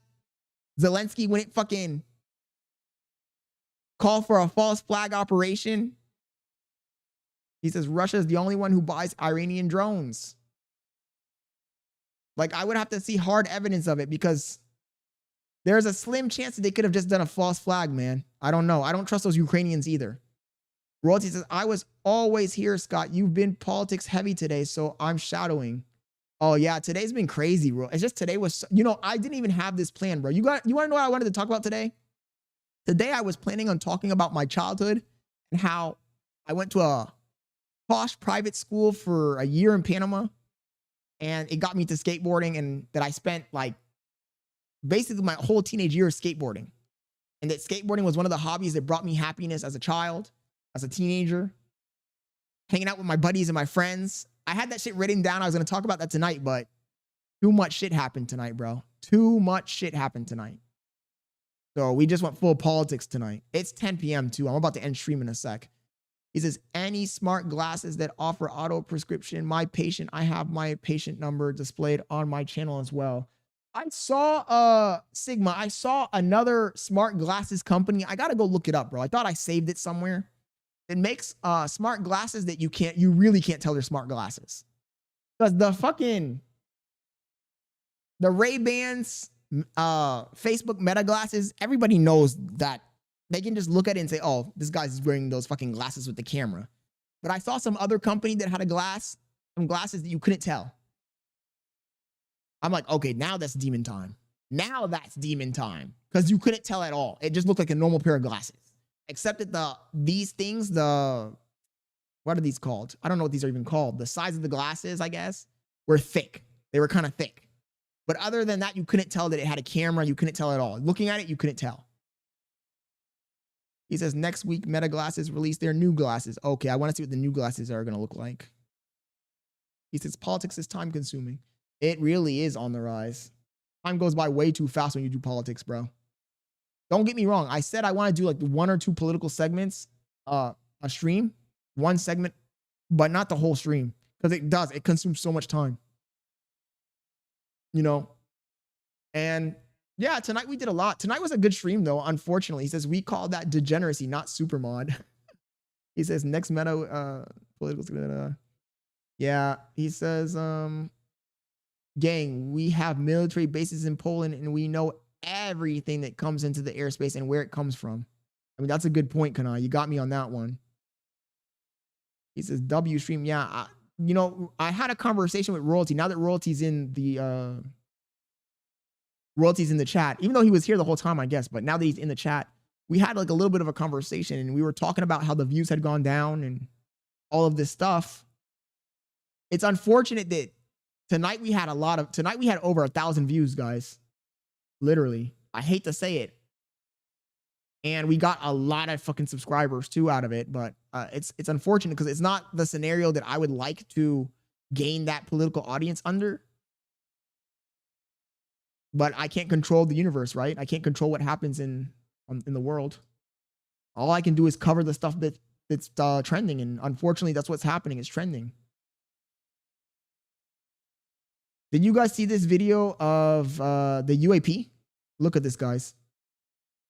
This morning, a striking new video taken in 2024 off the coast of Yemen. A U.S. MQ-9 Reaper drone tracking a glowing orb as it flies over the water. Watch as a different U.S. drone fires a Hellfire missile at the orb, but the missile appears to bounce off it. The orb seems to just fly away unfazed. It was shown at a congressional hearing Tuesday on unexplained anomalous phenomena. That's the official name for UFOs. Several service members there, lawmakers asking them to react to the video. Are you aware of anything in the government, United States government arsenal that can split a Hellfire missile like this? No. Does this video scare you guys? Yes or no? What do you guys think it is? He says, I saw that, not sure what to make of it now with all the AI vids on the rise, but this one is an official video, bro. It's not like a leaked video that just showed up on the internet. Like, it's an official video. I have conflating issues. I've always thought that they were just probably American aircraft, some experimental aircraft. But now we have a little bit more proof that if they're firing on them, if their drone is firing on them, then it kind of makes me question the whole situation. Like, okay, maybe they aren't secret American aircraft. And it's a physical object because the person who's operating the drone saw it and said, let me shoot at this. Why would they engage a target if they didn't know what it was? Yes. Wiggins? Yes. Yes. All right, and we went to the Department of Defense asking for comment. A spokesperson said this: I have nothing for you. That's all they would say, and would not confirm if there was ever an incident off the coast of Yemen. Very interesting, guys. Unexplained. I can add a yes. You know, it's kind of concerning, Kanai, but I'm thinking you might be right, bro. It has to be, because it's a physical object, obviously. We've proven it's not a fucking air balloon or debris. It's moving at a decent rate. They shot at it with a missile. It broke the missile in half and just continued going on its business. They're shooting at it. So that means whoever was operating the drone also saw it and said, what the fuck is that? Let me attack it. They're attacking it. Why are they attacking it? Why would they? You know how much a missile costs? Who approved the use of firepower? I feel like there's a lot more than what we know going on this planet, bro. I hate to sound conspiratorial, but I have to say it's very fishy. Very fishy, no pun intended. Also, the fact that these UFOs always happen over the ocean, I wouldn't be surprised if, I hate to say it, but the odds of there being other planets in this galaxy universe that are mostly water, more odds that the planets that we're going to find on other systems are water more than fucking solid Earth, you know? Solid Earth, kind of unlikely, but water? How do we know there's not a planet that's just water and these niggas are just, they have a base on our fucking planet in the ocean or some shit? I've always thought that, guys. I've always thought that UFOs, they're always around water. Why are they always around water? He says they in the ocean, and that's why NASA gave up the ocean exploration and shifted to space. 100% on the rise. I've been thinking the exact same thing. The exact same thing. And I can see it. I can see the probabilities of us finding other planets that are just pure water pretty high, you know? Water seems to be pretty abundant in the universe, bro. If you have comets that are made out of ice, ice comes from a liquid water. So that means there's water.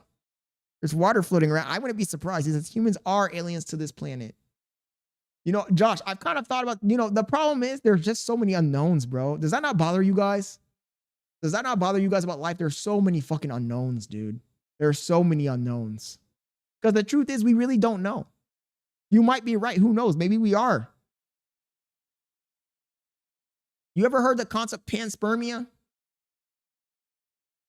There are so many different probabilities, possibilities, bro. We could be AI too. You never know. Or this could be a simulation. And what bothers me is you might never find out the truth, bro. Does that not bother you? You might never find out the truth. You might live your whole life not knowing the truth. He says, it would be crazy if it was ancient civilizations that disappeared and coming back to check on the status of Earth. I mean, it would be crazy, but it could be bad too on the rise, even if that was true. Niggas were like, oh, let's go check on our farm animals. Or let's go check on Earth and it's overpopulated. You know, there's just so many things, bro. I've always thought, though, it is kind of strange. It is kind of strange that our planet had dinosaurs and that all the dinosaurs were wiped out. All of them. Even the small dinosaurs? Because you would think, I can understand, okay, an asteroid hits the planet, it creates an ice age, and the big dinosaurs, the ones that need to consume a lot of food to survive, all die out. That makes sense. Gotcha. That makes perfect sense. But for you to say that every single dinosaur died, all of them, but then you still got alligators and crocodiles and other reptiles, but not one dinosaur survived? Not even the small ones? Not even the small dinosaurs survived?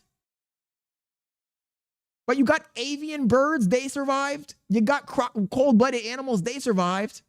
You got rodents, they survived. But no dinosaurs survived. Do you not find that ironic?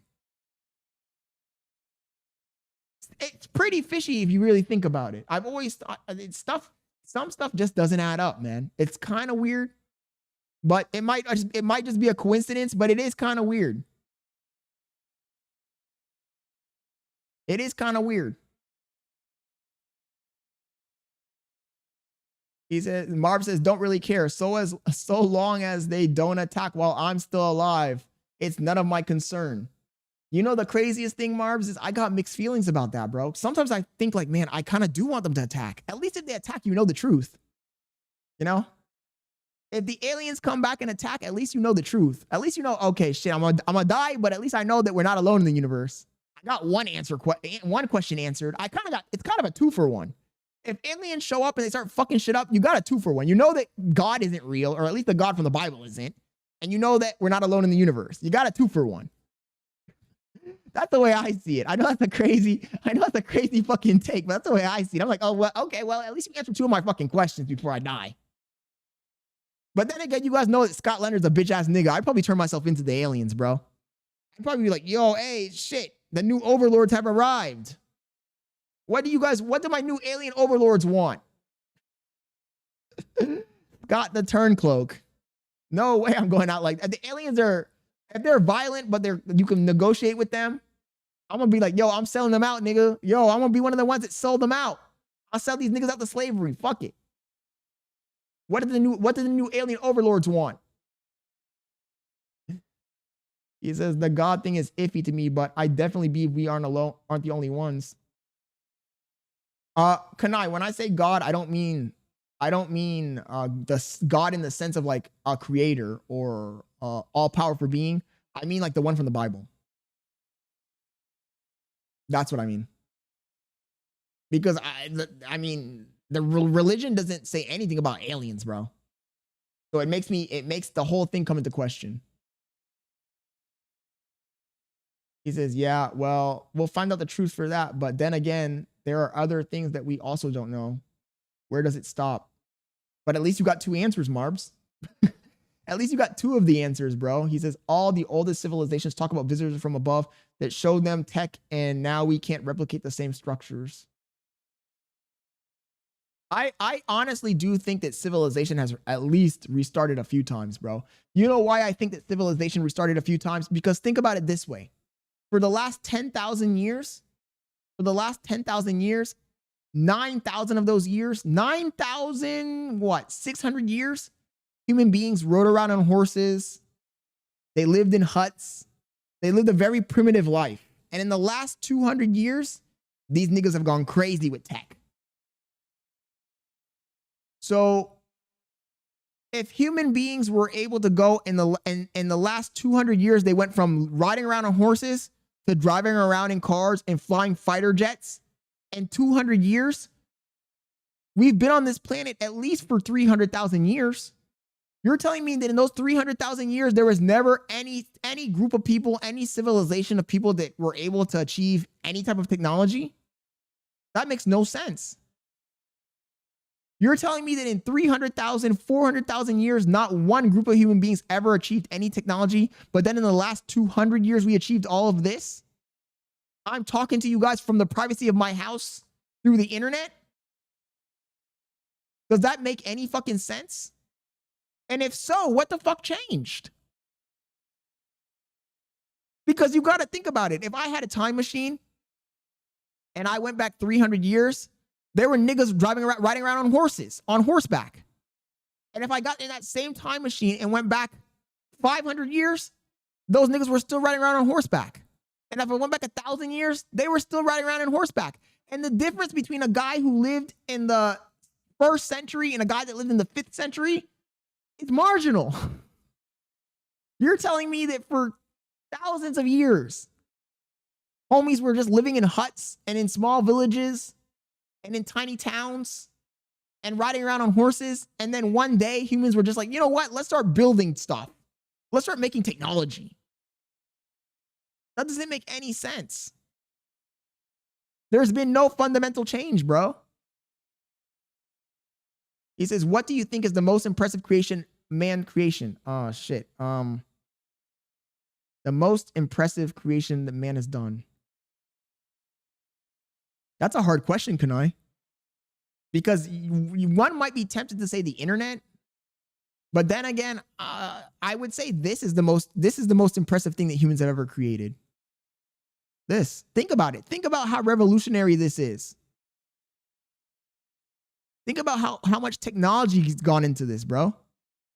Think about it. This is the culmination of all of our technology, if you really think about it.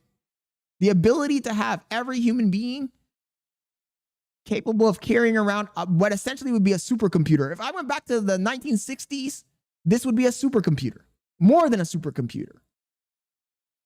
So for us all to have the ability to carry this shit around is crazy, bro.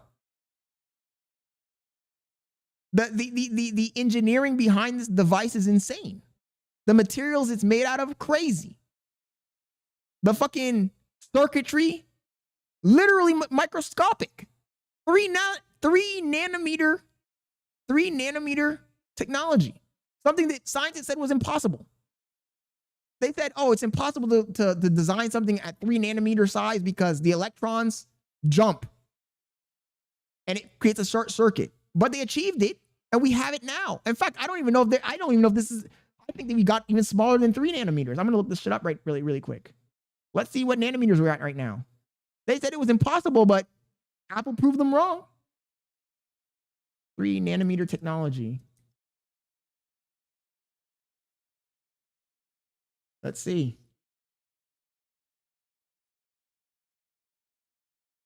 Three nanometer technology is an advanced semiconductor process node that allows for smaller, more powerful, more energy efficient chips by packing significantly more transistors into the same area compared to previous nodes. Where are we right now? Where are we right now?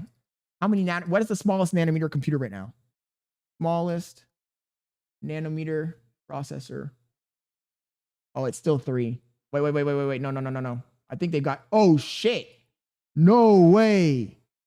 1 nanometer processor. Oh my God, dude.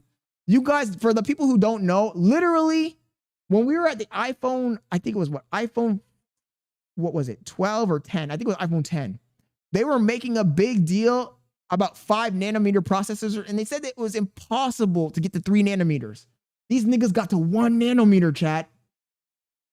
In semiconductor manufacturing, the 1 nanometer process represents the next significant milestone in metal oxide semiconductor field effective transistors scaling. Succeeding the 2 nanometer process node, it continues the industry trend of miniaturization and integrated circuitry technology, which has been essential for improving performance, increased transistor density, and reducing power consumption. The term 1 nanometer has no relation to the actual physical features such as the gate length, metal pitch, or gate pitch of the transistors. According to the projects contained in the 2021 update of the International Roadmap of Devices and Systems published by the Institute of Electronics Engineering, a 1 nanometer node range label is expected to have a contact gate pitch of 42 nanometers and the tightest metal pitch of 16 nanometers. The first 1 nanometer chip are expected to be launched in 2027. No way, bro. In 2008, the transistor 1 atom thick and 10 atoms wide were made by the UK researchers. Yo, these niggas are going crazy, bro. Nah, dude. Literally 6 years ago, they said this was impossible. Fuck me. The new iPhone, how many nanometers does it have? New iPhone nanometer processor. Damn, 2 nanometer chips. iPhone 18 series. Oh, wait, that's expected.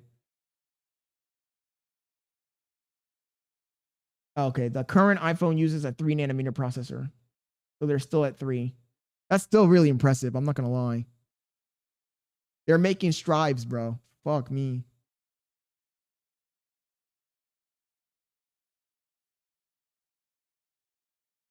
He says, Scott, why do you think we had such a tech boost after Roswell, but have been progressing at a slower rate lately compared to them? You know, on the rise, that's a good question, dude. Look, I don't want to be a conspiracy theorist, but it is kind of fishy that even before Roswell, bro, even before Roswell, like I said, human beings lived the same way for thousands of years, dude. For thousands of years, it was just one generation after the other generation doing the exact same fucking thing that their father did and their mother did. So what changed? And then, like you said, in the fucking 1950s, 1960s, we had another boost of tech. He says, also, on the rise, I would say that's not a true statement. I feel like nowadays we're moving faster than ever. We're moving faster than ever. Tech is moving faster than ever right now. And who knows what the government has? This whole AI boom, you think the government is using ChatGPT? No, bro. They got their own systems. DARPA, those guys probably already have you know, the truth is they probably already have general intelligence AI. I would not be surprised if they already had it. You can't believe everything that they publicize on TV, bro. Like, we're probably way more advanced than what they give. Especially the American military. Come on, man. Yeah, our government. Yeah, exactly. I wouldn't be surprised. I hate to say it. I keep saying they're aliens, but they might not even be aliens, bro. It might just be government tech. It might be advanced government tech. Because the American government's always 5 steps ahead, bro. Always. Always. So I don't know what to believe. That's the problem with being a peasant. We're all just peasants, bro. Nobody in here is in the inside circle. We don't know what's going on in the world. We just take everything they tell us at face value. I don't know what's going on. I don't know what tech we have. I don't know. He says, you're a software engineer. I also wrote the program for AI assist evolts from body monitoring. As far as hydration and things like that, let's keep this one off air. I'm a software engineer. I should be using my talents for more though, bro, because I'm actually a pretty good engineer, chat. That's the crazy part about it. Your boy Scott is actually a good engineer, and I don't even use that shit or value it. Literally the best engineer in my company. Literally. And my company is pretty big and has a shit ton of engineers. I think I was born to be a fucking engineer. Unfortunately, I hate to say it. I've always wanted to be more of an artist type person, but I guess I was born to be a fucking engineer after all. I'm really not that creative. He says quantum computers are the next big boom. They really are, bro. Solid state. They really are, Rob. But you should be asking yourself, what are they planning on doing with the technology, bro? That's what you should be asking yourself. Every time there's new tech, every time they come up with something new, I always ask myself, what is the goal? What is the purpose? And who benefits from it? Because are you benefiting from it? Are you going to be benefiting from the AI revolution? Are you going to be benefiting from these quantum computers? I would like to hope that the American government has our back, but do they really?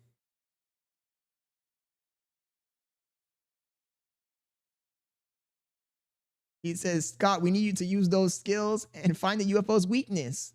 Oh yeah, I'm gonna do some Independence Day shit. 1995, bro. We just upload it to a Windows 1995 computer. I'm gonna pull up in the fucking motherboard and plug that shit in. Welcome to Earth, motherfuckers. Yo, bro. Will Smith used to be based. What the fuck happened to this nigga? He fell off. Will Smith fell off. Independence Day. No, man. But realistically, chat, shit is getting scary and it changes every year. And for those of you who have kids, look, Kanai doesn't have kids. Royalty doesn't have kids. Rob, you have kids. On the rise, I think you said you had kids too. when you have kids, it becomes scary, bro. I'm worrying every single day. Like, fuck, dude. In my lifetime, I've seen shit change dramatically in my lifetime, bro. Literally. When I was a little tiny kid in like elementary school, I remember them teaching us the Dewey Decimal System. The fucking librarian was teaching us the Dewey Decimal System, chat.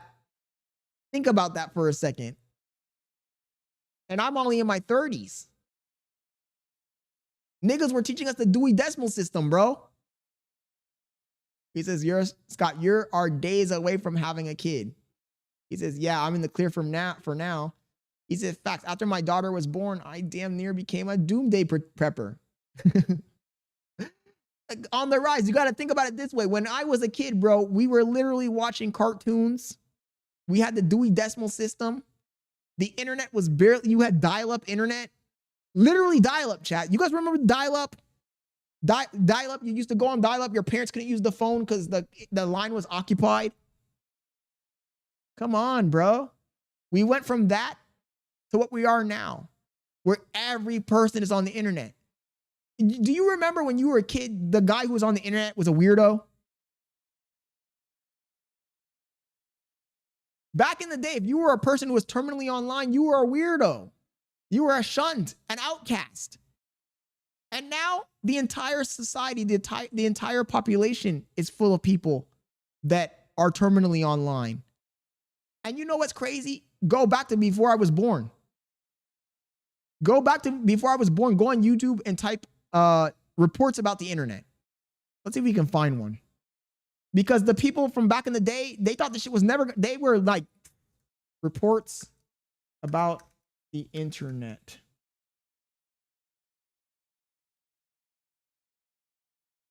When you go back and watch these old videos, imagine, if you will, sitting down to your morning coffee, turning on your home computer to read the day's newspaper. Well, it's not as far-fetched as it may seem. In fact, both local San Francisco papers are investing a lot of money to try and get a service just like that started. Science editor Steve Newman reports on one person already using the brand new system. 17 stories up in his fashionable North Beach apartment. This guy must have been rich as fuck to have access to the internet in those days. Richard Halloran is calling a local number that will connect him with a computer in Columbus, Ohio. Meanwhile, across town, in this less than fashionable cubbyhole at the San Francisco Examiner, these editors are programming today's copy of the paper into that same Ohio computer. When the telephone connection between these two terminals is made, the newest form of electronic journalism lights up Mr. Halloran's television with just about everything the Examiner. Damn, homie never made it to the gooning era, bro. You know this nigga never made it to the gooning era. He was already too old. He missed out. Damn, bro. Can you imagine, chat? This is what makes me fearful. Remember, amore morte. Remember death. We all have to die, bro. And the sad thing is when you die, you're leaving the party. You leave the party. You don't know what's going to happen next. This guy here, he never knew where we were going to go with this, bro. This guy was in his final steps of life.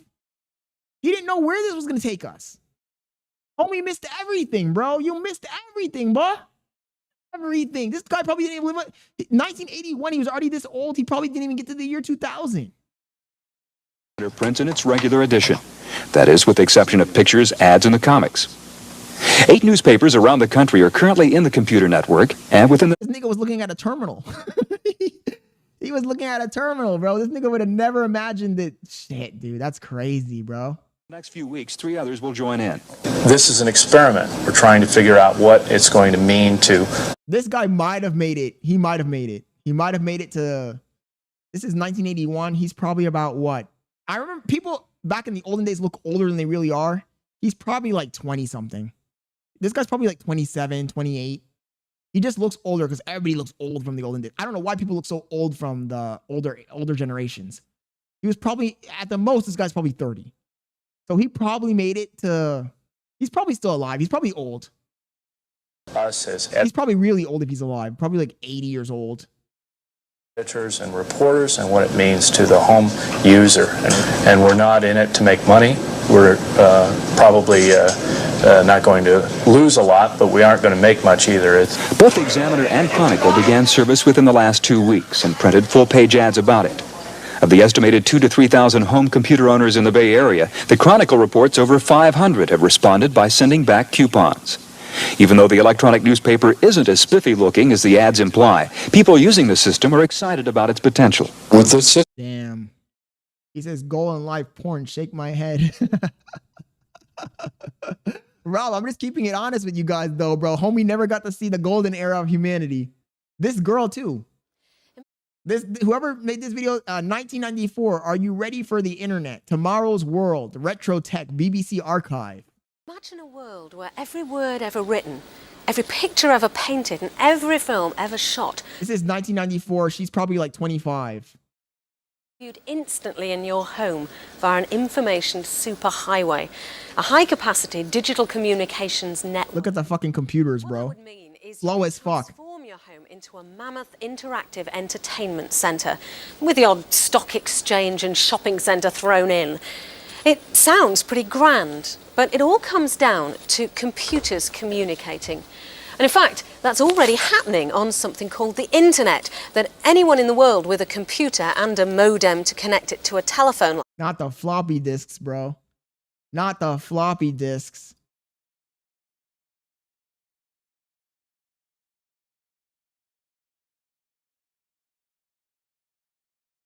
Even our boy Steve Jobs didn't get to see where this shit was going, bro.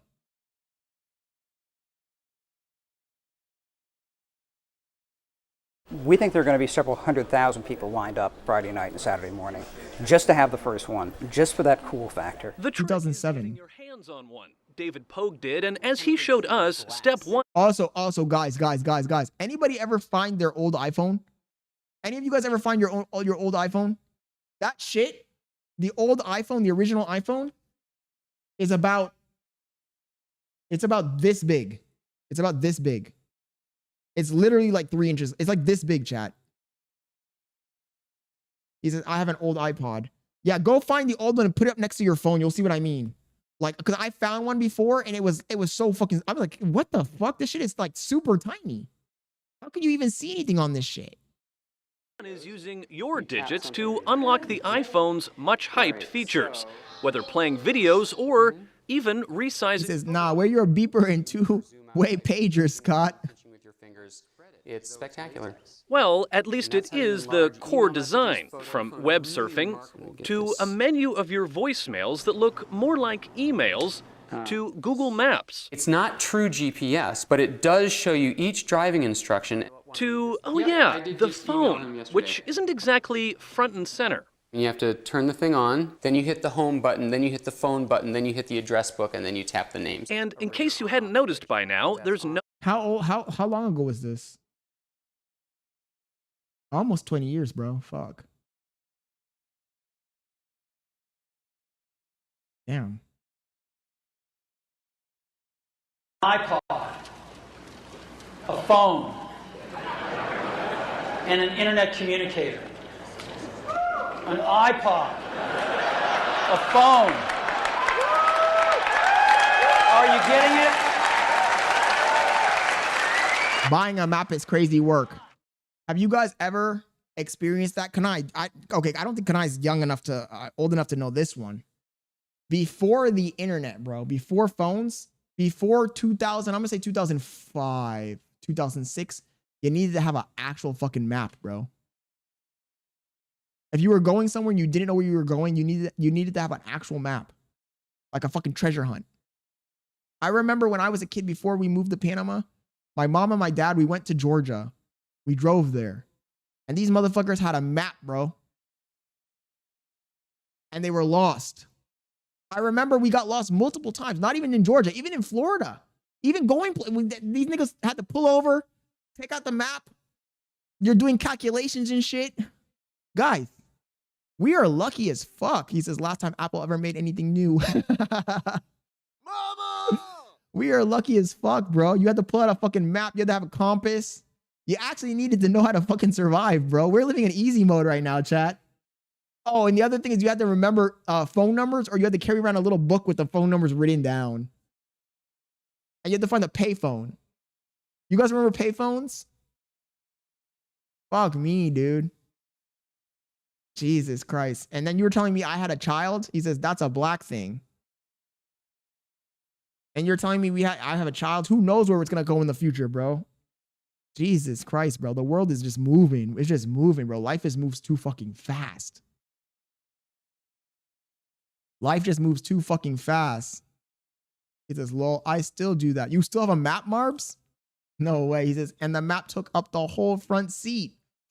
On the rise. No, that's what I'm saying, bro. These niggas it was like folded up and they unfolded that shit. It was a big ass fucking map, bro. That shit was like this fucking big. And you see your mom and your dad sitting there like two dumbasses trying to figure out where we're at. Trying to figure out like where we're at and shit. Like, oh shit, we passed mile marker 55 2 miles back. The sun is coming up over that horizon. That's the east. So I'm calculating if we go down here 3 more miles and take a left. It's like, what the fuck are you doing? Yo, I'm surprised that more people just didn't get lost and murdered. No way. Yo, Moon Man, thank you for joining the stream. Thank you for joining the stream, Moon Man. Life was much harder, bro. That's why I said the internet has revolutionized life. Technology has revolutionized life, but it's also made it worse. It's also made it worse because now we're all very isolated, bro. It's kind of sad. Don't you remember when you were a teenager? Okay, forget all the old shit. When you were a teenager in 2008, 2009. In 2009, I was a teenager. And you would have your friends over. They'd have the console. You'd all be playing in the same house. That was fun, bro. That was fun as fuck. Playing in a house with your friends and fighting over whose turn it is, fighting over who's gonna have the controller. That shit was fun as fuck. It built community. It built lifelong friendships. Unless you're like me, I'm an asshole who abandoned all his friends. But for most people, it built lifelong friendships. And it was fun. It's way more fun than sitting in a computer and Discord playing with some random strangers you're never going to meet in real life. Going outside. Yeah, you remember going outside, Kanai? Shit, riding bicycles and shit. Jumping on the trampoline, swimming in the pool. Doing normal people shit, bro. Our world, we really are kind of putting ourselves in this situation. We're putting ourselves in this fucking matrix. We really are. We really are. Nobody forced us to do it either. We're signing up on our own.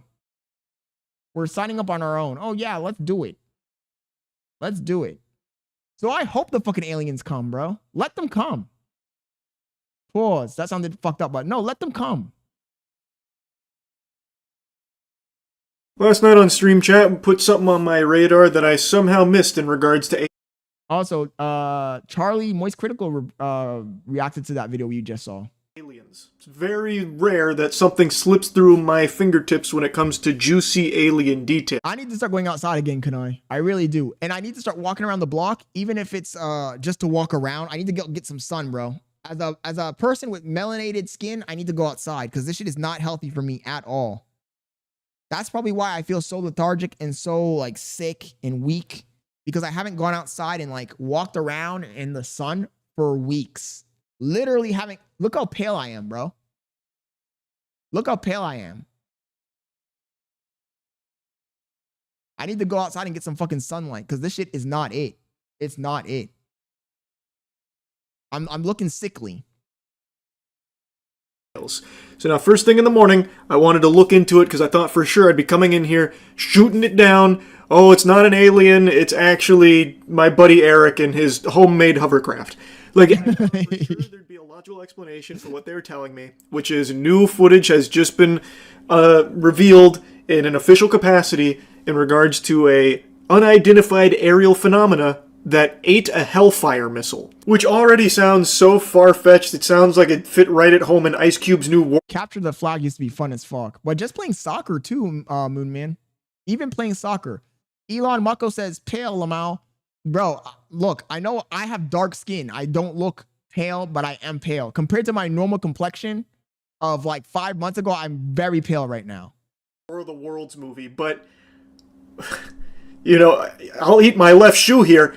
That is like exactly what this... The truth is on the rise. We were the last true kids, bro. That last generation before the internet went full berserk were the last true kids. Because kids nowadays aren't kids, bro. They're not kids. You hear kids talking, they be talking like full-grown adults with full-grown adult vocabularies. My little nephews, they were at my dad's house. We were there for Thanksgiving like a year or two ago. It was like Thanksgiving before last year. And I was sitting there, you know, my dad and everybody's cooking outside and I'm hearing the kids talk. They were not talking like kids.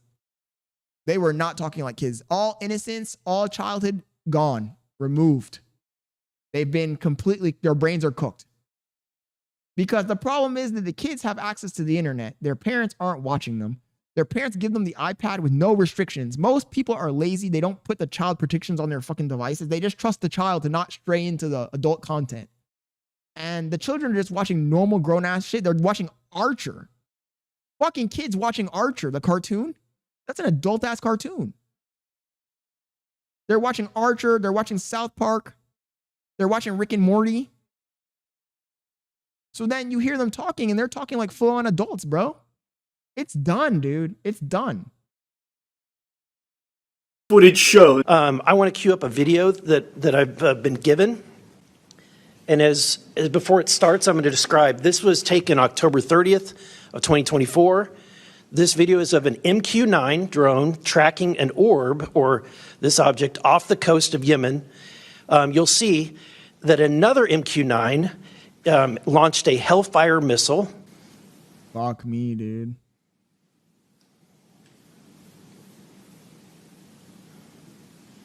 Who's authorizing the attack is what I want to know.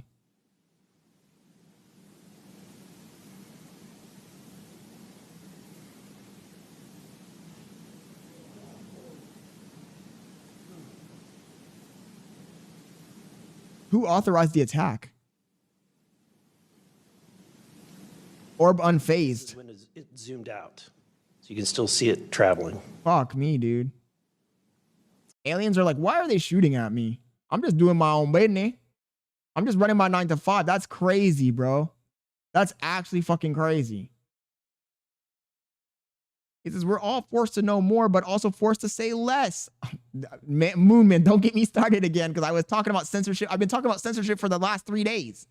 He says censorship, or the control of free flow of information, is one of our biggest problems. That and misinformation. We're getting flooded by misinformation, censorship, and a bunch of other control mechanisms. It's overwhelming, bro.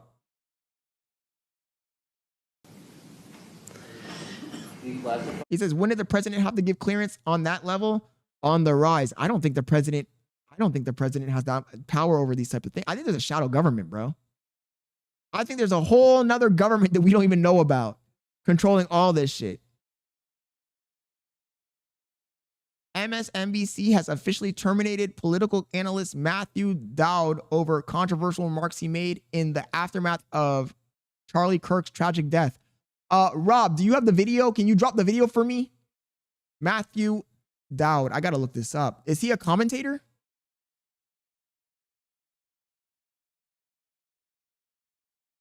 Is Matthew Dowd a commentator? I want to see what he said. Matthew Dowd. He says shadow governments have always existed, so it's possible. There's 100% a shadow government, bro. There's no way. There's no way. This is just a facade. The military is probably in control, to be honest. And the military has so many factions, no financial accountability, and so many factions.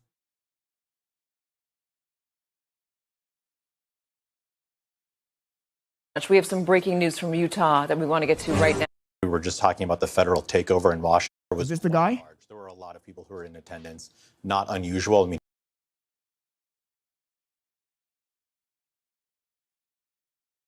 first of all, who is the guy? What's he look like? yet. I know we were just talking about the. Oh, is it this guy? Washington that began. What was just said, he's been one of the most divisive, especially divisive younger figures in this, who is constantly sort of pushing this sort of hate speech or sort of aimed at certain groups. And I always go back to. No, I didn't see the sniper.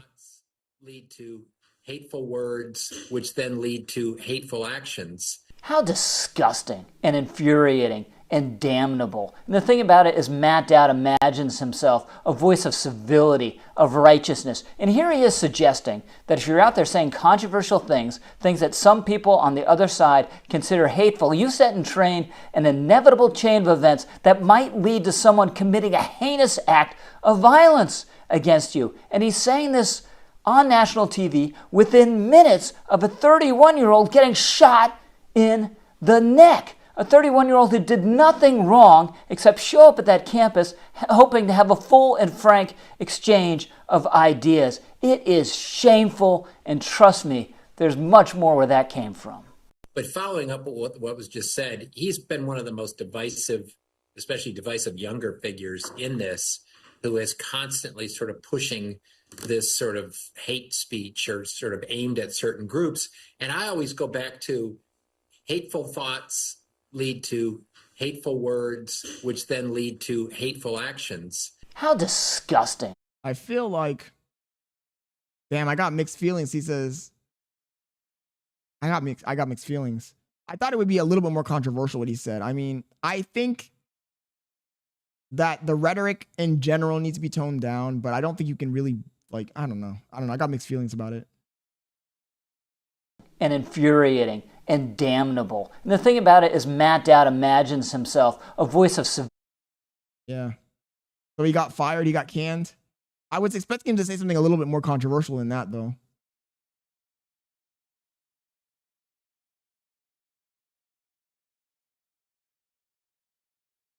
Anyway, where were we? Where's the video I was watching? So now I've made fun of a lot of new footage that keeps surfacing, like the fucking steel soccer balls that have been spotted, you know, in Colombia, and then it's like, here's the proof, and it's a guy posing next to what looks like two colanders glued together with his nipples out. Like, that kind of stuff is so silly and so stupid. It is clearly a hoax. This, though, I don't have the same criticism of. But don't worry, I have plenty of criticism for it. This video is still pretty fishy.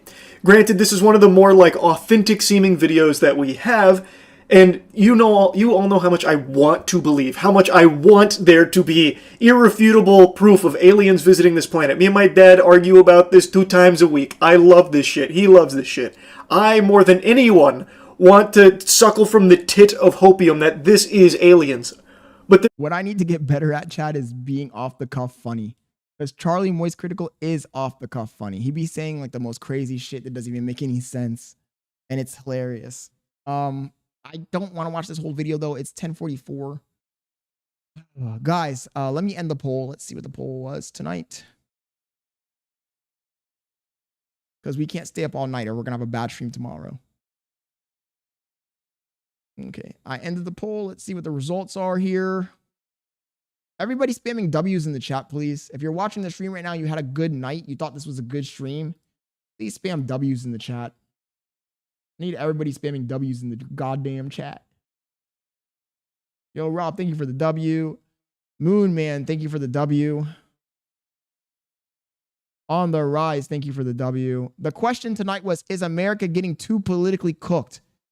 74% said yes, the brain rot got us. 25% said no, we still have hope. There was 104 votes, bro. Fuck me, chat. 104 fucking votes is crazy. Damn.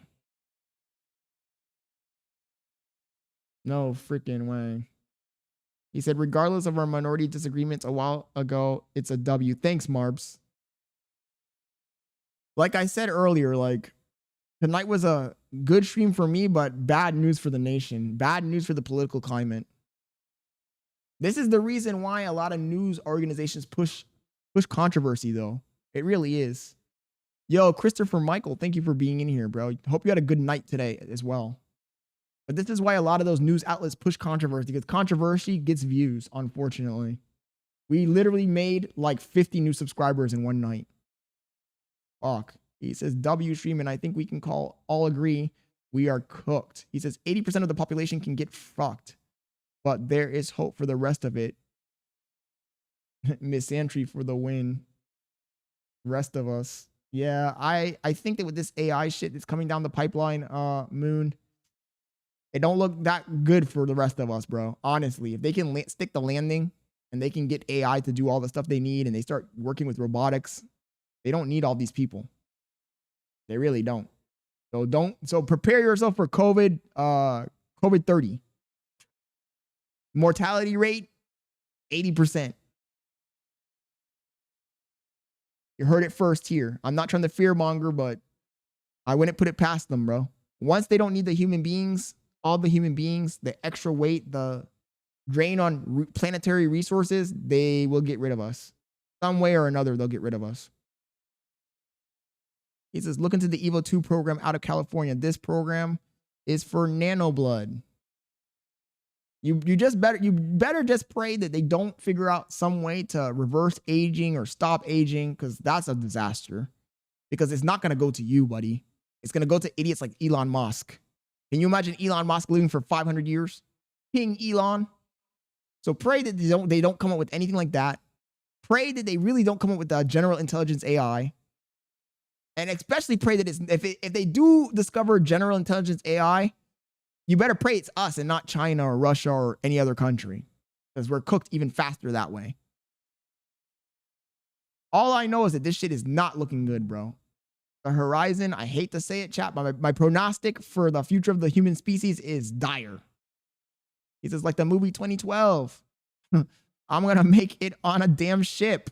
Oh my goodness. They ain't letting us on no damn ships on the rise. If there was a real disaster and they had 10, 15 years to prepare and they built those ships to leave the planet to go somewhere else, we ain't getting on that ship, bro. Only the ultra rich would be going on that ship and people that have a skill that's necessary. Ordinary schmucks like us, nah, they would leave us here to die. They would leave us here, bro. No cap.